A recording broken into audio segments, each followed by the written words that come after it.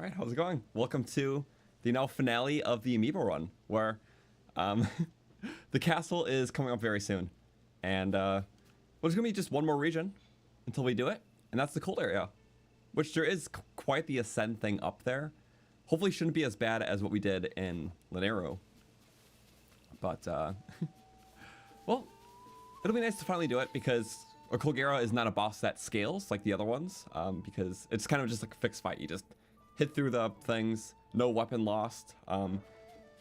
We just saved it for last, so it would be the easiest that way because if we kill Colgera early, it would scale the other bosses and make them harder. But doing Colgera first or last doesn't matter. Technically the boss scales in damage, but we're just not going to get hit. So that's the easy way to do it. Welcome everyone. Hopefully you're having a great Sunday here. I have been really excited to do this. We did like the hard part in the run, which I think was yesterday with, you know, Queen Gibdo. I don't think it's going to get harder than that, which is good. Ganondorf might be tricky though, because Ganondorf has way more health, so we'll need the best weapons.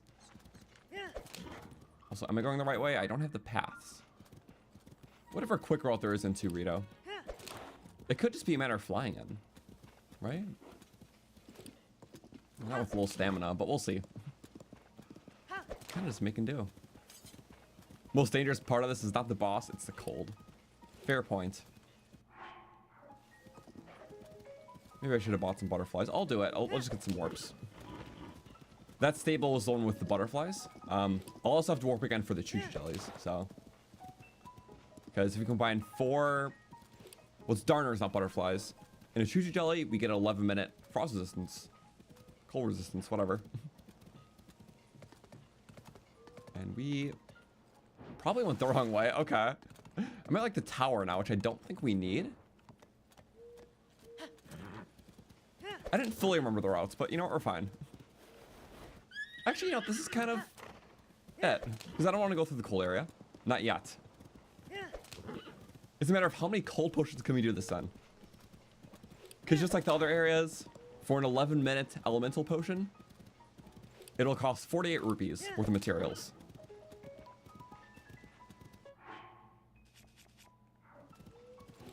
Well, but there's a mixture of level 1 and level 2 cold stuff needed. But fortunately, we do have a chance to make this all a lot cheaper with an Amiibo. Let's go to flatter ground. Like this, maybe. Okay. Because, earlier I did need, whoa. Oh, turn side on off. You are not allowed, my friend. I'm just trying to scan Amiibos here. I don't even want to waste the durability. We're kind of in that. Actually, no. We can waste weapons.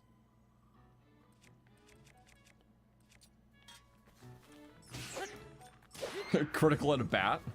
Overkill. This stuff will repair, that's why. I'm trying to critical you. As I was saying. Because, yeah. I don't want to use the repair up yet.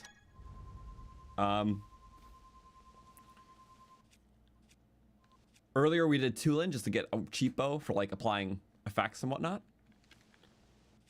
But now, for another chance at a bow, but more importantly, potential cold resist armor, Rivali.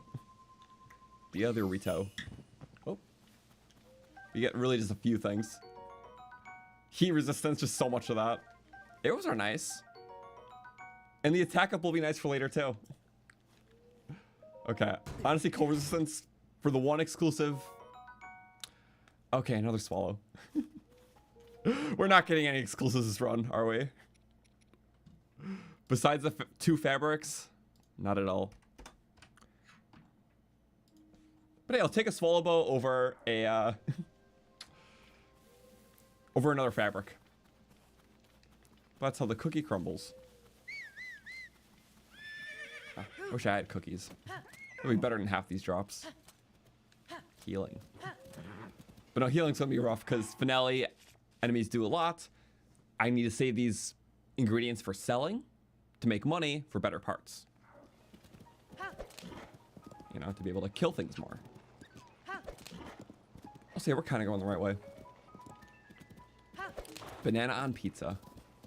Now I just need the cheese. I need the wheat. We're in the wheat region. Can't really waste my money on that though. I don't know why I just got that, just because. Oh, morning coffee, sorry. But it's my cool mug. It's a link between worlds. See? He's on the wall. Such a cool game gimmick, and I love that game. A 2D Zelda is just very underrated. Well, it gets more and more love, of course, but in terms of like the player base, everyone plays 3D ones. But I don't know, the last like decade and a half of 2D games, only a few, but really good ones. Love like the walk on walls gimmick of Link Between Worlds. Echoes of Wisdom's just one of my new favorite Zelda games. Like gameplay wise, I would rank it at like number 3. Like I love this new approach to game design where just like anything is possible. The more you put in, the more you get out.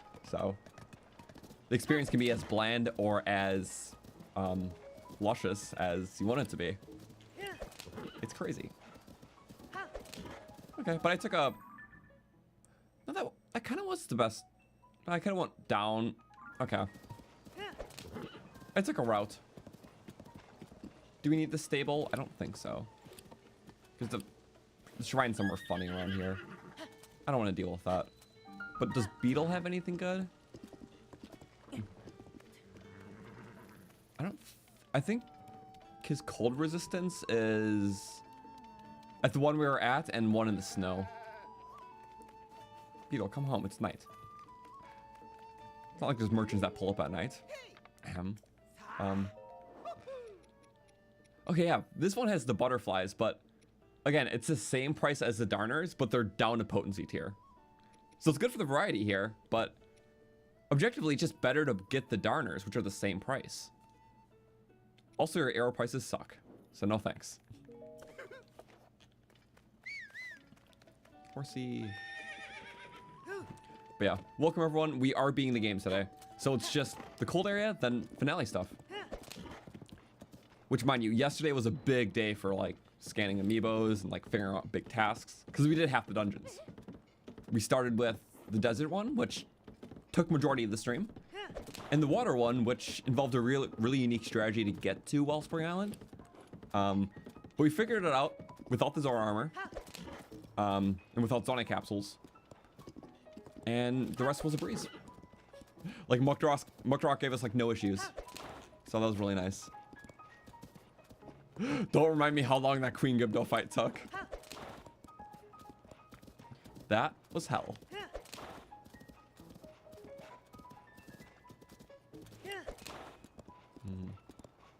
Oh, so yeah, the biggest oddity about the Amiibo run is that since I'm only allowing inventory stuff if it's Amiibo related, what is it? Just always filling up on weapon slots. We're getting more weapons than we have slots for, because we can always repair everything. So a weapon that we get, we should keep.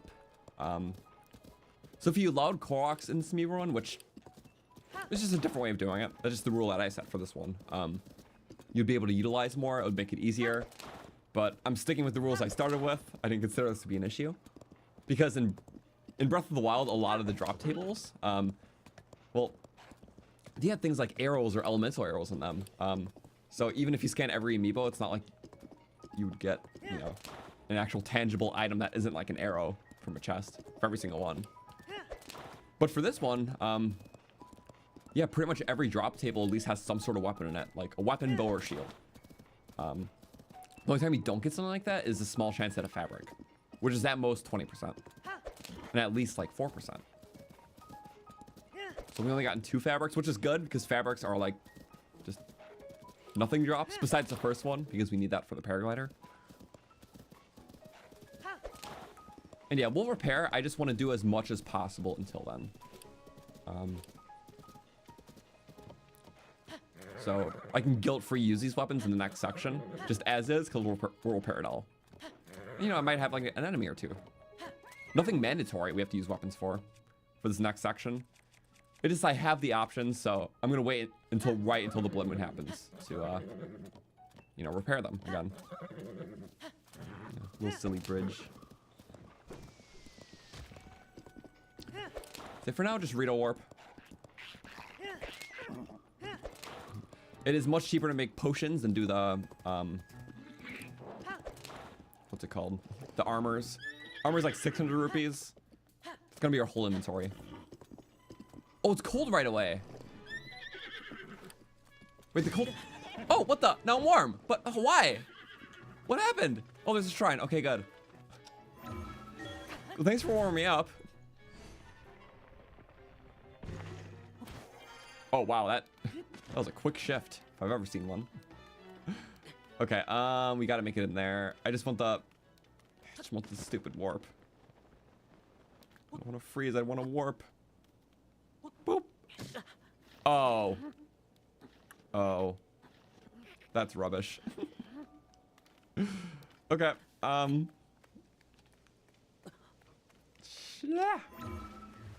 warps into a spike or something. There we go. So yeah, we can change the glider fabric for the finale. We might get a cool one that can help. Because there are some that glow in the dark. Okay. Let's see if this works. Usually when you hit a spike, you go backwards. But if you are going backwards, you also launch backwards. It's a handy strat. It exploits the fact that you're meant to get tossed back. Okay, but we have a warp. I forgot it's cold already. We need potions. You know, it's level 1 cold right now, so maybe we can cook this thing up just for the baby areas. Those are our only pepper we got. I don't think I sold any other cold resistance. I just think that was it. But we have the warp. Let's go here to buy the darners again. Buy them in groups of 4. So buy at least 2 packs of those and 2 more Chuchu jellies. Because it'll at least take 2 potions to do this. Because each potion's like 11 minutes. Make them the same way as before. 44 rupees. Okay.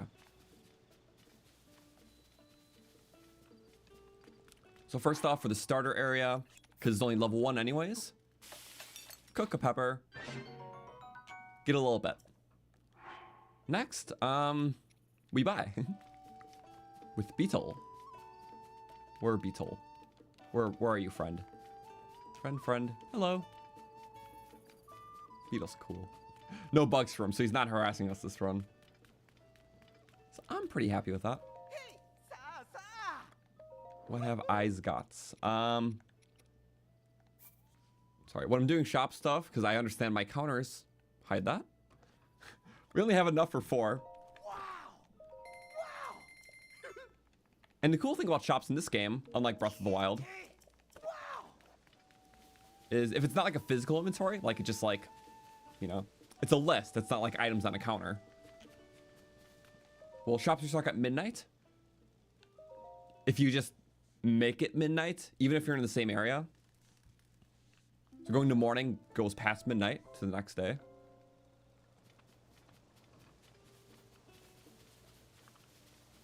Well, we can talk to Beetle again. And it's already restocked. You couldn't do that in Breath of the Wild. You had to be outside the area when it passed midnight. I'm pretty sure the reason why it's not like that is that they just didn't consider to add it again. Maybe they purposely made it this way to make it more convenient. But yeah, you can do this. The only times you can't are if it's like a physical inventory, like those Chew Jellies in the counter. You would have to leave the area and be out of the area when it passes midnight. Or I think maybe you just need a reload. I think it just involves a reload. It's one of the two. Either you have to be out of the area when it passes midnight, or it involves just like reloading the area itself. But in Breath of the Wild, you had to be out of the area. So.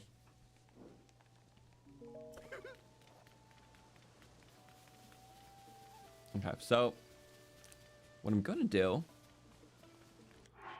Do we have much to sell? We didn't get a lot anyways. This melon could be kind of good. We're running on low, aren't we? We're not gonna get a ton from this, are we? And then we cook. I don't think we need sneaky. I'm just keeping it just in case. Let's we don't need armored.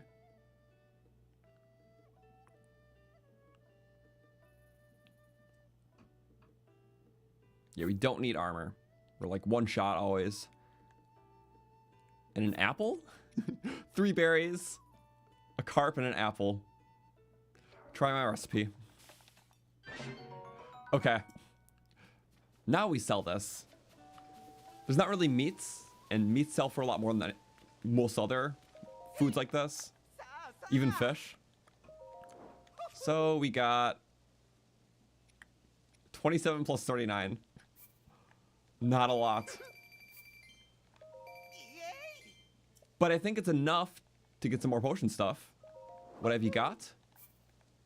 Take all 4 again.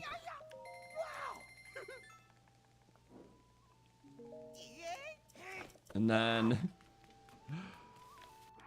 we have 1 jelly. It's 4 of these in a jelly. I wish I bought 1 more before.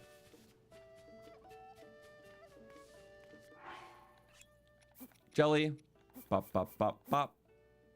We could hopefully get time criticals. And if we get a time critical, that's 5 more minutes per potion. Technically, you can save scum for a time critical. That's not breaking the rules. But that is a thing that could happen. We're going to save. 1.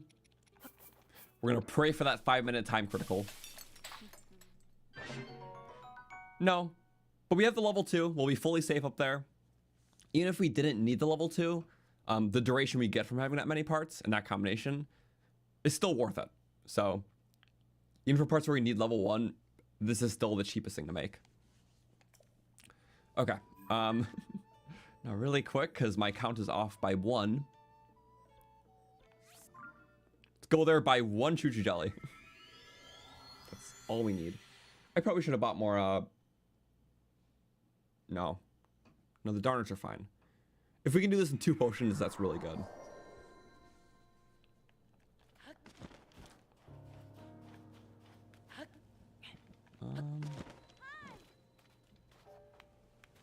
But I feel like we're gonna need 3 potions. That's like my thing, because it was just a very hot area for our, the last section of, like, the volcanic area. So using 2 potions was fine, but the whole next area is in the cold. So do you think maybe I should? I feel like we're gonna need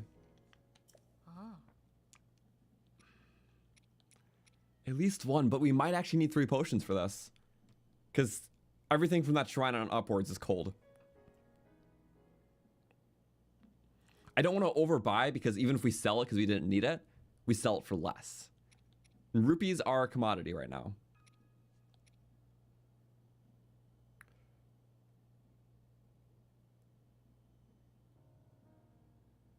And Colgera could take a lot. Well, the thing is, okay, I can at least make it to the Stormwind Arc with what we have. If we need more time after that, I have the warp from the Stormwind Arc. So we can always just warp back and get more stuff. So just buying 1 is fine. Yes, every rupee counts here. Every rupee. Yep, the cheapest of the cheap. We go 1, 2, 3, 4. Hoping for a time critical. A no critical. Okay. Well, instead of paying like, what, 500 armors for a cold thing, we paid 98 rupees for a little over 22 minutes of cold resistance. And if I need more time, I can pay another 48 for more. And then we have the starter, 230, which is nice. Yeah. Let's give ourselves a quick heal and then do the section. Yeah, so this is a big reason why we're not using armor. Armor is so much more expensive, and in a challenge run, we're already spending minimal time in an area. We gotta take advantage of that. We did try with the flame resistant and cold resistant armors before. We just didn't get them, because there are 10% drops for the amiibos, respective ones. Okay. So now we go here. doesn't matter for this.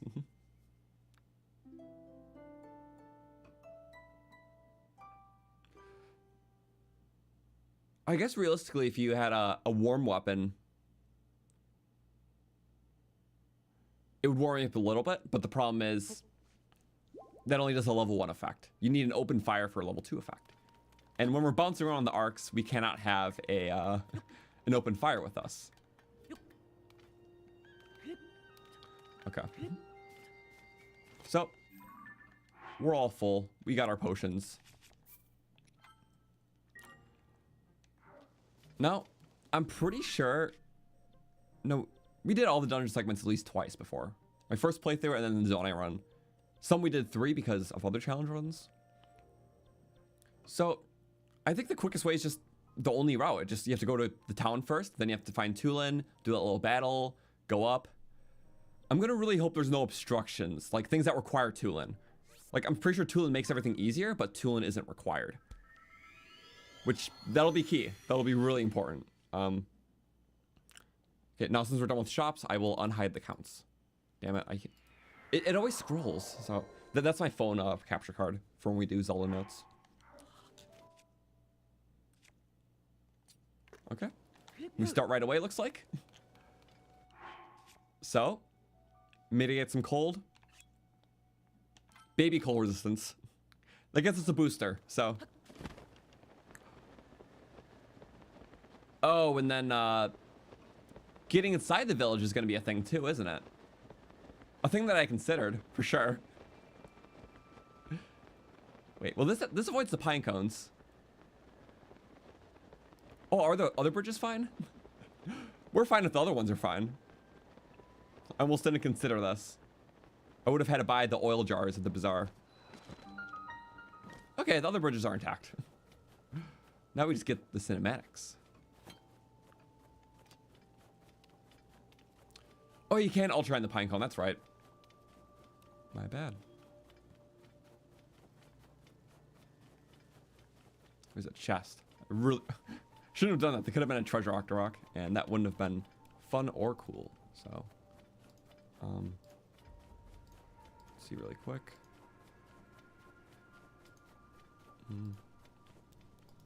Okay, well, there's not mods here. I can do a little moderation. Sorry for anyone flooding chat. I can just insta-ban any of them, because just... We don't deal with that here, so... Yeah, I don't have tolerance for people being annoying. I'm sorry. So anytime we see that, we'll do a hard save.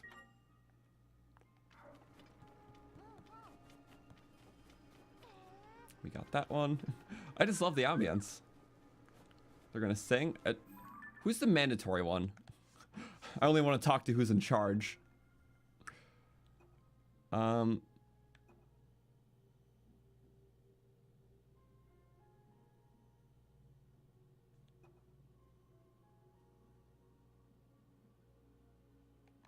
I thought it was you guys.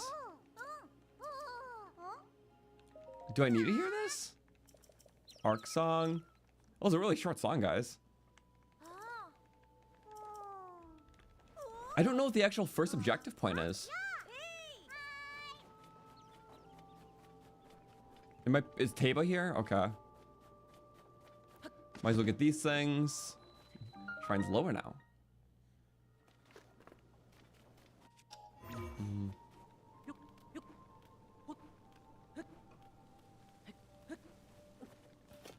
Let me go up. Here. See, there's the shop. It's 500, so we're still getting a much better deal. Not as bad as the flame stuff, but for level 2, I'm gonna have to spend over 1,000 rupees, so. You love how I apologize for banning people, even though it makes the experience better. So Midwestern. Don't call me out like that. But it's true though, just like, sorry, had to take care of that. Ope. Very Midwestern to me. I get it. That and the pronunciations. It happens. I say every word's silly. Taba and Tulin! Friends, okay. This is the first little That's not trigger. fair at all. You know I can handle it. Checking out that huge cloud wouldn't be hard. I could even do it alone. Honestly, I didn't know who that was when I first played this game. I did not recognize him from Breath of the Wild. I'm like, who is this guy? The village. Because he is a very minor character in that game, and he looks different. Is that you? So I was like, you know me? It is you. Link. See, if you played the Age of Calamity DLC, you would definitely have a closer connection to him, because I'm pretty sure they fleshed him out in that game. But I didn't play that part of the DLC. I played like everything else but that, I think. So it was kind of like setting up this, like setting up his character a bit, which is really cool, but whatever.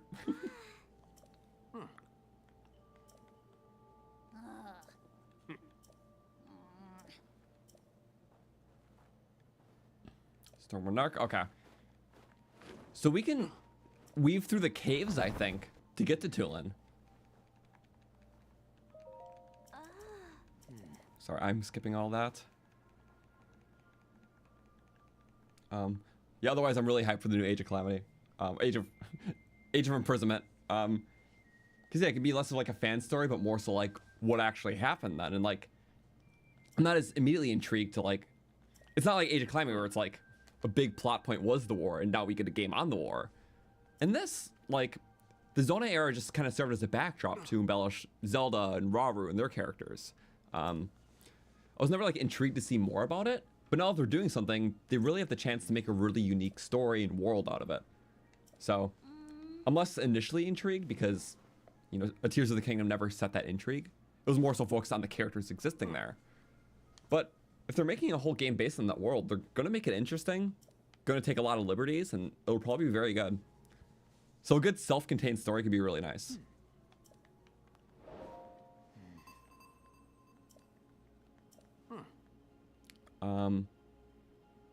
What can I help you with?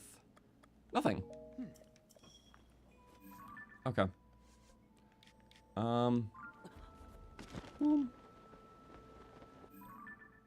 Up there. And here.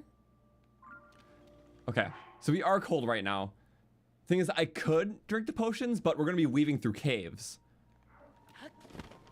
And just like on the Great Sky Island, if we're in and out of hot areas, I might as well, you know, not use a potion. They'll be running the whole time. And then plus, we have fires. So,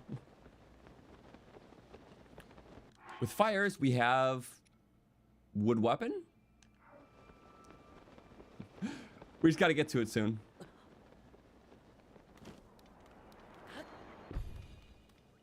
Oh, that's actually so handy. Ride that up a bit.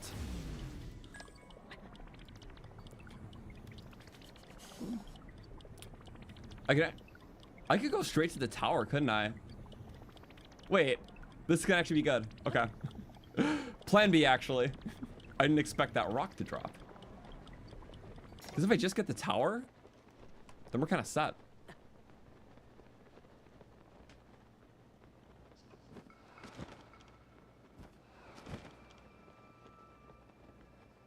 Okay. Did we like leave the cold area for a second? I think we did.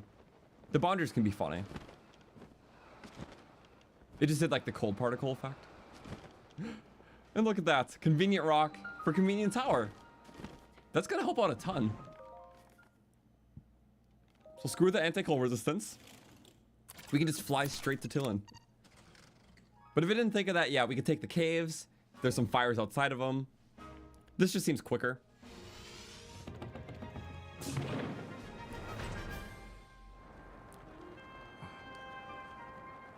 And genuinely, yeah, we could exploit this tower to get on top easier, couldn't we?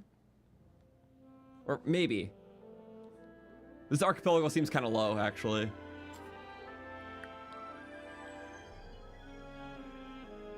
So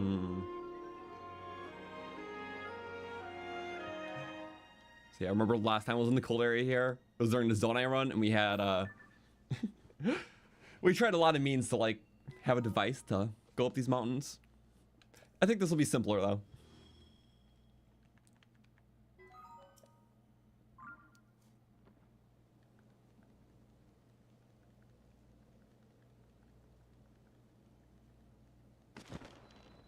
Okay. And then, yeah, realistically speaking, that archipelago is super low, and it's kind of out of the way intentionally, because everything else is way up there-ish.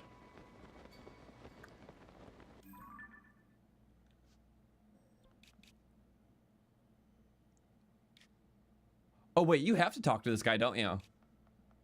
Right, this is a trigger. Okay. First was here, then you have to, literally have to talk to this guy, then go to Tulin. Oops.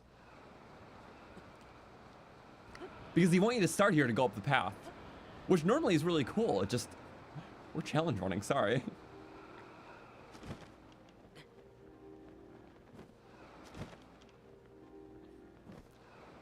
Okay, and you're right in this friendly house, which is expanded now. It's kind of cool. Hello, Hearth.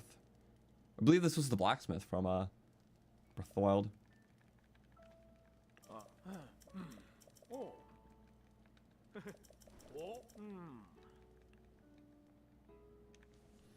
Okay. So yeah, that whole thing. Bonfire at the mouth of the cave. You're basically tracking him down, but we know where he is. The best way is just warping back here and flying onto him around here. Because it's a lot of in and out, and we have the warp now. We go for the health restore. Yeah. Because I don't want to use those potions until we have to. And if we need to buy a third one, that's fine, but those 48 rupees could buy 10 more arrows. Which may not seem like a lot, but 10 more arrows on a knight's bow with headshots, that's like 500 more damage. So 500 damage could make or break the run. So if I don't have to buy something, at this point I really shouldn't. And yeah, we do have some amiibos, but I just don't want to chance it on those last few. I don't have a need to scan them right away. So let's go until morning. Doesn't matter. I was overthinking there. Also, I think there was a Yiga by that, like across from that house that we were just at. Or was that was just Breath of the Wild, right? There was a Yiga there. Which the Yiga probably wouldn't be there if there's Zelda Rito now. Because the house was vacant in Breath of the Wild. Just the Yiga that was there. Unless that was Tears, but I thought it was Breath of the Wild. Hard to keep track sometimes. It makes sense. Yeah, again, having the extra hearts is nice here, so I'll take it.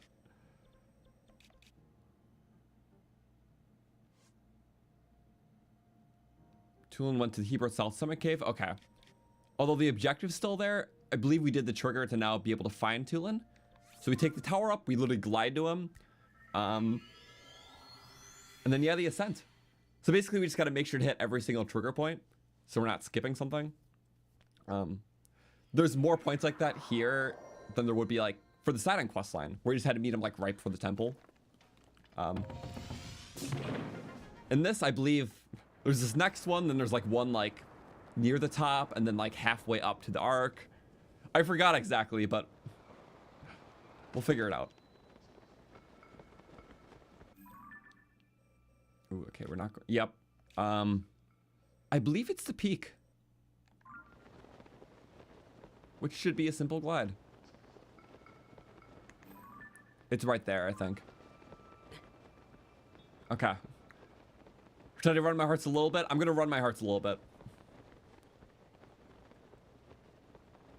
Yeah, the cave road is really cool. I just love how there's like cave weaving in most of the sections. Like, even to get to the Zora Tower initially, before the town, you do a bunch of caves and you can ascend through some, and caves lead to higher areas. In this one, you start the section, you do kind of like a wild goose chase through the caves. Oh, okay, good. Now, we're mildly close. I wish I got a bit more, but I think this will be fine. I'm running my hearts until we need the potion. Because now that we have more hearts from doing the beasts, I think that's nice. If there was a convenient cave to ascend out of, I would, but I don't think they make it that simple. Okay, just 2 more low rungs, it looks like. If I can at least get there before popping my potion, I will. It sets the wild precedent of, do you think we can really do all this in 2 potions? Well, if I make it to the Stormwind Arc in 1 potion, second one can be for the Arc. Do I keep calling them Divine Beast? I mean, in this context, it's fair. Stormwind Arc is literally a Divine Beast without the movement mechanic. Like, you go about it the same way, just, you know, there's terminals on the side. It's all about how you get into it. It's kind of like Meadow if it didn't have, well, that doesn't have a wing mechanic, like rotation. This one is the most Divine Beasty. So when I played this first, I generally thought they'll all be like this. I'm like, oh. But no. In terms of format, I think that's why I like this dungeon the least. I mean, it's very cinematic, but I'll heal in a bit. Yeah, it just feels like a Divine Beast without the interesting movement mechanic. Still cool though. I love the themes. I love going up. Colgera is very cinematic. Okay. So, on a wee bit of health. Yes. I'm gonna blink for a little bit, but on our next warp, or our next save point, I'll just quickly warp to lookout, heal that back, warp back. Should barely take any time.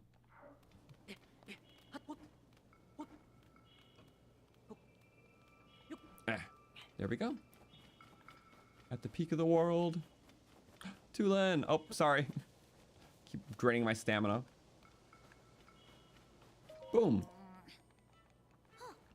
What happened? We gotta kill these monsters really quick.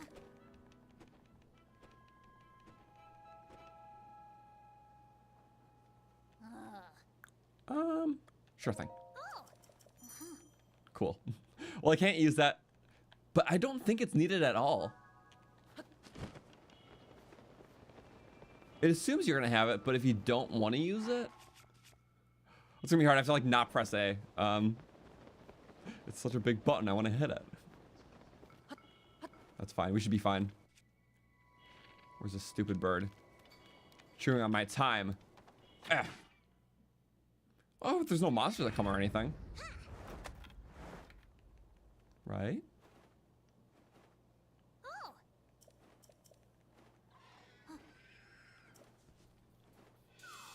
Smudge my glasses. The big one.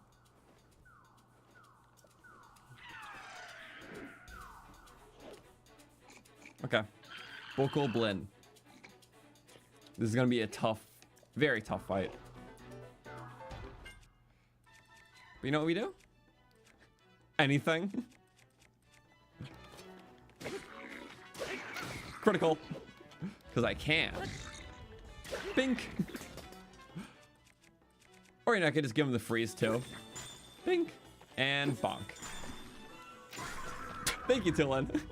I was like, yeah, I did not use my durability much. But that's like the only time we have to use durability. Which is kind of nice.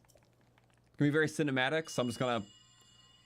Well, it's just a matter of knowing if we can make it up or not. Without any other loot or strategy.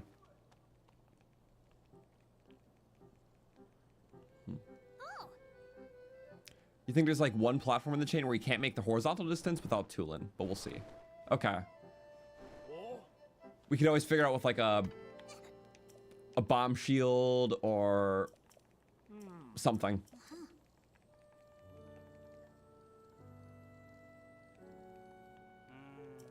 Okay. We'll figure it out. We lost our spicy pepper, which you can ignite those for an updraft. But then I'll lose the pepper and have to have a fire starter, which I don't.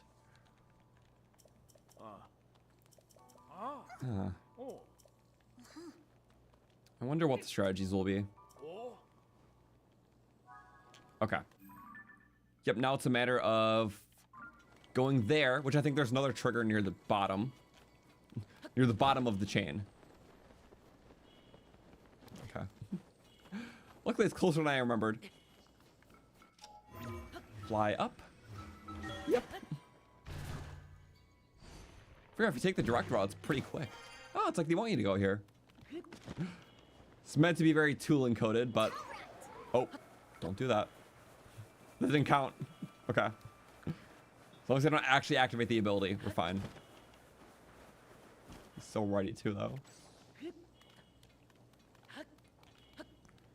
Sorry, I'm using the back buttons on the Switch 2 Pro.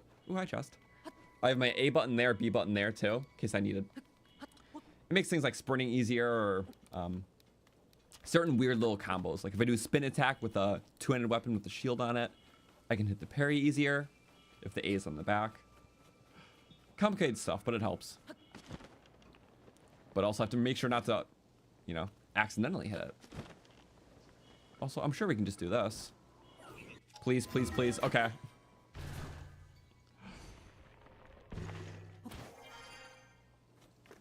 And then, yeah.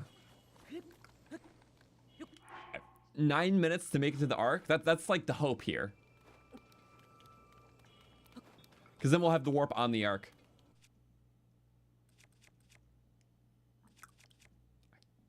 Don't want to lose it all. We're fine.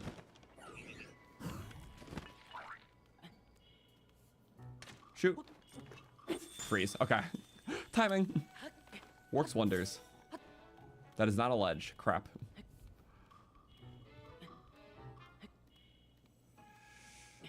Yeah. Oh, wow. I miscalculated. That's not good. I always do that. You can't. That is a flighty thing. Rip my time. I should have waited for the red. That's my own little bad. Now it's good. Oh! Oh! Whoa.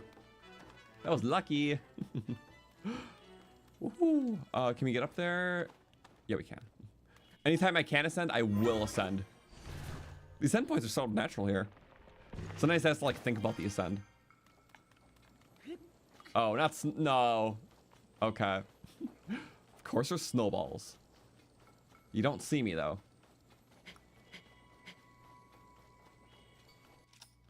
Like, I was wondering if I could stace them like that.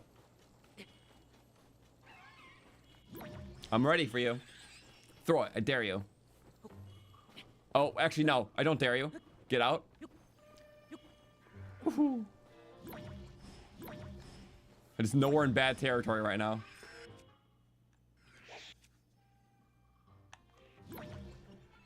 Bing. We're safe. I'll just keep you there. So you can't be a nuisance. There we go. Is this the next point? We'll see. Oh, so yeah, there's a shrine on the way up. But yeah, I could stop at the shrine, go back to local landing just to heal, and then warp back. Yeah. Is there two shrines? Oh, right, there is like two shrines. On the water temple chain, it's one.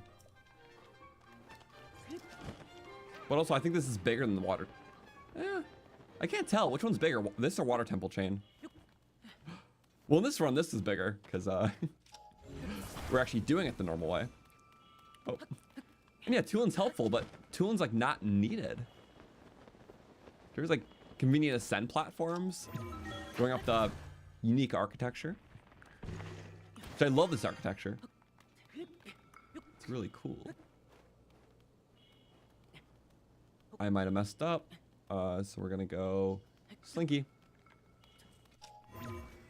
Oh, it's like I can't tell immediately. Yeah, some stuff you're just meant to climb.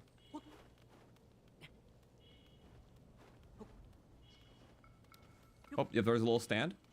We exploit that. Yep, I will need it all. It's like nerve-wracking. We have 6.5 minutes. I can extend the time by maybe like a minute, a little more than a minute.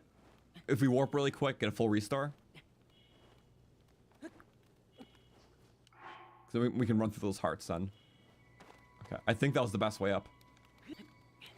It's hard to tell. I just need to go. 1, 2, 3, 4, 5. Sure. Okay, now where are we going? Okay. Seems like nothing needs Tulin, just good for getting around. Yep, and there's a shrine there, which we will take a stop for rest.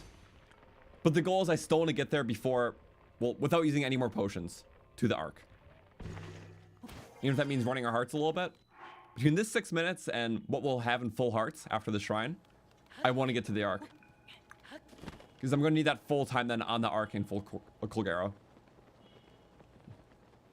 Colgate. Okay. The Arks. Mini Arks. The Ark ship is real. Ooh. And I am noticing unique things I never considered before. Like, there is that Ark, right? But that's kind of the fun route.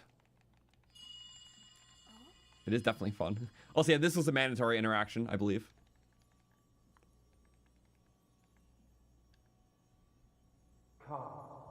Come. To me.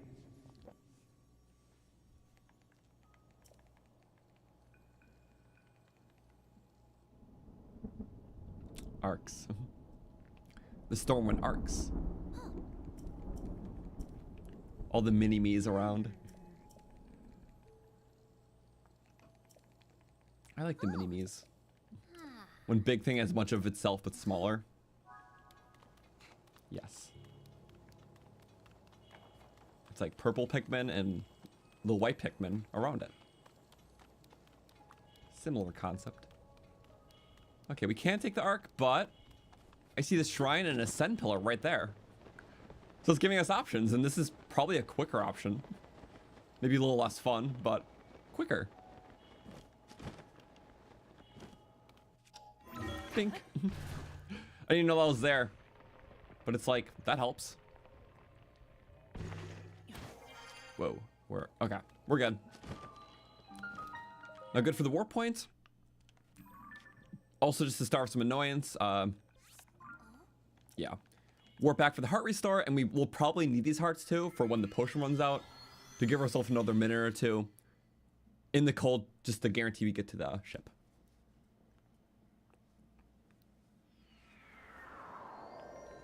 What's my favorite Pikmin game? I really love 3. I think the art style of it just... It's so much fun. And all the concept art being like... I don't know how to describe it, but... I don't know. It's the most artistic. It's the most, like... I don't want to say claymation, but you know how the art style of 3, especially like the concept arts, have that... It's not clay-like, but it's... I don't know. It's unique. It's really good. 4 is very refined and polished, just feels kind of like a modern art style, cartoony, you know. But it's like the 3 look, where it balances like realism with like cutesiness, and I can't describe art style as well, but I just love the art style of 3, and the gameplay is very fun because it, you know, you get the fruits, you get all the fruits, and I like picking up the fruits.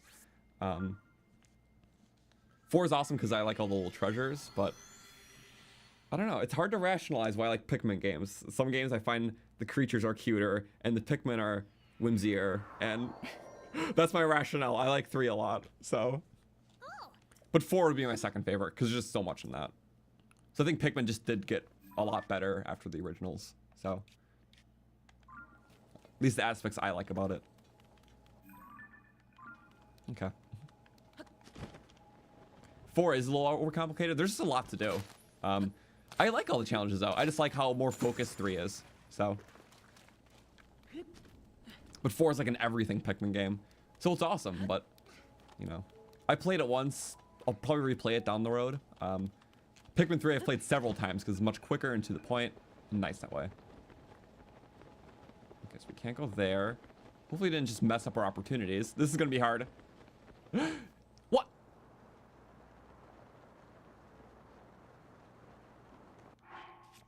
We're not keeping that. Sorry, Pikmin rant, because I know what to compare the Stormwind arc to.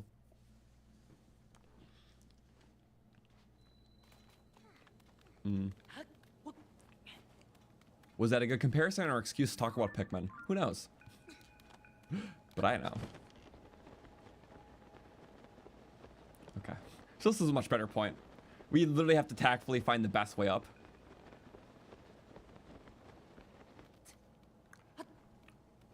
End the conversation. No, play Pikmin. It's really good. I love Pikmin. It's so much fun.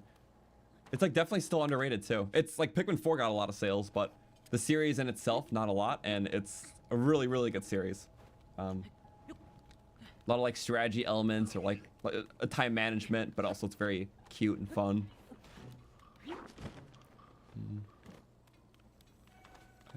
Am I going the right way? I hope so. Okay, now let's lock in. That was not locking in. Oh.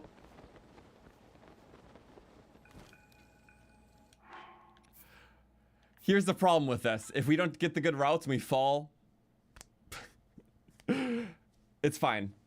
We pre-plan. It's not easy anymore. I can't play like it is. Favorite color of Pikmin's rock Pikmin. Not a color. I just like rocks because they're just very derpy and rocks. Yes. Me describing my Zelda interest, like, yeah, I like this game's dungeons because they're like really intricate. Like Divine Beast kind of had a similar aesthetic, but you know, it's cool with like a grand movement mechanic. I thought they were very interesting because other games that had that were like Majora's Mask had a lot of dungeons like that, where it's like you had to move a giant central thing about the dungeon to figure out how to traverse it. So it's like how the main movement mechanic related to traversing it. Other games had different formulas where like, you know, Twilight Princess had more dungeons that kind of all fell under the same formula, but it was one that really worked. And the aesthetics were just awesome. Like a snowy mansion or like, you know, a torture prison area, really dark, but really cool. I like even like the Lake Bed Temple in there. Really cool stuff. But yeah, I can much easier like quantitate my reasons why I like Zelda games over other series. It'll be things like that, but then I'll talk about Pikmin and be like, I like the silly guys because they pick up the food and the coins and they take them to your ship and you get things from it. And I think that's okay.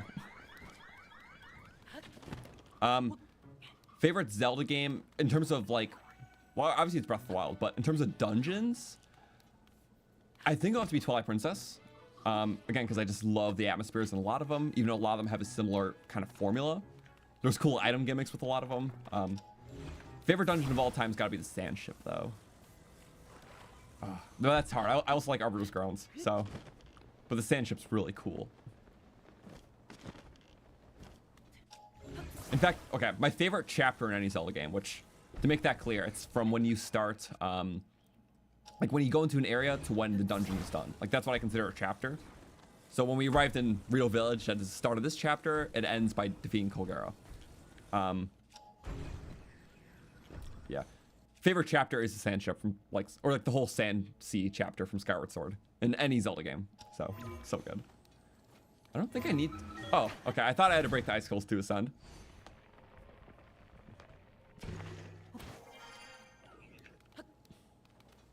Yeah. This is pretty straightforward, so I'm fine chatting during this. Just ascent. It's either the part that you stay very quiet and reserved through, or you just kind of chat through on a second playthrough. The atmosphere is just incredible, though, so I was just totally in awe my first time.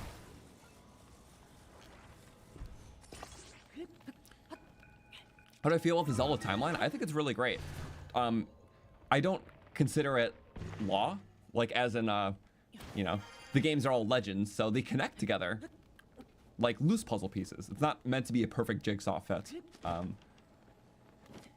But, you know, that's why I like it. Ooh, can we ascend? Oh, that's going to be rough. What am I missing here? The fact that this is a giant ascend pillar and I just missed it all? Yeah, that's what we're missing. Genuinely, I have to, like, look at something from different directions to make sure I'm doing it the right way. So 3 high should be high enough for me.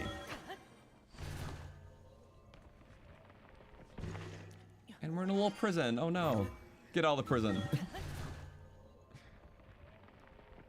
And I just love like the design of all the platforms here. Or like the structure of them. Like, yeah.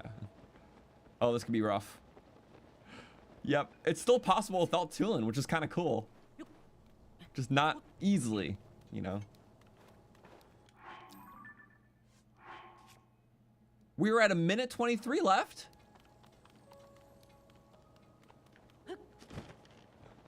We should be fine, I promise. There were a couple blunders where I could have saved some time, but objectively speaking, we did pretty good. Okay, you're gonna spend some time fusing. I'll take advantage of that. Oh, now we got an arc launch. What if I can just smash through it from the bottom? Probably. Yep. In such a cool fashion too. Okay, but I just gotta keep going further and further each time. So yep.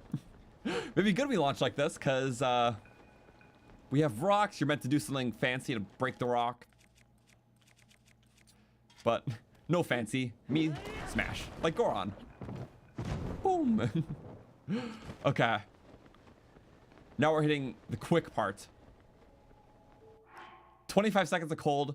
When we're in the cold, a half heart drains every 10 seconds. I don't know, can we do it? Jump, jump, jump. I messed it up. Okay. We're doing pretty good though. We got a lot of bits really were optional. Good. Now we're cold.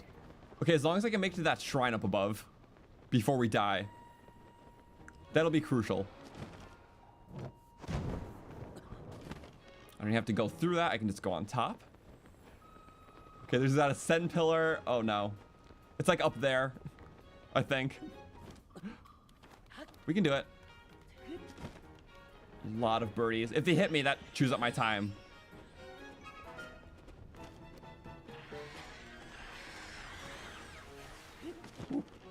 They're fighting them now. That's good. No archer business. Going the safest possible route. This is also good we're coming here this late because of the hearts. Oh no. No, no, no, no. No, no, no. I forgot about that. You're not an archer, are you? You're not. Okay, we're safe. Load as fast as possible. Oh wait, we can skip that. Yes, we can. Okay. A lot of cool loots, but again, for a normal playthrough. In a 100% run, we're gonna have a lot more fun being thorough in these areas. And then, just again, looks like it. No, no, no, no, no. Oh, yes, yes, yes. Okay. Just want to make it a little annoying. Stupid ice. Oh crap, it wants us to do a whole balloon thing right now. That's fine. Let's be quick. Still got like a minute left.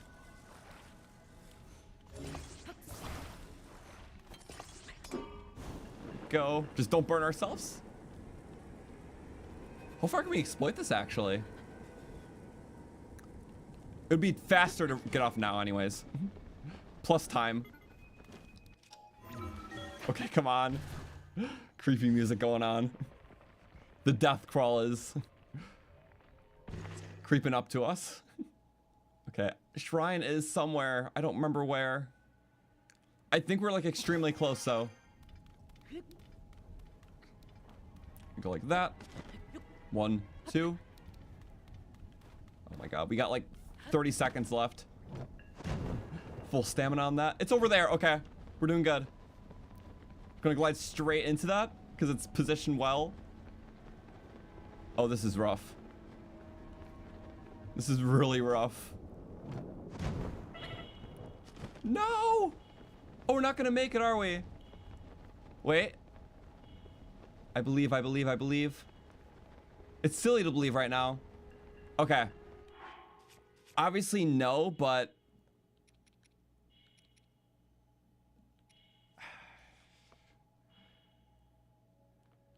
No.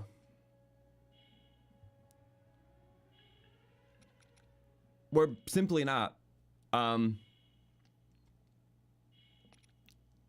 Without eating through food. Okay, but here's the thing. I now know the routes because we spent a lot of time trying to figure out where to go. Cool thing about this, we acquired a lot of knowledge. We're able to get this far, but now knowing the exact route on what to take, not trying to find an ascent pillar.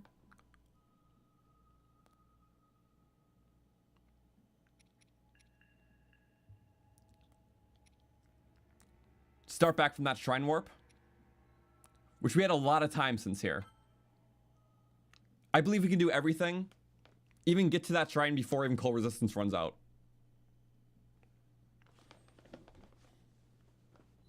Okay. I'm ready. Let's speed run this lock-in, which lock-in starts now. Again, we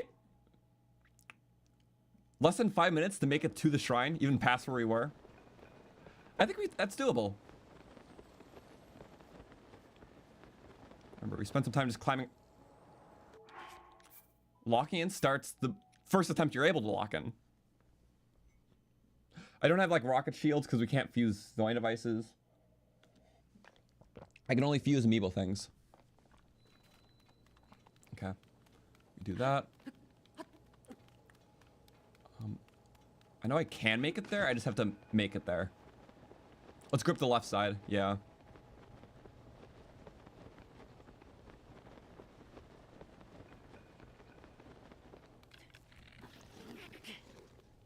That's slop. 3. If this doesn't work, then I'm going to restart. Okay, we're good. That's good. Yeah, anything like that. Take advantage of literally anything.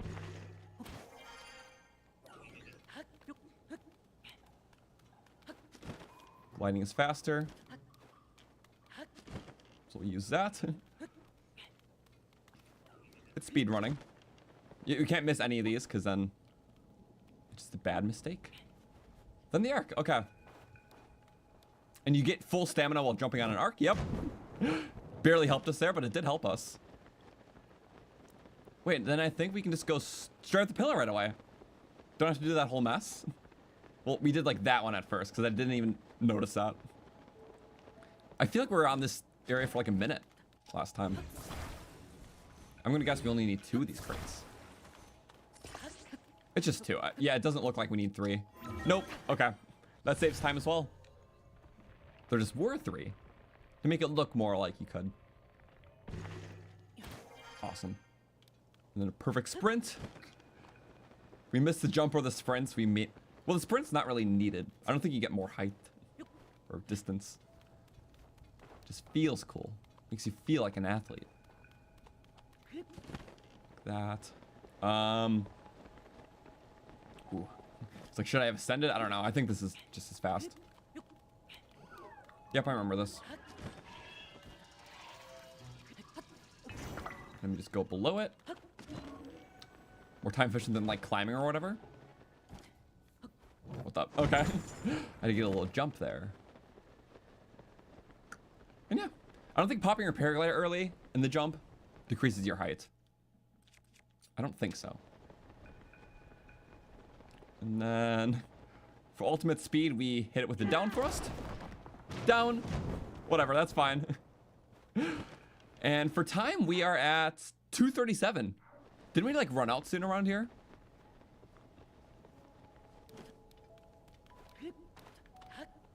Okay, we can do this. Just gonna fly straight in. Nope.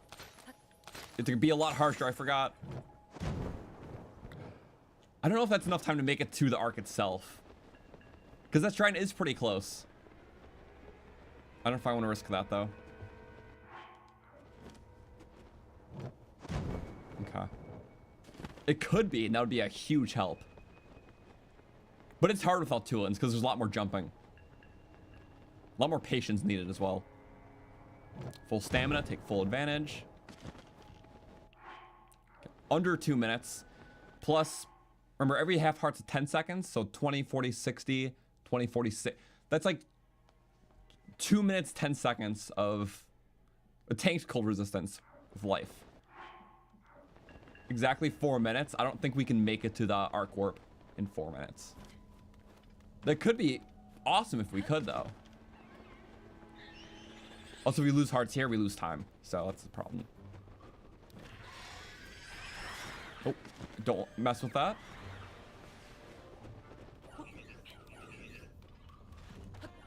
There's rocks and whatnot. Okay. Aracudas do something.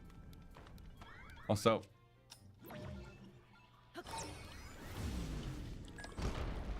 Give ourselves extra time there. Okay, good. It's like a stasis. Awesome. I heard Tulin just at work. Go, buddy.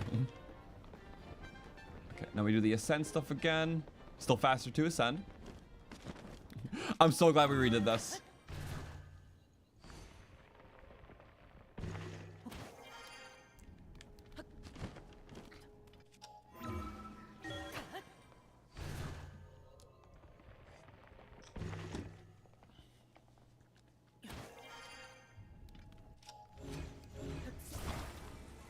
Okay, we go like that. That's close. It was not the closest one. It's fine. Okay, just don't burn in that. And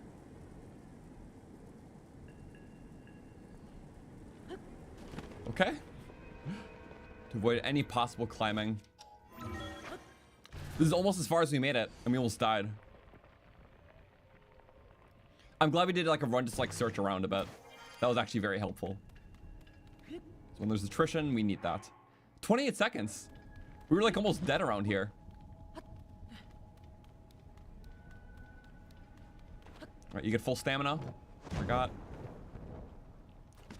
Perfect timing. I can just make it to the next arc. And what is that an ascent?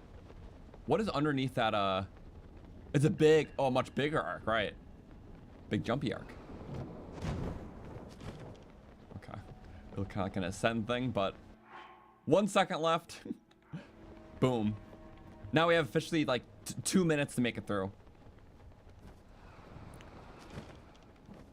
I don't know if we'll be able to make it all the way up, though.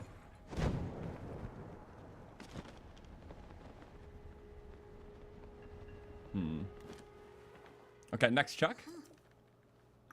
Okay, now it's level 2 cold, officially. Wait, with our current loot, it was easier to do what we did. Okay. So since we already started it, what I could try to do... We lost a bit, right? Do you think I can make it in the arc in those 2 minutes of health tanking we have and get that warp? I think we might be able to. It feels like a challenge, but I don't know exactly. Because as soon as we reach a certain point, we reach like a cutscene, and after that cutscene happens, like near the top, you glide down normally. Or I don't know. I'm making up things. No, after we go up to the top, you do have to dive into the arc. Okay.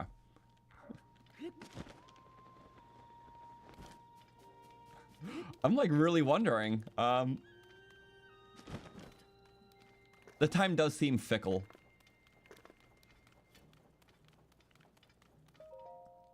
Until morning. Okay. So it's taking its time. Loading screens are faster on Switch too, just not the bed ones. So full restart. I don't think we can make it in time from this shrine to that objective. Oh, wait, which one's the high up one? Oh yeah, it's this shrine actually. This one is lower, this one's higher. We're gonna try to run the health as much as we can. If I can make it to the Stormwind Arc Warp in that time, then I'll get the warp and then heal up. But if not, then we'll just start the potion. Oh. Little Tulin. Okay. Let me go here. I don't think this is only 2 minutes worth of work. Well, see, I guess if I had a fire weapon, I could have saved this whole climb, but I didn't get a fire weapon. Wait, I don't think chew jellies can act as a fire weapon for like a level 1 effect. I don't think so. That would have been good, but I didn't think about that till now.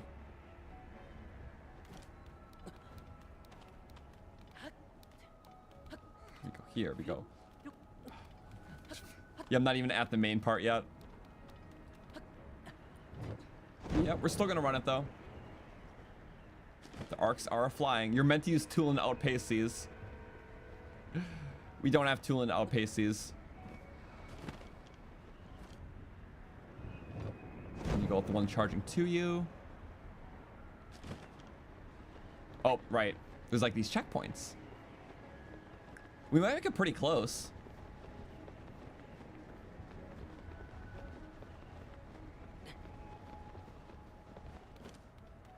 Remember, you regain stamina, so use up whatever you want.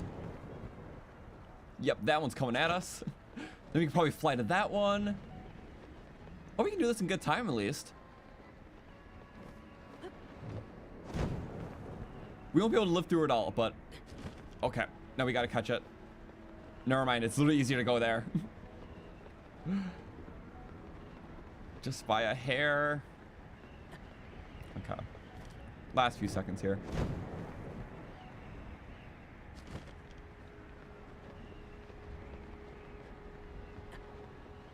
No. We did pretty good though. This is kind of record speed. Yep, and there's still some more at the top. Be careful. Okay. Sorry, Tulin. At the very last second, we'll eat that potion. Let's see. 10, 9, 8, 7, 6. Counting fast. 5, 4, 3, 2, 1. And 11 minutes, 10 seconds for the entire ship and Colgera fight. I hope so. Let's just hard save right there. We're a bit crazy like that. We go for it. Colgera is half the time. A minute per terminal, that's fine. And we're here. A moment of clarity. It's still cold up here, okay.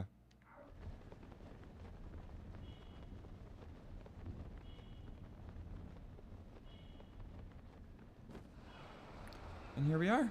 Dive in. Let's do it. Right at the terminal.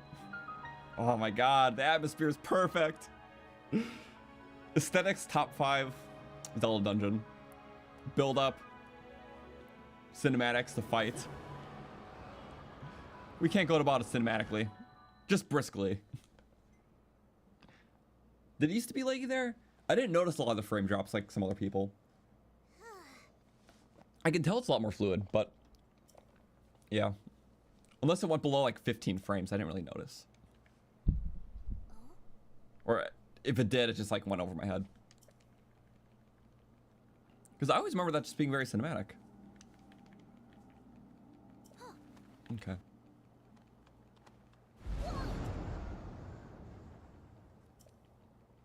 All right. A terminal a minute? A terminal a minute. That's not rational. But am I trying to be rational? We'll figure it out. We have the warp. Okay, there's like one on the side. There's some on the side. A lot on the side.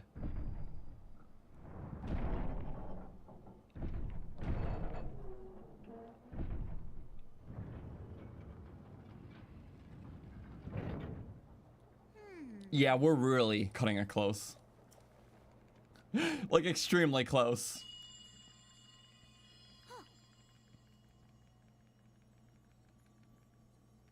Brave fledgling. There are still 5 locks. 5 locks. Securing the hatch on the deck. Yep, so this one technically has 6 terminals, but one of them's already Use done. your power Water Temple to has release 5, but all one's already 5 done. locks, and the hatch should open. Was Guan the same way? I don't remember. Okay. Heed Easy, just my walk in that one. words. They're all in the center, so it's like, that's helpful.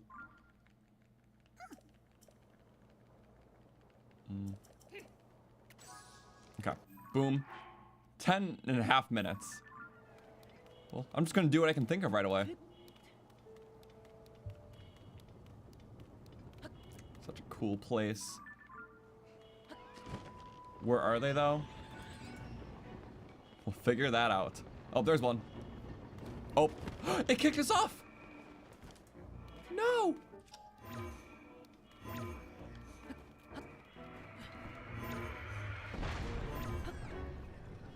You stupid idiot. Get it. I hate that.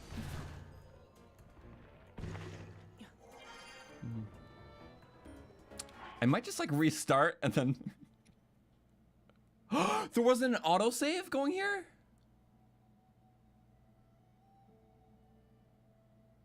The game doesn't autosave when you start a dungeon?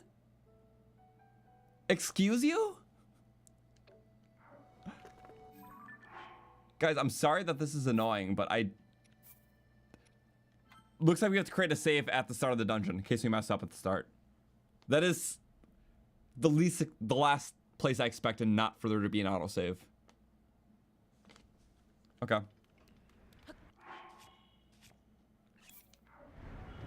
It's okay. We're gonna do it faster. Don't question anything. Just go for it. We'll skip the dialogue this time. But I have to autosave immediately. I'm sorry. That's really bizarre that it wouldn't autosave when you start a dungeon. Like you would really think. Okay. Wasting no time. Barracuda. Oh. Okay, I'm gonna look around. Bing, yep, that icing right there. There's a gate, but that's a shortcut.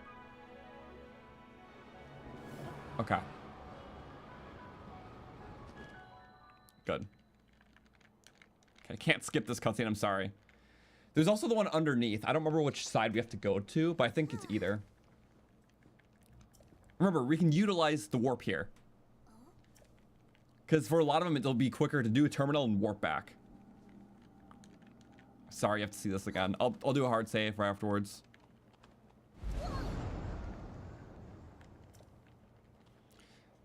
I literally couldn't have afforded a minute of bumbling around by the gate. It's like speed run. Okay, hard save. After we get this.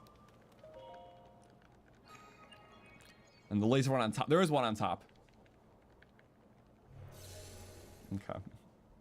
A minute per terminal. That sounds totally rational. You guys see this and the sage saying, I'm sorry. This is the last regional phenomena. Once we do this, and I'll let this mandatory little silly cutscene play out. We're fine. Then it's gonna be all finale stuff. We'll do the rest of our amiibo scans after this. I just didn't need a lot for this because I don't want to do a bunch of scans for no reason. It's like I have to tailor to kind of what we're doing. Could matter with inventory allocation. There are still 5 locks. Doing a save immediately. Hatch on the deck. Favorite sage? Well, on principle, Sidon, because I just loved Sidon before he became a sage. So I love Sidon. In terms of ability, yunobo, because you get that front turret, the bully move, and it's the only sage ability that ranks up with sage's bull levels and like the champion mask. So the other sages don't get stronger. Like Sidon's ability or Reader's ability don't work better if you upgrade the sage, but yunobo's does. So I like that it scales with you and acts as like a free cannon on a ship. So I like it. Save here. Oh, now it auto-saved for me that time. Look, it auto-saved. What the hell? Why did it not do that last time? Okay. Same strategy.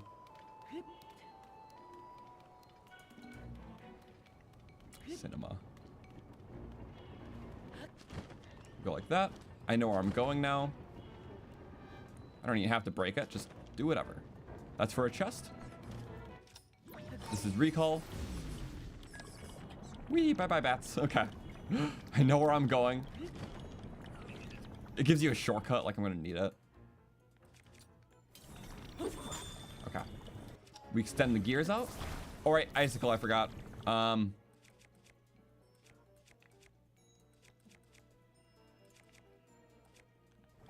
It's fine.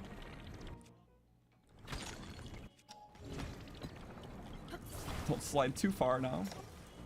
We gotta translate the power. Perfect. Awesome. Tulin. And first one is... Please. No, it canceled the ability. I hate that. Did you need to get those words out? That was so... Well, I guess that's fine. That chews up time.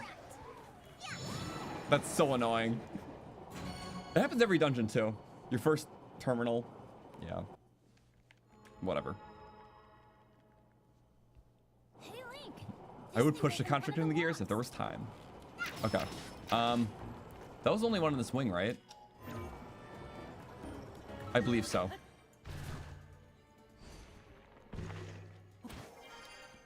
I don't know what this will do. Where does this lead us? Anywhere important? No, it's just the outside, which... Is this for anything?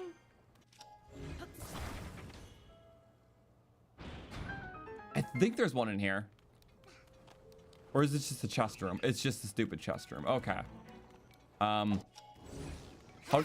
We were invincible! I have no idea how. But we were. It's this one. Yep, there we go. Okay. It's like tutorial and actuality. Tulin? Need you, buddy. More important, use like this. That's two. Oh. Chew up no more time, please. I think I know where everything is now. There's one like above this, right? Can I just ascend from here, or? One should be above when we drop down. One's on the other side, and one's underneath. This wasn't as bad as I remembered. Okay. Yeah, because it's like in there, but we have to go from the top. The rocks could actually kill us, so let's not get rocked.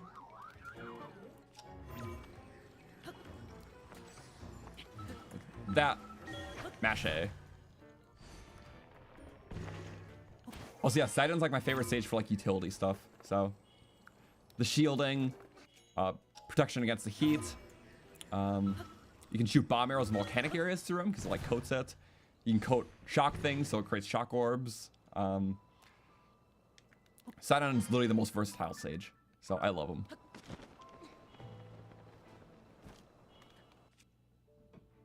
Can I recall myself? That's fine too.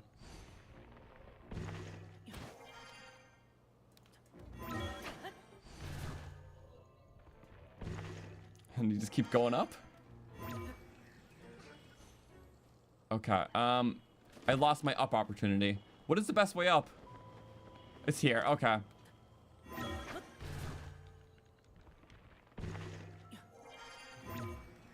Guys, this is rough. I don't know actually how to get up this one. Was there an arc ship that floats you up? Oh, I need a faster way. I don't actually... That should work. I don't know how to get up here. There's got to be an arc that flings... No? Did we just mess up? It's those side arcs, isn't it?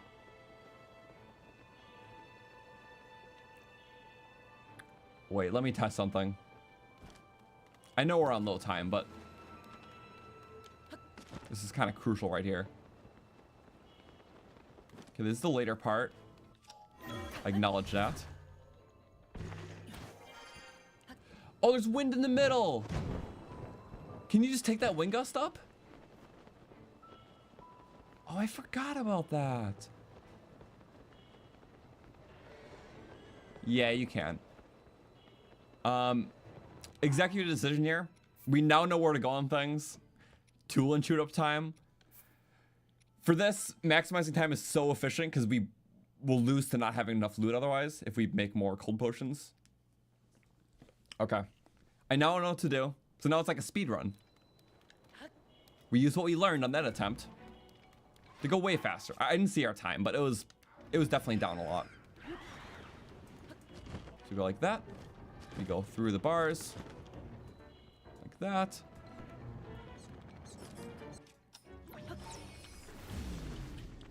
And then we flip on through. We'll take an icicle.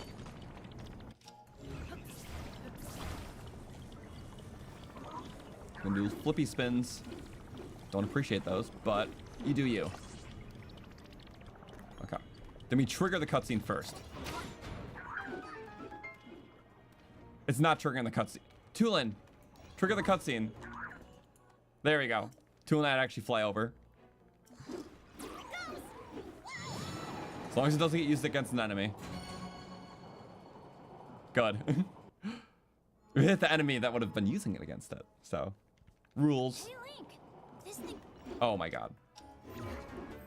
I'm not dying here. So, for time being, I think it'll be faster just to warp. This is why we have it. We're back in the center. We can take the wind. I think this is gonna go really well then.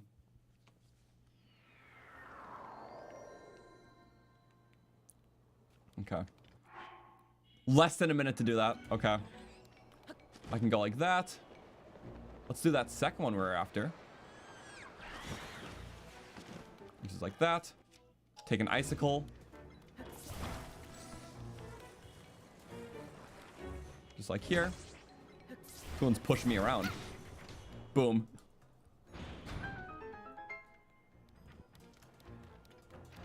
And then, okay, Tulin, get over here, buddy. I don't know if the whistle really works. Waiting for Tulin to... Look at the little slow walk. As if we're not dying. There we go. 3 more to go. Barely over a minute. Are we time maxing? Yes. It would take a few more seconds to walk over there. No, because remember, Colgera, like, even for as fast as possible, the fight's still going to take a couple minutes if we're just using the slime throughout. Okay.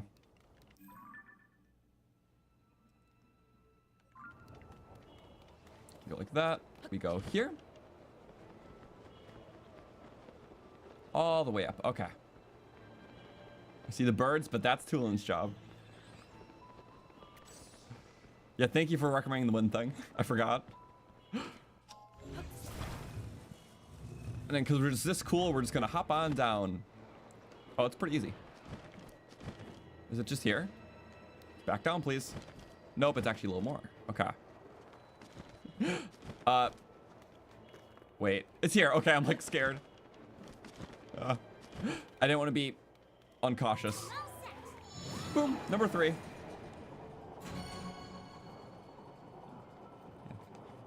Can't wait to take down Colgera. Colgera toothpaste. Minty fresh for the snow area.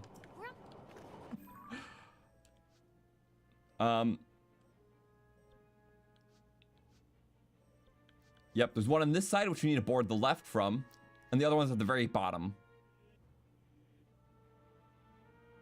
Which I think we board from either side. So let's do this much quicker than I imagined. Again, it's like a divine beast without the tilt control. So, just enter it from whatever way.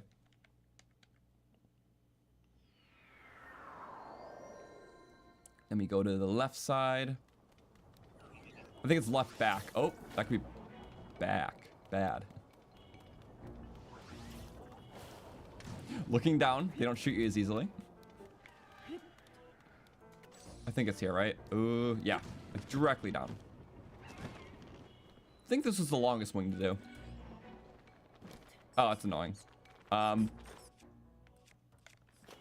Bed off. Okay. We can do a little climby. Oh, hardly a climby, just glidey. Yep. Look at that. Not even 3 minutes yet. We're doing good. Boss fight. No thanks.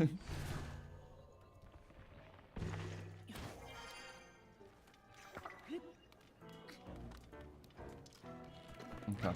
I don't remember if I have to take one of these fans or something else, but parts are good. Oh, there was closer ones. Let me just give it a little push. Oh, wait. Right, this can be rough. Just do that. I think as long as we recall it. Was that not fast enough? Yes, it was. Okay. We did it. Okay. And that's fine. Uh-oh. Bye-bye. Tulin, get back up. I like how this mesh is here, but you can't even put it because of the ladder. Tulin. Okay. Let me save really quick. There you are. Okay. Taking a sweet time. Silly bird. There you go. One more left.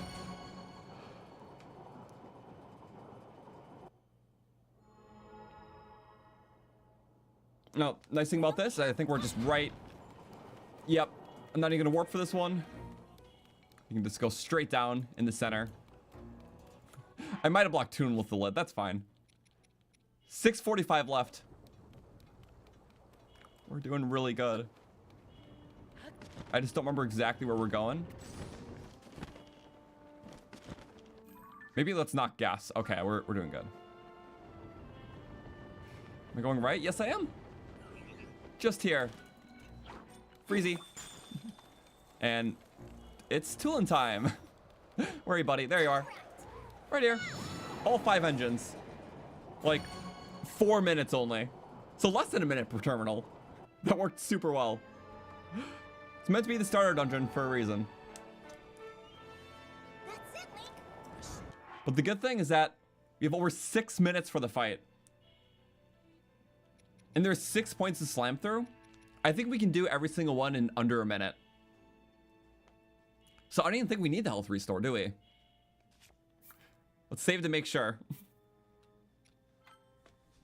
Yeah, I genuinely think if you get every single one, like 6 minutes should be enough because a minute per thing to slam through. No health scaling, none of that. Just a fight we gotta shatter. Oh, I'm excited. Also, yeah, welcome to everyone tuning in. We're doing this and it's all finale stuff and the rest of the amiibos afterwards. So I'm very excited. Oh, hi Tulin. Tulin's so ready. Okay. But here we are.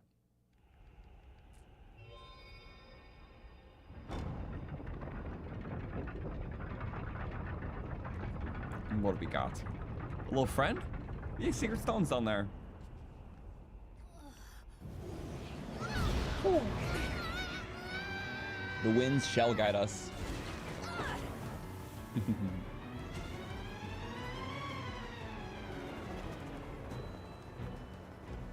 Oh my god. This is the best. It's gonna be cinematic regardless because we're basically fighting this as the game intends. The cinematic route. Scourge of the Winds. 5 eyes, just like the 5 things we did. Whoa. Sadly, he has 6 different phases. We've got to take it down. All right. Well, we can't be late on a single one. 6 HP, essentially. And you get a full restart every single time. Stamina, no issue.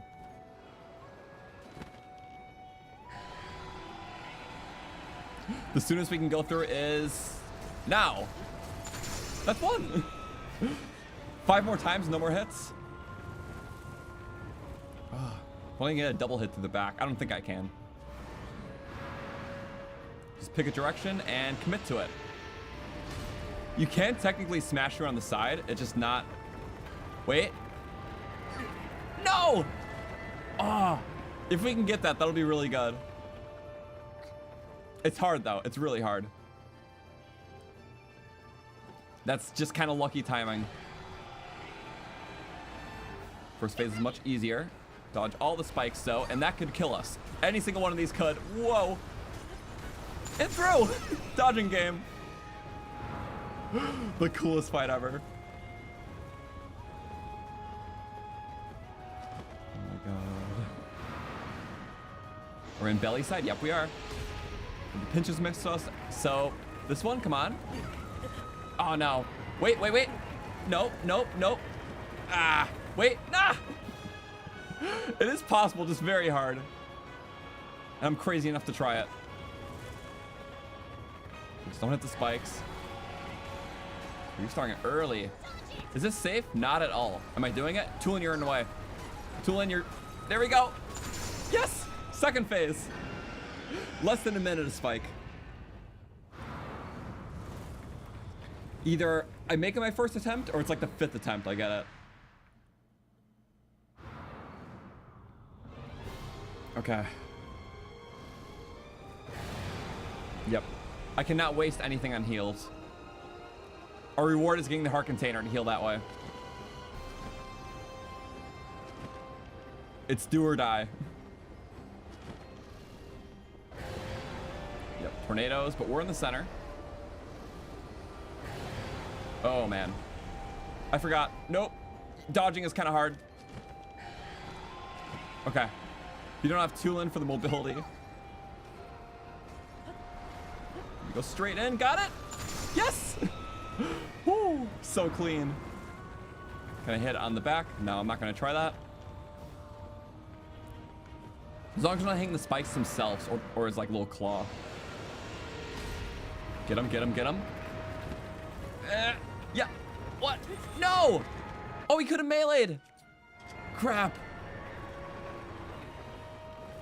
Okay, so you can't break it with your body on that one.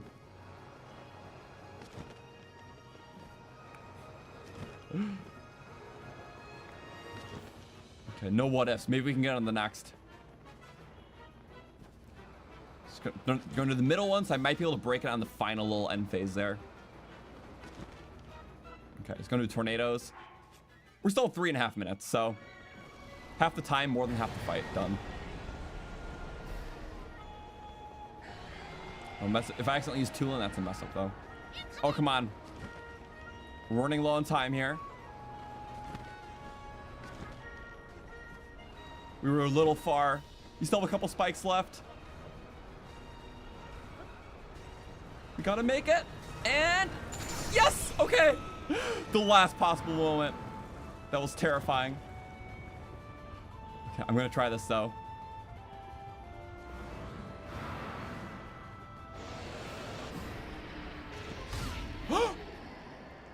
I know which way it was gonna go. Oh, that's rough. Oh, that's really rough. Oh no. It was supposed to be one and done. I was trying to kill him from the backside on that move. Technically we got life though. Haha. So we're not blinking anymore. Guys, I want to go for the strategy. It's kind of important to us. I didn't move right away, and that was a problem. Go like that. If I can just... No.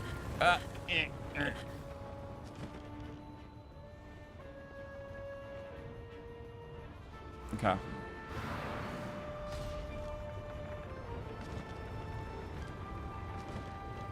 Where's Colgera? Where's the jump up move? Why is Colgera what? Colgera didn't do the move. That's weird.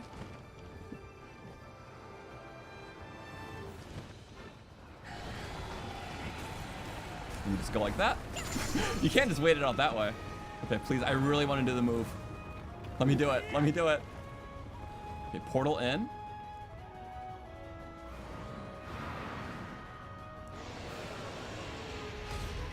what I'm trying to do is turn around. No. Like, no! I'm trying to hammer it. I know I can melee it.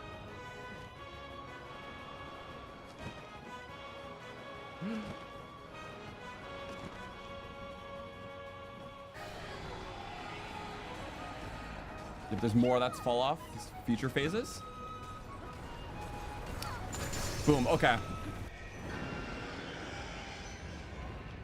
I got too close, just a hair close. I did the spin around too early, that's why. I can get a middle hit, I can do it. Might be easier than the final spike wave too. I didn't even think about when I hit it. I thought my body would just smash through on the other side. So first we gotta get this one. We get 2 attempts to do it.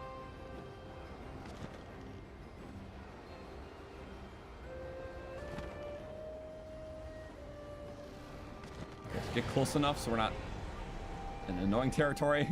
We dealt with enough whirlwinds. I can say Queen Gibdos are way worse. You are quite easy coded, my friend. I don't see anything, so they can't hit me. There we go, that's one. No, I'm not gonna hit it that way. Strictly, I'm just gonna pick a direction to fly in. Do that. Like that, and no! Oh my god, I was a little too close. I want to smash through the layer so bad.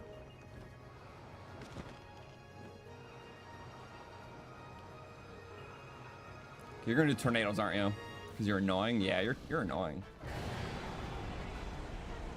Where are they though? Oh, oh wow, they spawned on me. I dropped immediately, and you still. What was I supposed to do about that? Use Tulin. That's what you're supposed to do in that situation. But we don't have Tulin, so you kind of just have to be far during that. Why? It's never one death. You guys know that already. But no, it can beat us. 3rd time's a charm. Okay. 2 deaths to Colgera. It would have been fine. But why is he starting with this move? You know what? I don't like that.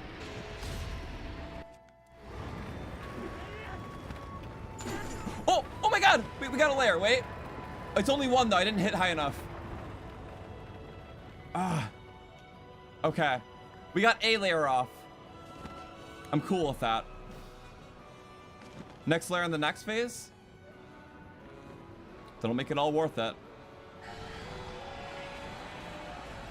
Just need it big enough to be safe. Yeah, that's good. Wonder if I can hit the. It didn't restore. No! Oh, I should have committed. It's so hard. It's gonna regrow that ice now, but what do you do? Spam down. Yes, we did it! Oh my god, we did it! Ended a phase sooner with the melee weapon. What are you gonna do about it, punk?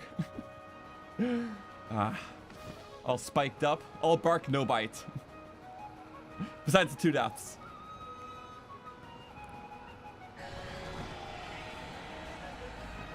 Like that, and I'm feeling dangerous. Woo! Worth it. Worth every death. Okay. Oh, we're gonna do it. Sorry, if we can do that in the next phase. Well, it saves a phase, and those are hard. Second phase again. Remember, 1 shot's the difference here. And Colgera's damage is scaled, although Colgera doesn't have health scaling. All bosses damage scale as well. So Colgera does have that. Okay, just go further. That's the problem. Since we don't have Tulin, we can't be uncautious. You could time at least. They're all further, so we're all fine. Okay. And be careful now. Remember, just commit to one way until he passes. As soon as this claw passes, we're fine. That's fine. Let me go like that. Nope. I saw the hit. That was facing the wrong way. Okay. That's just hard. You can't always get it. I'm happy we at least got it once.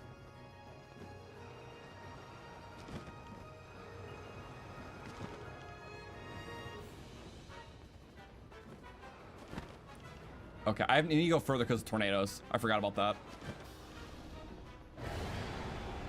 Oh, wait. Nope. Underneath them. Okay. He does the second one typically. Yep. And these are height-based, so you just go over the short ones. Oh. All of them in that case. Okay.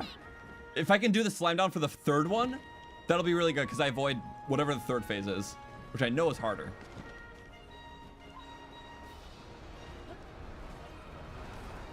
Go straight down. Maybe we can do it early. Nope. Okay. This is our last attempt to get it, and I'm kind of hoping we do. Please, please, please. Turn around. Time it just perfectly.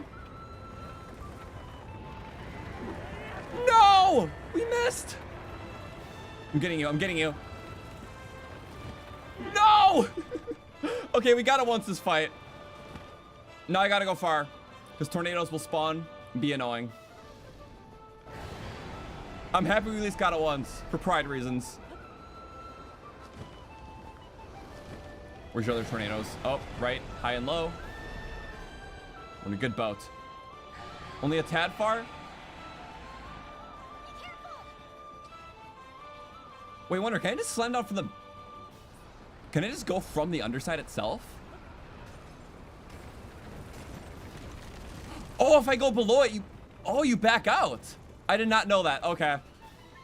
I thought it was like a safer way to do it. And then you just start that attack again, which could be really bad. He's already ice killing. Okay. He said don't go from the underside. At least we know that now. I don't care. A win's a win here.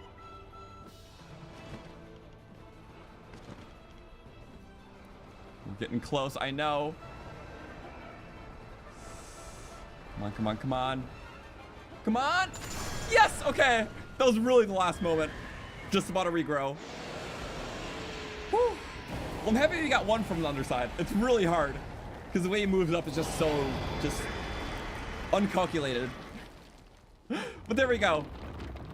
So... weapons can be repaired. I don't want to use the bow because that... we'll lose arrows. No more dentists. We'll recommend Colgera. Because Colgate. In the minty fresh winter area. We got him. But that's it. Okay. And we still had time too. How much time though? Minute 30. We're doing good. All right, ready for some Demon King Secret Stone? I'm not. Okay. Final regional phenomena. Now it's just everything with the finale. Last few scans. And we'll see where that brings us. Okay, I'm gonna skip all these but the final Tulin one. Same cutscene.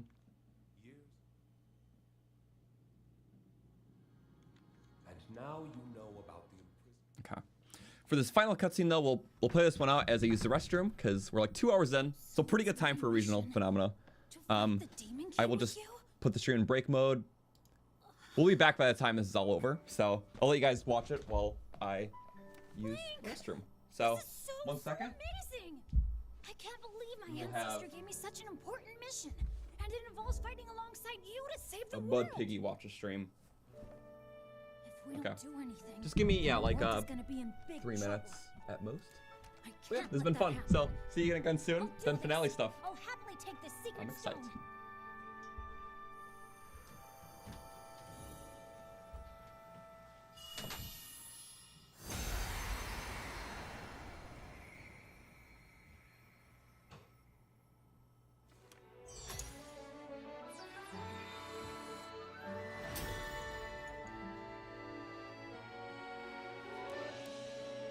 I am the Sage of Wind.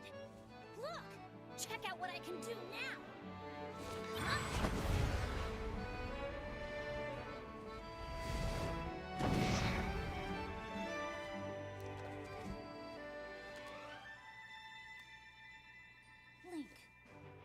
shake your hand.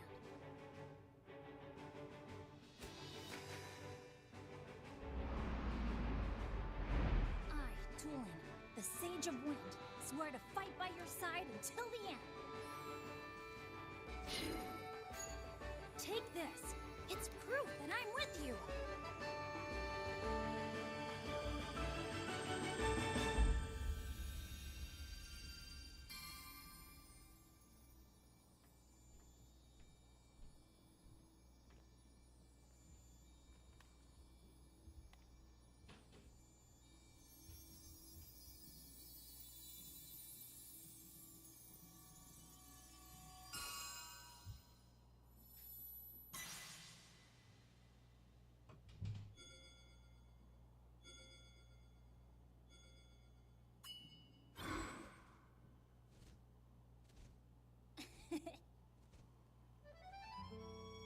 You can use that ring to call on my power anytime, all right?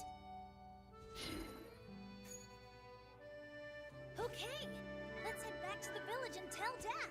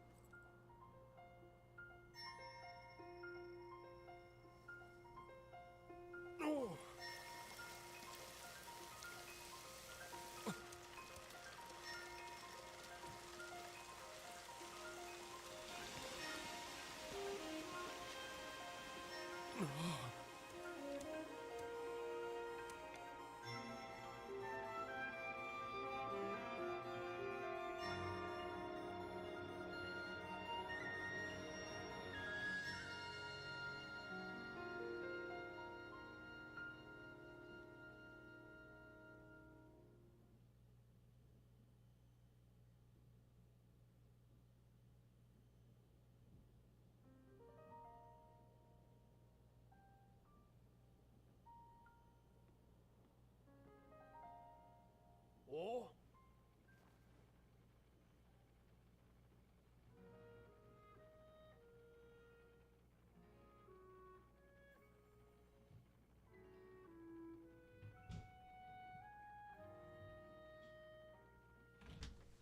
Oh, okay.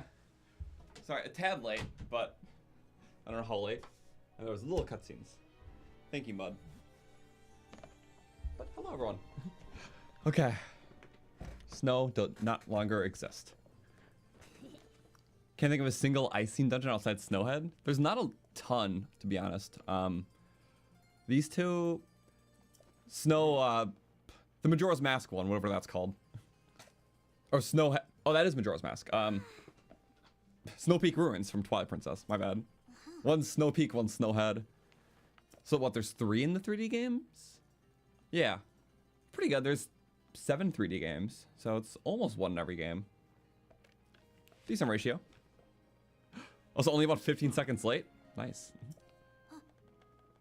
I couldn't tell. I just saw the screen. I'm like, could have been here for minutes.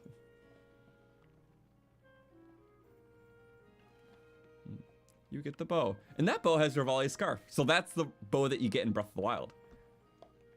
The one that we get doesn't have Revali's scarf. So I think that's cool. Also, yeah, Echoes has an ice dungeon. That's 2D. If we're counting 2D, there's a lot more ice. I just don't want to start counting them because I don't know all of them. So I'll be leaving out some. Because I never played Seasons. I never beat Ages. I never beat Spirit Tracks. So, yeah. And I never played the multiplayer ones, so. Which is crazy, like none of them. No 4 swords and no Triforce heroes. Yippee! Can't have it. Also, there's a fire dungeon in every game but the original. Huh, really? I mean, that makes sense. It feels like a staple, so. But okay, it's all done. That is all for regional phenomena. They're like lookout landing. Well,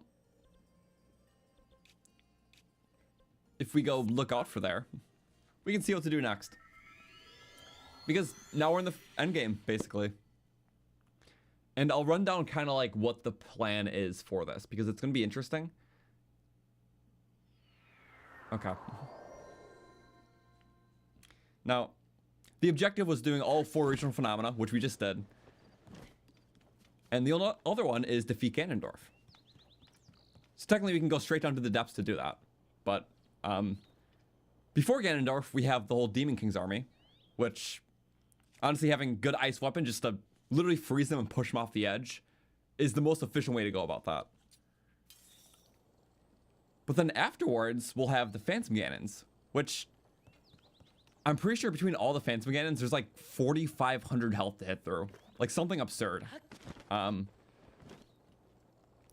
the thing about that is, would I have enough durability to do all those Phantom Ganons in the finale?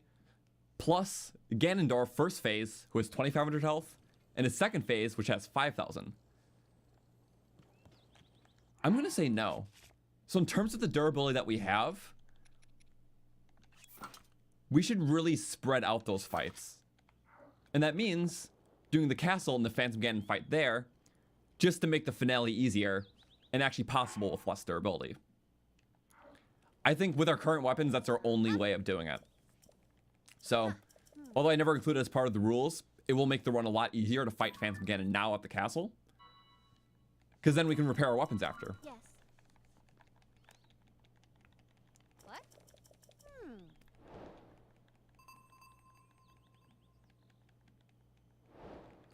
So we did all that.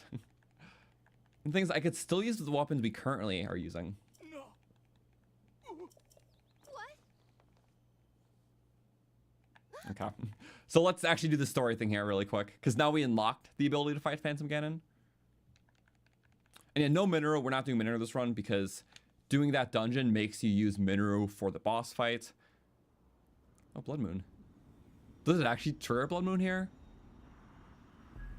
I hope not.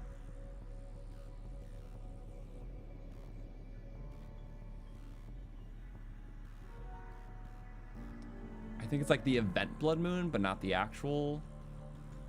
And Link's like, what's going on?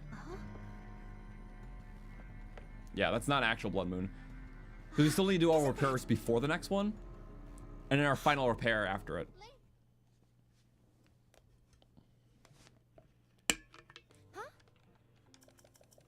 I timed this out pretty well.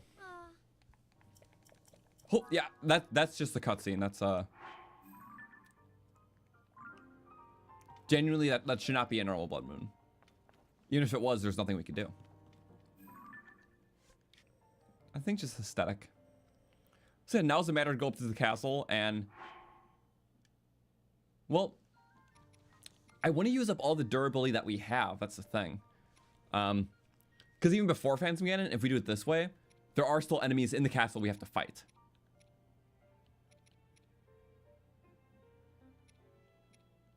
Do we have durability to fight the enemies? I mean, it's a great question, right? Because there is like some beefy stuff.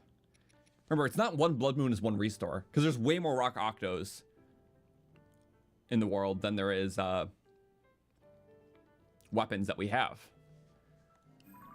So to ensure,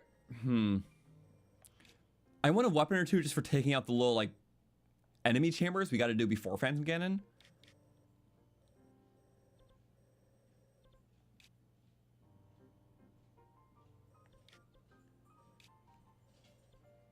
So first, let's go to a Rock Octo and, or at least 2 of them.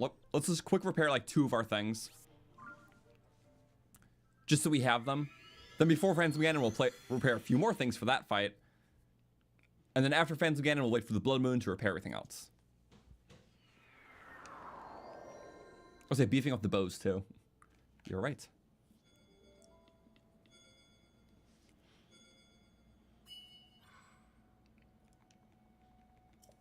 Okay, Tulin, go bye-bye.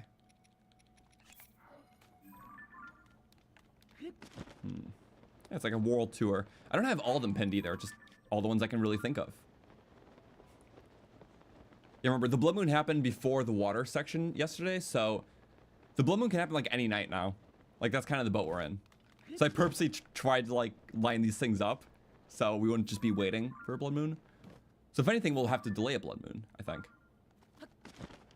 If not, wait a couple minutes at most. Because Blood Moons happen every like 2.5 hours. Okay. A weapon to get through the castle enemies?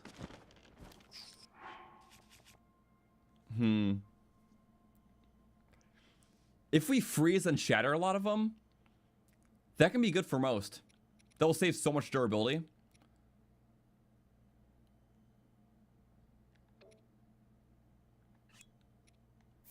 Yep, I'm gonna do that. Freeze then shatter. Boop. And you come back to me. Perfect. Just to freshen that up, pop the balloon. That's durability. That's like the perfect one. So we can do a lot more freezing, up to 10 more. Obviously that one won't be available till the Blood Moon. Next, we should probably beef up this weapon. Because we can flurry a lot of the enemies. Objectively a pretty good one then.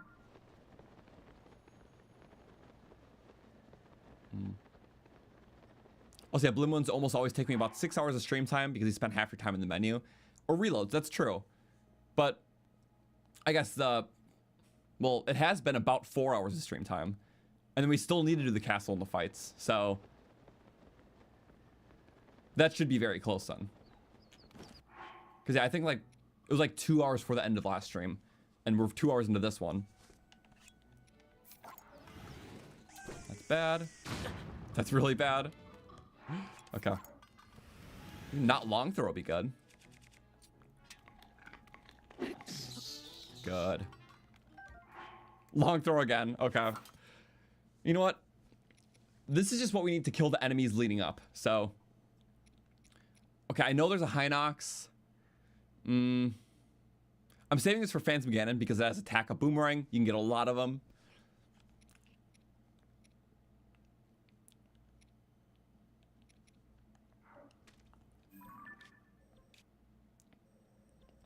I should repair one more just in case.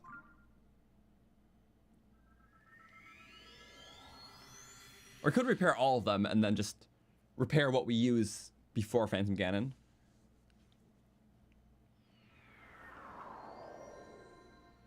So while we're waiting for Blood Moons 2, we can do our Amiibo scans. So that's also it too.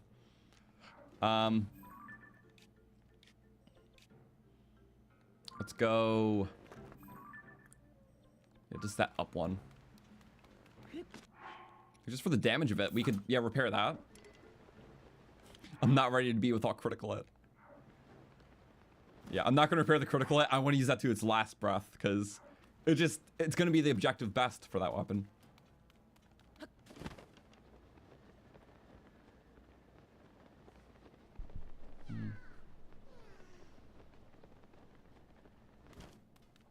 Hello, minecart.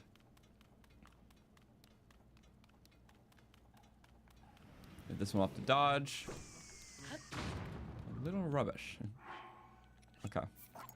Better modifiers are always better too. Just using that. Chew up. Please. A good one. Attack up 6? Okay, not bad. When we get attack 10, that'll be so crucial though. That's what we had. Also, it's sad that the attack up modifier does not get doubled in this calculation. Because the fuse, it only doubles the base weapon's power and the fuse. But I'm pretty sure the other ones, they further doubles, like the Zora or... I don't know, actually.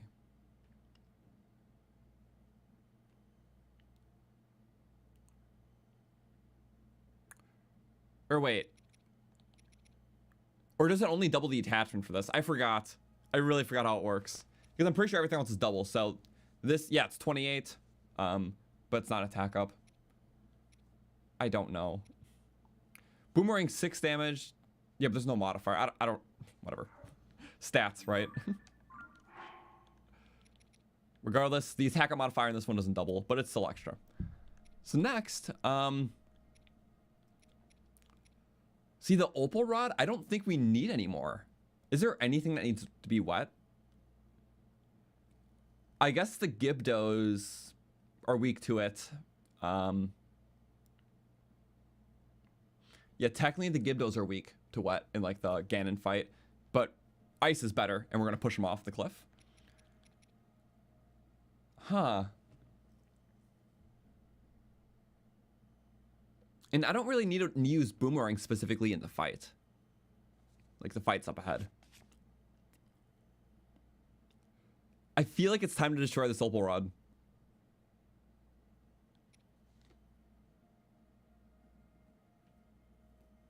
Because what we could do is take the sapphire off the knight's broadsword because it's a good weapon. We put it on the boomerang because it's just meant to be an elemental rod. Then we use the knight for something better because that will actually be handy in the run. Yeah, we don't need to make Gibdos wet because we can freeze them.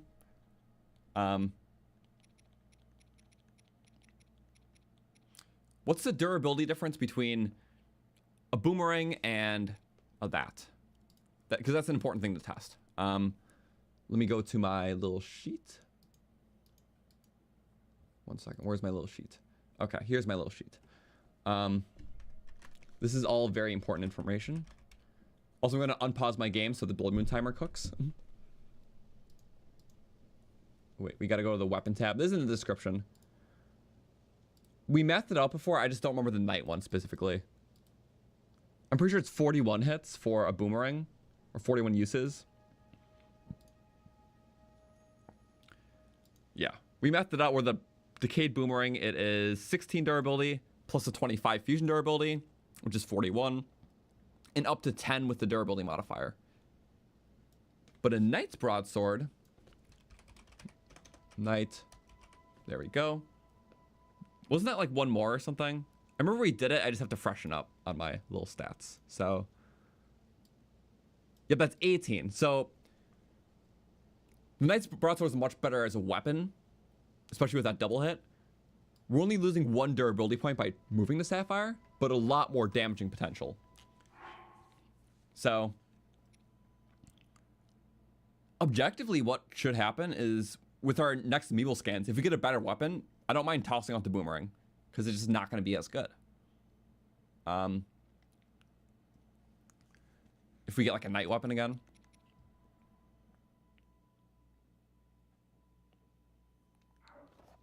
Well, scratch that. We wouldn't toss it the boomerang. It would be the sapphire rod. My bad. If we didn't have the sapphire, we would toss it for a better weapon. Okay, cool. Figured out. So now let's go. Let's go to these 3 guys. Cool. We have a plan. Because after the Demon King army, ice is useless. So that'll be what gets us through the castle and the Demon King army. Good stuff.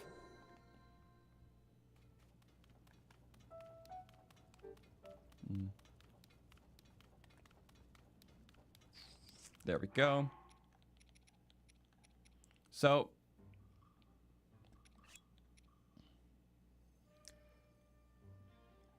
if you do the break apart, you still keep the modifier. Okay. So we're going to drop this. Just to freshen you up. Give it a couple chews. And you will... Durability, okay. We'll move the sapphire to that and then use this Knight Broadsword for something else. But in the meantime, this is good. I have 2 more. I can do a lot. I can repair the bows. Bows strictly for Ganon in 9 game now. So. But if we get a modifier in the bow, that'll be really nice. I'll run you through the plans before we do all the fights too. The shields are just such a funny boat, but... Or if we get a couple bonus hits before they break. I don't know what else to do, so... They're just extra weapons we don't need.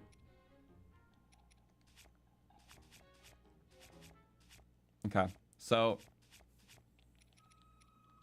yeah, weapon surplus is funny in this run.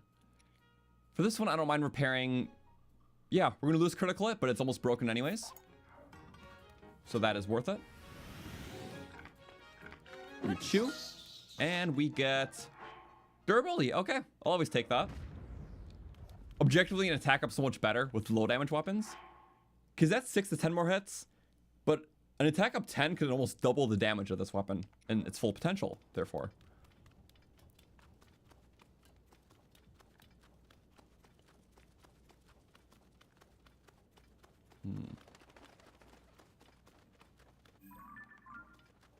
I don't even have shield surf for the rails anymore.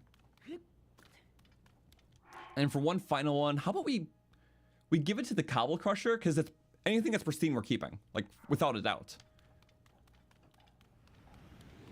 But we want to start durability ranking it, and we know this thing's already pretty low because we used it for so much utility.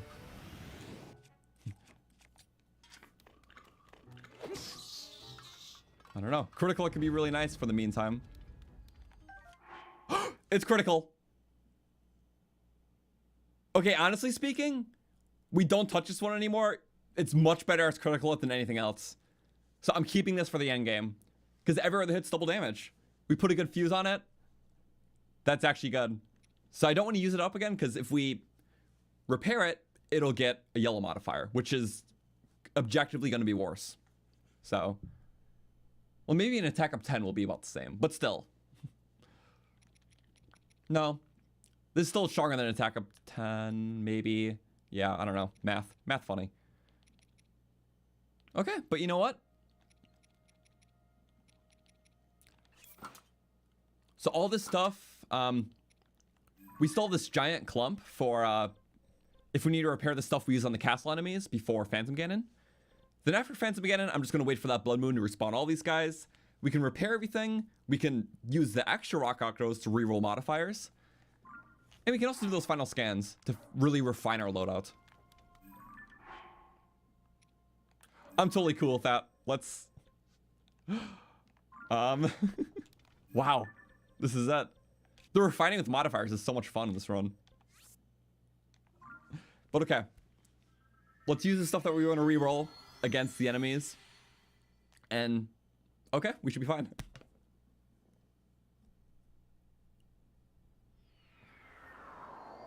Or wait a second. I did mention doing the Ice Rod strat. We should do that now, I'm sorry. Yeah, because I want to keep the durability on it. Okay. Yeah. For the castle, we'll use the Ice Rod Knight's Broadsword. Then for the end game, we'll swap it to the Boomerang, because I want to keep this modifier on it, if that makes sense. It's the only good modifier for a rod. Okay, that's fine. I have a plan. It's tactful. We'll do the Amiibos after Phantom Ganon. Because we're at a fine loadout. Like, for everything we're doing right now, the current selection we're totally fine with. But after that, then I need stuff to make our final preps. So the final, 7 Amiibos will be for the final prep. Because the thing is, I might scan a weapon that will, like, just, you know, make me change my strategy because I have to swap it out for something. I don't want to do that. I feel confident with what we have. So Amiibos for after the step. And we successfully do it. We save 4,500 durability for the finale.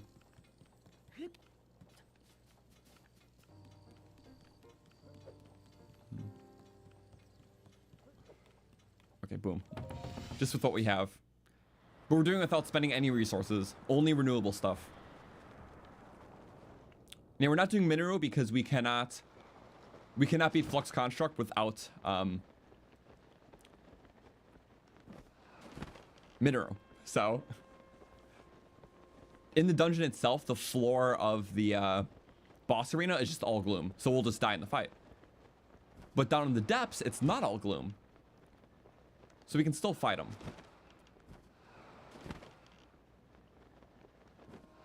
Yeah, all Amiibo one time. This is day 3 of the run for everyone still newer at this.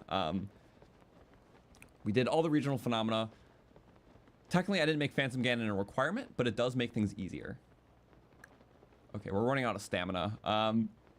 You know what? It's a worthy expense to use this. It's like the only time I'll actually need it too. I need to make it to the castle, so maybe there was another way, who knows? But you're not meant to glide here with one wheel. They purposely spaced it out because it's like later game.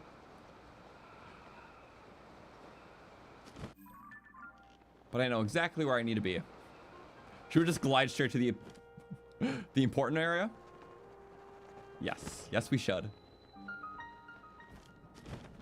So we go straight in. Oh, Zelda. We know where you gotta go. Link, Oh, yeah? Link, What's up? I'm right here. come to me. Sure. I am waiting, Are you sure? waiting for you. Well, you can open your eyes. That was like your first line of dialogue. Open your eyes now. Oh, perfect.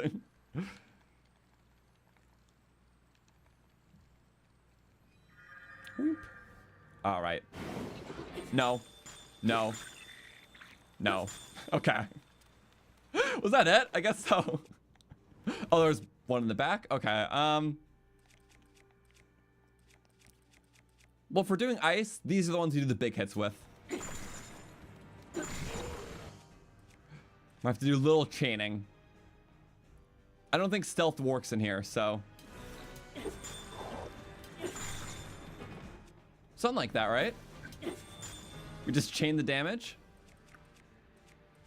I eventually want to reroll on this stuff, so bye-bye to you. It's just math. Freeze math. I'm so happy we have a freezing tool. There's like 41 uses of that, so make it count. Only the stuff we don't want to reroll, assumedly. Okay, so there we go. So for that, just high damage, high damage, high damage. Yep, all that good stuff. Just some extras. He's running away. Get back here. Nope. I think this can kill. It can. Almost shocked though. Where's your friend? Oh, you did die. You wanna throw your rock at me? Throw a silly, or not. What's one more hit, right? Just that. Okay. Yeah. Remember, I can just restore these weapons, but there's only so many rock octals in the world, so if we use too many, then I'm in a boat where I don't have more rock octals to repair, and then I have to wait for a full another blood moon. So if I can do all these fights while just breaking the ice weapon, the Gerudo, and the Royal, that's only 3 weapons to restore before Phantom Ganon. That'll be nice.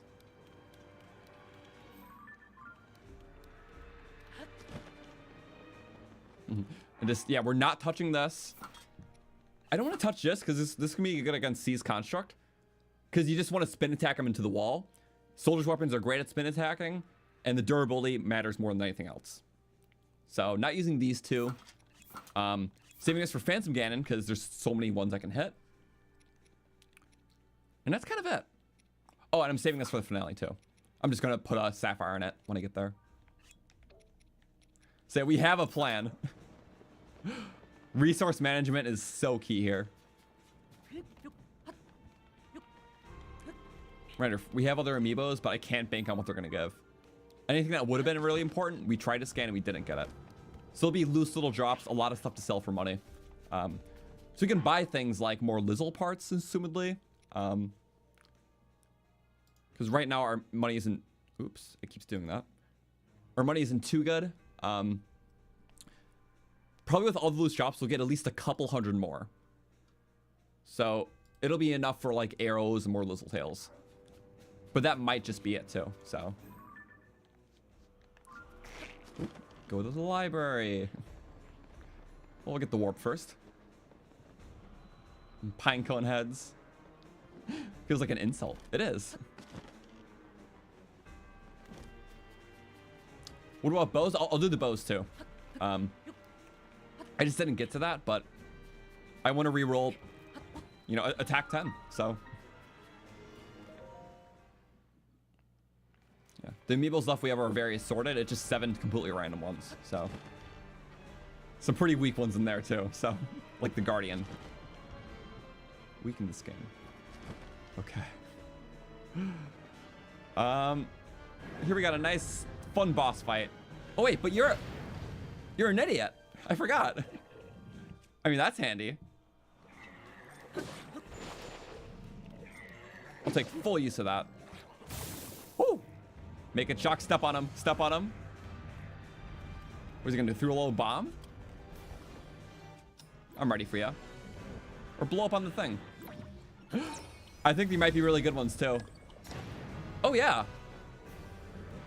Wait, that's kind of a strategy, isn't it?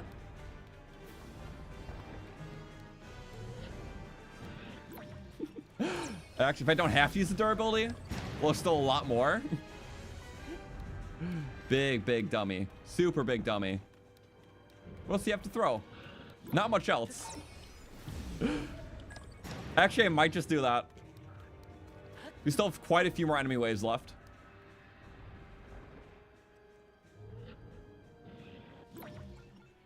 It just feels kind of right. A little slow, but we can save after it. Yeah, he's really pissed. Okay. We'll keep going from. Let's play ball. I hope you understand. That guy's like 800 health. That's more than a lot of weapons. I really made him sad. I'm so sorry, guy.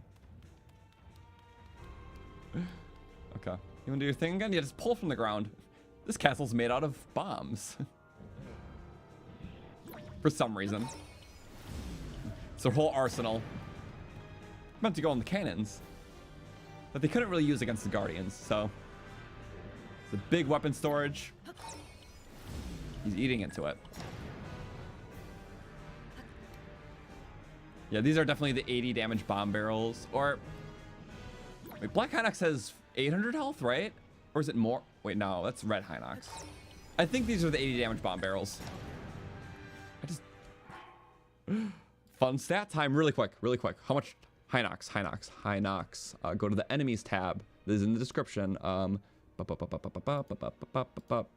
are... Oh, it's creatures. Oh, wait, no, it's under enemies. Monsters, that's what it is. Hinox... It's 1,000 health. Okay. So this guy's 1,000 health. Base tier 600. So if you're doing 1,000 health, I think these are the 40 damage bomb barrels. Wait, why can't I math? 80 damage bomb barrels? Maybe it's 80 damage. So if he has 1,000 health, how much damage is each bomb doing? It's either 40 or 80. Why can't I like rationalize this right now? Maybe because I'm just not trying to get hit by the bombs. 40, 80. Let's do a little experiment. I wasn't counting the bombs. Sorry, this is much better. I need to save durability. So that's about 1,000 health left, right? Yeah, that's about 10% health left. So we threw a bomb back at him. 40 damage. 80. But I don't know. Is it 80? Okay, I'm just going crazy. It felt like I was here for eons. There we go. Was that 13 hits or 25 hits? I can't tell.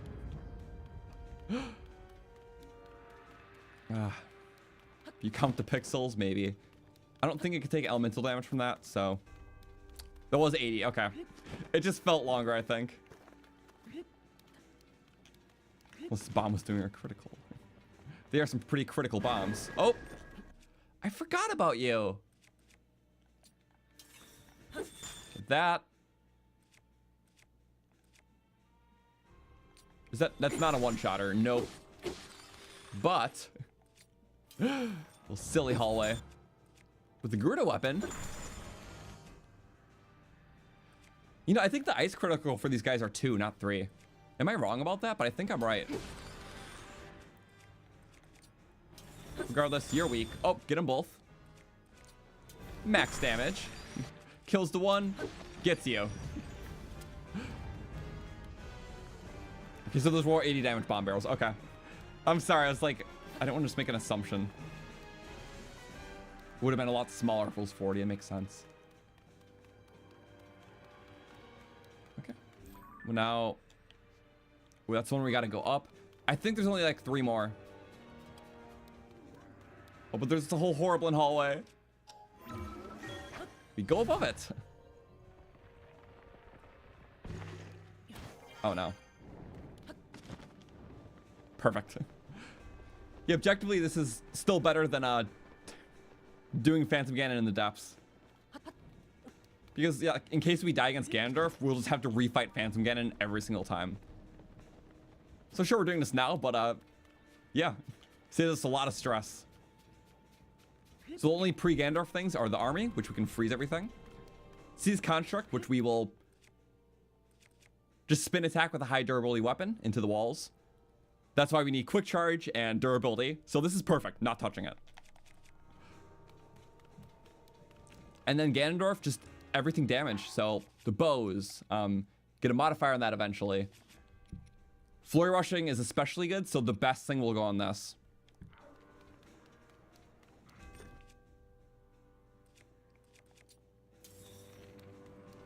Look away. Good. You're not an archer. Okay, we're good. It's fine. Good. No more archers? Okay. Getting this sapphire was such a blessing. Less than like a 5% chance too. I think it's 4% if you count all the drop tables. Okay, next room. I think maybe the sapphire can be special. Yep. It's like meant for the sapphire. Ow. Freeze against frost, or, you know, counters. The perfect weapon to have here. It's just awesome. And then we go below 2 tiers. Okay.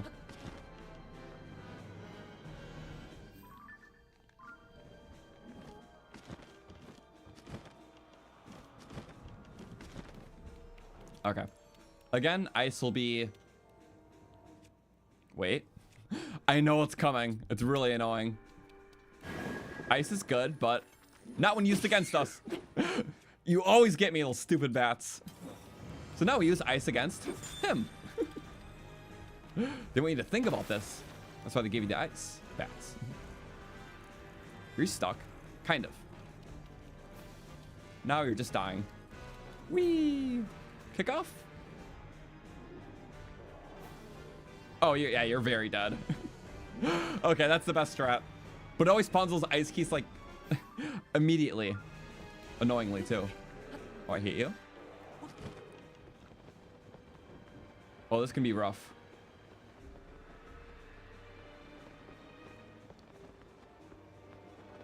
Oh, no. Oh, no. Wait, it's technically below us?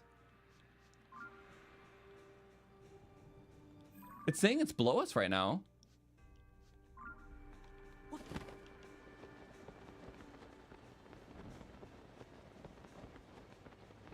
Don't fall for it. Okay. Plan B, plan B. Where's the moat? There's like no moat around. I need to fall in water. I need to fall in water. Please, water, water. Yes! Okay. Sorry, drained the extra stamina, but it came in handy. As long as you fall in water, you'll drown there. But the respawn will be on solid ground. Okay. That was very handy. And we wouldn't have been able to do that without the extra stamina. Thank you, temporary wheel. It avoided my blunder. So that part came in handy.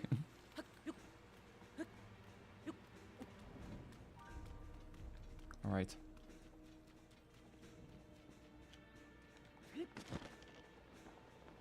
Oh.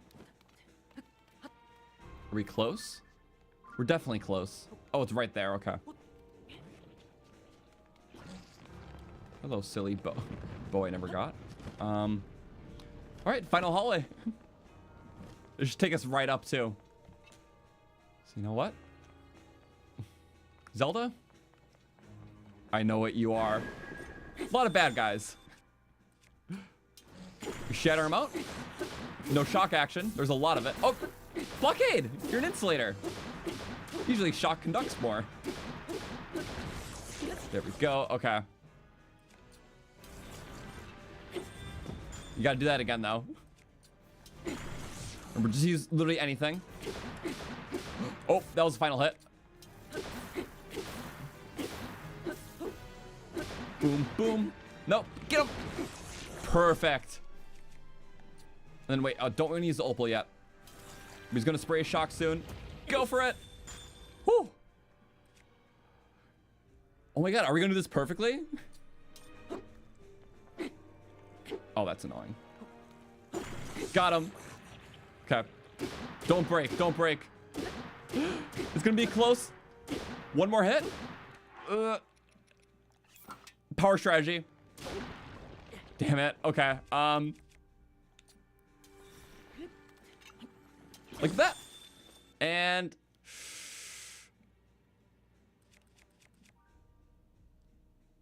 I think I have at least one more hit in here. At least. Not high enough. Yes! Okay. The jump. Okay, that's actually perfect weapon usage. We only utilized the 3 weapons I said I was going to. I am waiting. So it's only those three things to repair. Waiting for you. Okay, I don't want to use any more because then I need all fresh stuff for this fight because 4,500 health is still a lot. That's going to be like all of our weapons. Well, hopefully not all of our weapons.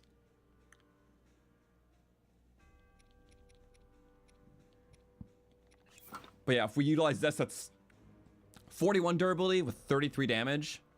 That's a high number. We'll use up the rest of a lot of different things. How about that? Yep, so now it's just the castle. But we got to do the restore for that. It's the second tankiest fight in the game. So, what we do is we travel. Did I lose anything? No. We'll make sure we didn't drop anything. A little giant boomerang. Miss you. All right, refresh the weapons. Again, 4,500 between all the Phantom Ganons up ahead. Which Ganondorf totally has 7,500. Plus what we need for Siege Construct and the army before. So it's really like a weapon for each. Freeze for the army. That Tail Lip Soldier Broadsword for Siege Construct. So for Ganondorf himself, 3, 4, 5, 6, 7 weapons we'll have. Because one will be allocated for each prior fight. And then we have all of our bows, which we're saving for Ganon. So we're really kind of making this work. What time is it? 3:45. Likely the Blood Moon's happening tonight. It's been quite a while since the last little adventure. Okay, so we refresh the weapons, we do the fight. Then after the fight, we do all of our amiibo scans, and sometime during those scans, the Blood Moon should happen. Then we'll freshen up those weapons from the decay during the Phantom Ganon fight, and send all that to Ganon. So we're close here. Okay, little silly guy. First things first. Yep, just the weak stuff. What will be like our casual breaker? This probably.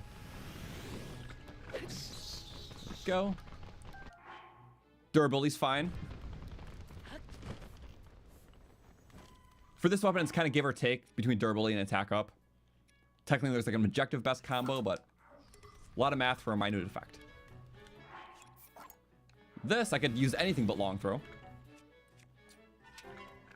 Didn't even have to wait for that.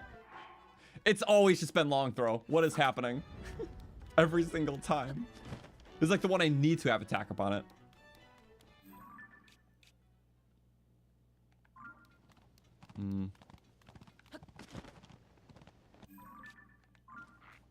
I'm just constantly going down the path here.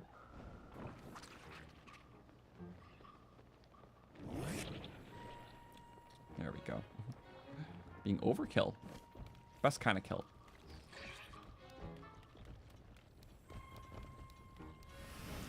Oh, annoying. Don't hit. Do not kill the rock octo again. Yep, okay, thank you. It was really annoying when that happened. Come on. So what we do is we drop... Which weapon? The sapphire rod again?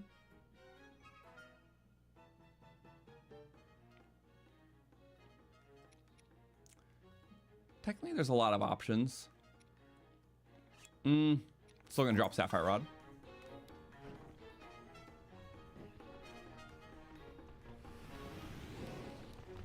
Okay.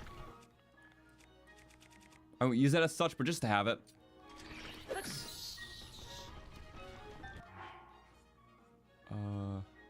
Durability, but we're keeping it for later anyways. Oh, just get them. Yeah, pop the balloon, pop their souls, whatever. Okay. And what else should we do? Some stuff's already where I want it for the finale.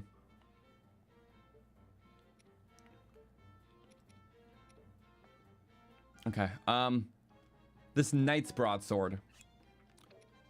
That's going to snap off any moment, so I don't want to tempt the idea. We drop you. Sorry. Just give it the suck up. Please do it.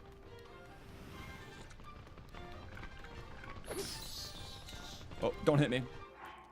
Attack up 8. Oh, if I could keep this for the finale, that'd be awesome. Rolling to a 10 would be hard, but an 8's 8 for great, you know? Oh, I would keep that. No, I know it doesn't say it, but this thing has lasted us so long. I'm sure this critical hit is dying, so I wonder if I should just swap this one, because it's low durability, so we'll still keep this critical hit, but I don't know. We can see how the Phantom Ganon fight will go with just what we have. So if I save the game right here, right? I'm not going crazy. In case we need to reload anything, we have all of our weapons. Okay, we're good. So let's run a little test run of the Phantom Ganon fight. See how far we can get with the weapons we have. I just ideally don't want to use some of them if I don't have to. Like the critical at Cobble Crusher. Because if we roll this again, it will get an objectively worse modifier. What I could do really quick is I could do our little swap. Because we don't need Opal anymore, so... You know what? Break that. I want to put the Sapphire on this. So to do that, luckily we have a warp. And yeah, we can use the Night Broadsword for actual damage then. Because yeah, no more need for Opal. We did Queen Gibdo.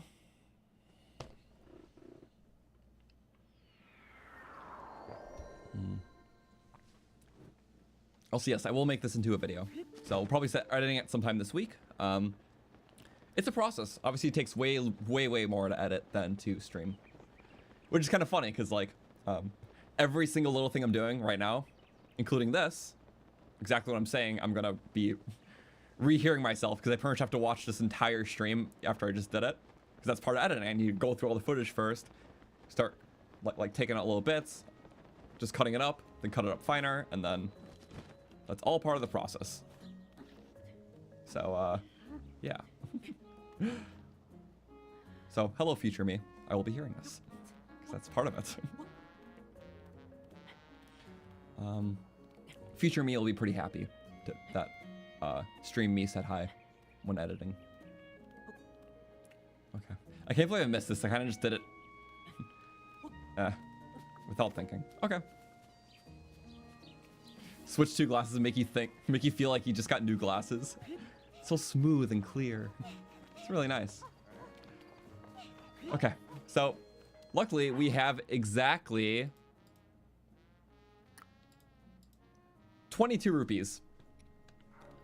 So if I want to break it down, like a dance. Not that kind of break it down. But yeah, this sapphire on the boomerang, because I want to use this knight broadsword for damaging potential. We disassemble this.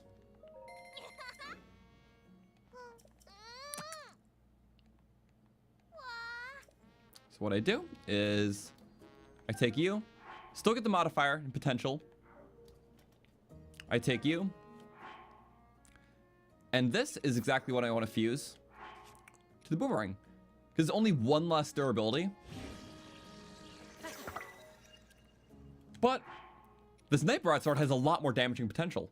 Because of the double... Well, assuming you're not throwing the boomerang, which can get messy. So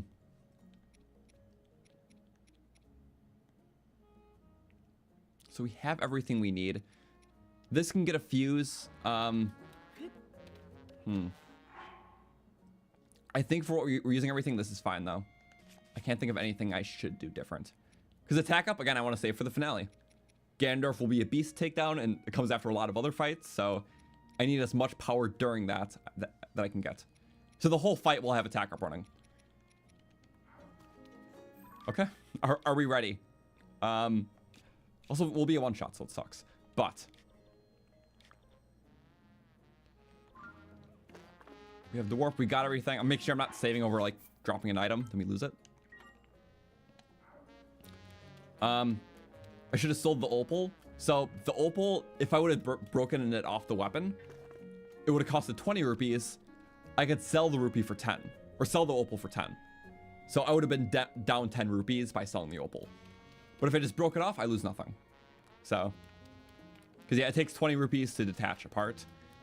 The opals only sell for 10 in this game. So, or 20. Wait. Opals sell for 30. Right, the economy's bad in this game. It's not that bad.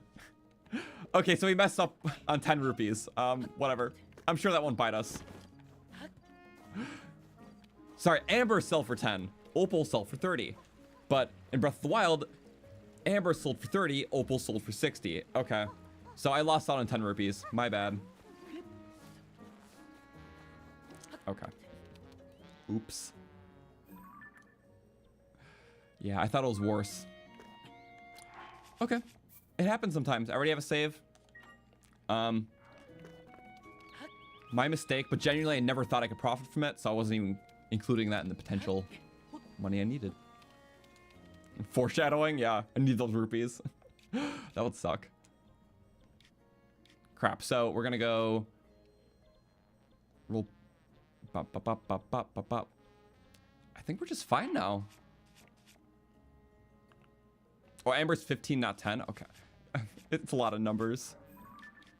Sorry, 2 different worlds, similar enough to get confused all the time.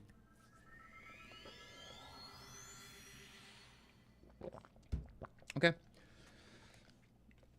So let's just see how this fight goes.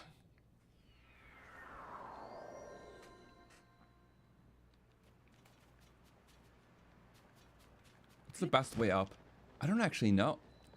Technically, it's in that center, that last room we're in for the combat. If I were to have just ascended out of that, would be really close to the sanctum, because that's the point of it.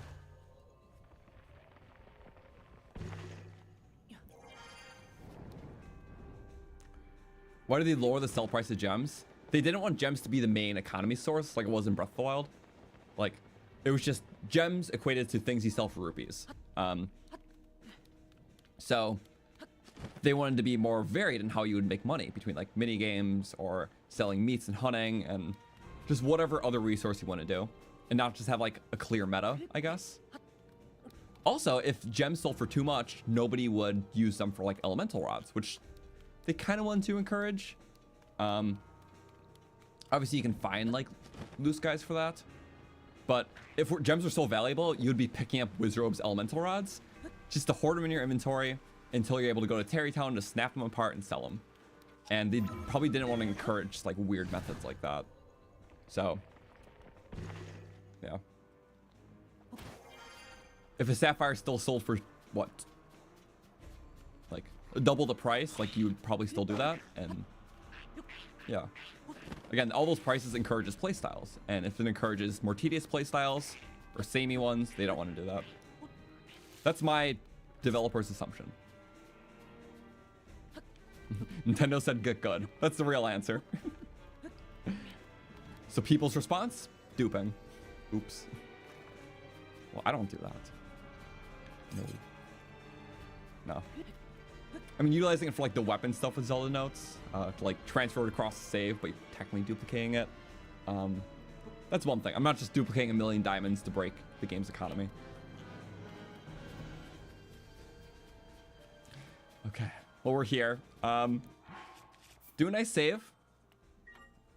Again, I don't think we'll have... I don't know how the durability situation will be, but... could be good. So if we don't have enough hits to kill through all the Phantom Ganons, we'll know what we need to do for fuses and other weapons.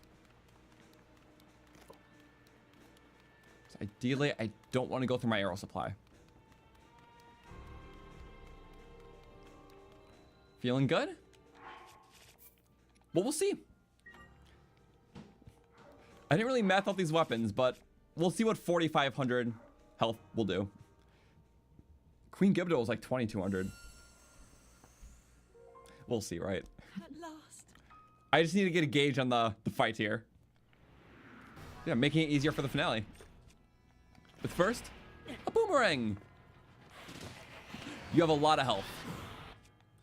And I could do things like, well, the icky long throw won't help. You're probably my key weapon though. Maybe not key enough. But yeah, for the multi-damages, oh, boomerangs are perfect. Get some extra hits in there. Oh, this is gonna be so cool. Slinky around.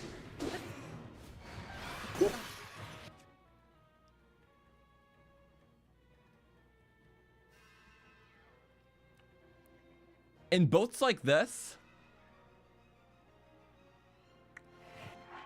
losing a shield is not good. We'll just not keep the shield out. If we die, we die. I don't think they'll one-shot, though. I think they'll just put us down to night level, if anything.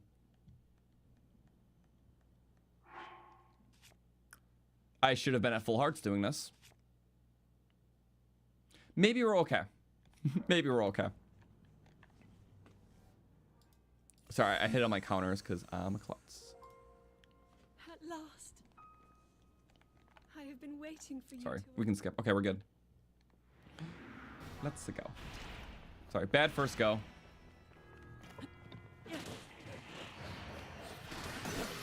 I forgot up. The timing is tighter. Okay, let's just... After we reload, we'll put away the shield, then save again. Yeah, I could sleep in a bed before, but then I have to work back. Shouldn't have got hit by the rock octo. Boom. Whatever. I just want to see if we're a one-shot or not. Because ideally, I just want to be at a level where I'm one heart. For the Knight's Broadsword.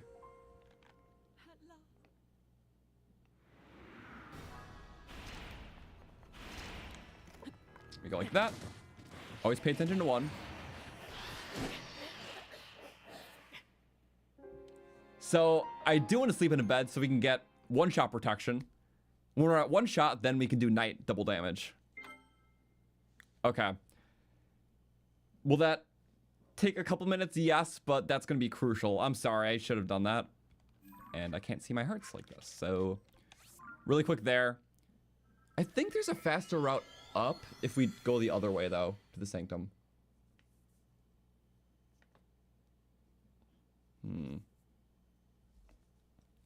Well, see, in terms of duping, if you dupe hearts and stamina, makes shrines feel useless. But Tears of the Kingdom needs so many rupees to max all armors. See, that's like my thing. Like, armors, well, the worst thing is the Lizzletails. I think so. The elemental Lizzletails needed for so many sets when it's only a 1 in 4 drop chance. Like, if I were to dupe one resource to actually make my experience more fun for 100%, it would be Lizzletails. But also some secondary things like Star Fragment required a lot of farming and some Dragon Horns.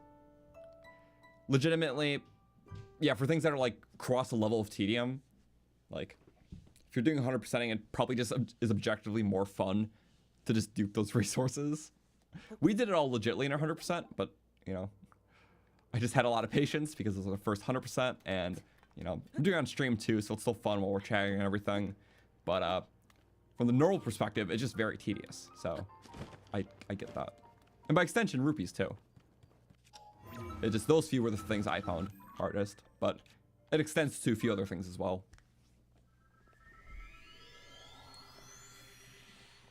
Bailey Star Fragrant Farming, it is much better in tiers because, well, you showed off that method before. You make it nighttime, jump out of the Skyview Tower at Gerudo Canyon.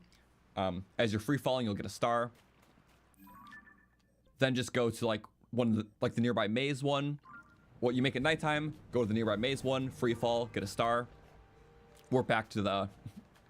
As long as you make it nighttime, and just keep warping between 2 points that are able to get the free fall star fragment. So the mazes count, some of the Skyview Towers count. You can get one under 1 a minute for sure, but still, you need a lot for some. Also, I just still want this way because it's fine. But yeah, the towers I use for that is the Gerudo Canyon Tower, and I alternate between that and the Gerudo Maze. So make it nighttime, jump out of the tower, free fall, get the star.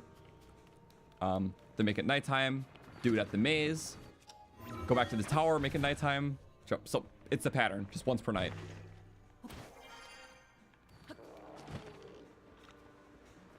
And it works very handy.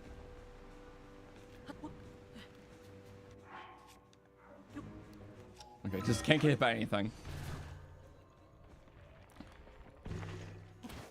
Bada bing. This guy again. Any hits ruin it, so not putting myself in any of those boats. You do the hit, and then the spit comes out. Ooh, same thing as last time. Just barely missed me. I think I messed up. No, I didn't. Okay. We're perfect. Good to know. And then here. Okay, so this protects us for 1 shot, and then when we do eventually get hit, we have Knight's effects to go into effect.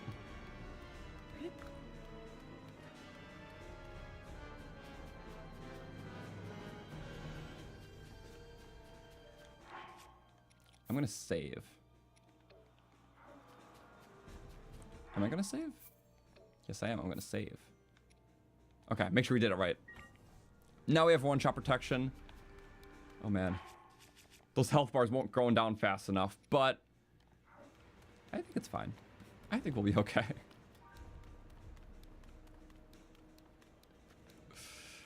Yeah, once we do this, making ourselves amiibo ready, we're still killing a bit of time for that blood moon anyways, so it's not, we're not wasting time if you think of it that way. Because we should be close, I just don't know how close. Okay. There we go. I have to perfect this timing every time. And just decreasing their numbers so we get down like 1 or 2 right away. Wow, that's crazy.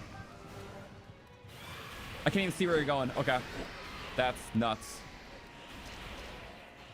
As long as you don't pull like weird stuff. Okay, you can't be early or late. It's a bit tighter timing because it's trying to train you.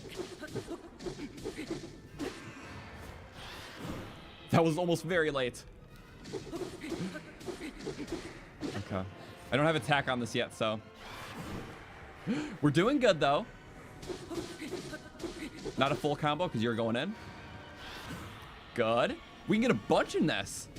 Oh, nice. That's why the tails are amazing. Oh.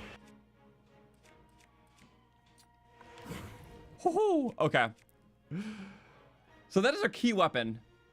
Does the most damage, but we still have others. There we go. And I think this should take us far. That's double hits. The fight just ends so fast. And they keep going. This is amazing. Love the tail action. Okay.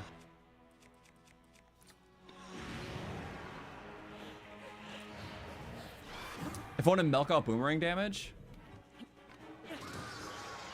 Pick it up, pick it up. Oh no. Probably the wrong time to do that.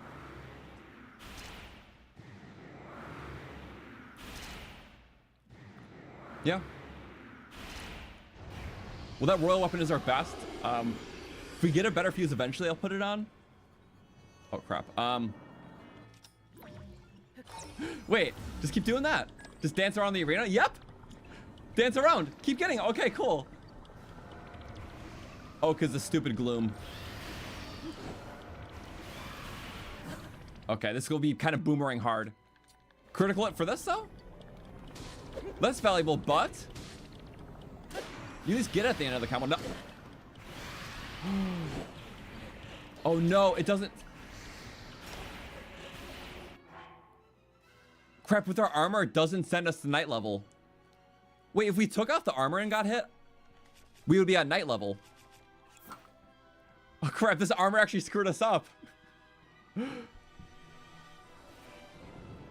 Gloom is fine. Okay. Now we know what to do. And we're gonna need some arrows to take down the Phantom who's glooming. So that's fine. Oh. No, but actually, it's like, it was just 3 past what we did. So it's easier we take that off because 3 defense is 3/4 of a heart. So we'll do just that much more, meaning we'll be at 1 heart after 1 hit. And then we can take full advantage of that and that. Okay, we're actually in a better boat. We learned. That was a death though. So we will count it. Yes. All right, 2 from Colgera, 1 from Phantom. This has been good. Yeah, welcome everyone still tuning in. This is quite the fight. Remember, it's finale after this, not doing Minoru, so we'll get some of them at least. All right, let's cook. Pretty sure if we hit more enemies, it takes more durability, so it's not more efficient to get more in one. It just more efficient for our time. Less possible blunders. If we can get all of them in one, that'd be perfect. That seems like a lot. Okay, there we go. Whoa. We're a bit far now. Come on, gotta bunch them up. Get 2. I'm not even mad at that. 17 hits out of this. We'll do it. 1, 2, 3, 4, 5, 6, 7.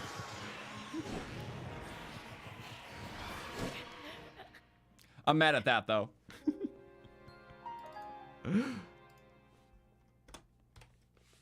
Remember, the 17 was for 2 things. It's the amount of hits before that Knight's broadsword breaks off. In the Gibdo fight, it was the exact amount of hits too to get the Gibdo down. So it's a 2-pronged. Yeah, so eventually we'll get to a point in that fight where we'll have to use that. And it's good too, so. There we go, we get 3 right off the bat. It was early, but it counted. I'll take it. 3, 4, 5, 6. No, let him bunch up. Or that. Do it yourself. No, the spin attack I'm not good at dodging. But that's a 2-in-1 at least. Oh, plus a lot of extras. A lot more. We can really make this go fast. That's kind of crazy. Wow. That's a 4-in-1? Just about.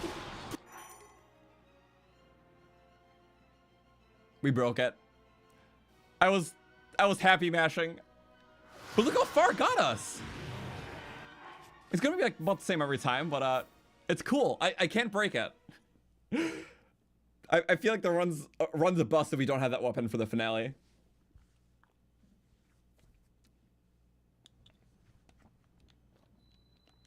So, yeah. It's going good. definitely we can tell it's not as bad as Gibdo's gonna be, or Gibdo was. Yep, get a double hit there. I should have to perfect my timing. Because we can make little mistakes here. Against Ganondorf, we really can't. So we'll do Flurry again. It was one too many hits the last time. Come on, clump up the right way. They're like in a line. Ah, 2 for 1's fine. Makes the damage cook faster. If we can get 2 for 1's, that's okay. Barely 2 for 1. There we go. That might be 3. They're slowly walking into it. Yeah, depends on the hit. Spin attacks I don't like. Oh, he's about to spin attack, but we can kill him before.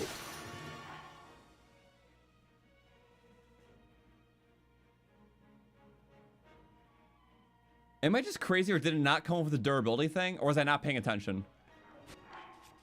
I don't think I was paying attention. Did it just come up immediately, or? Really quick, really quick.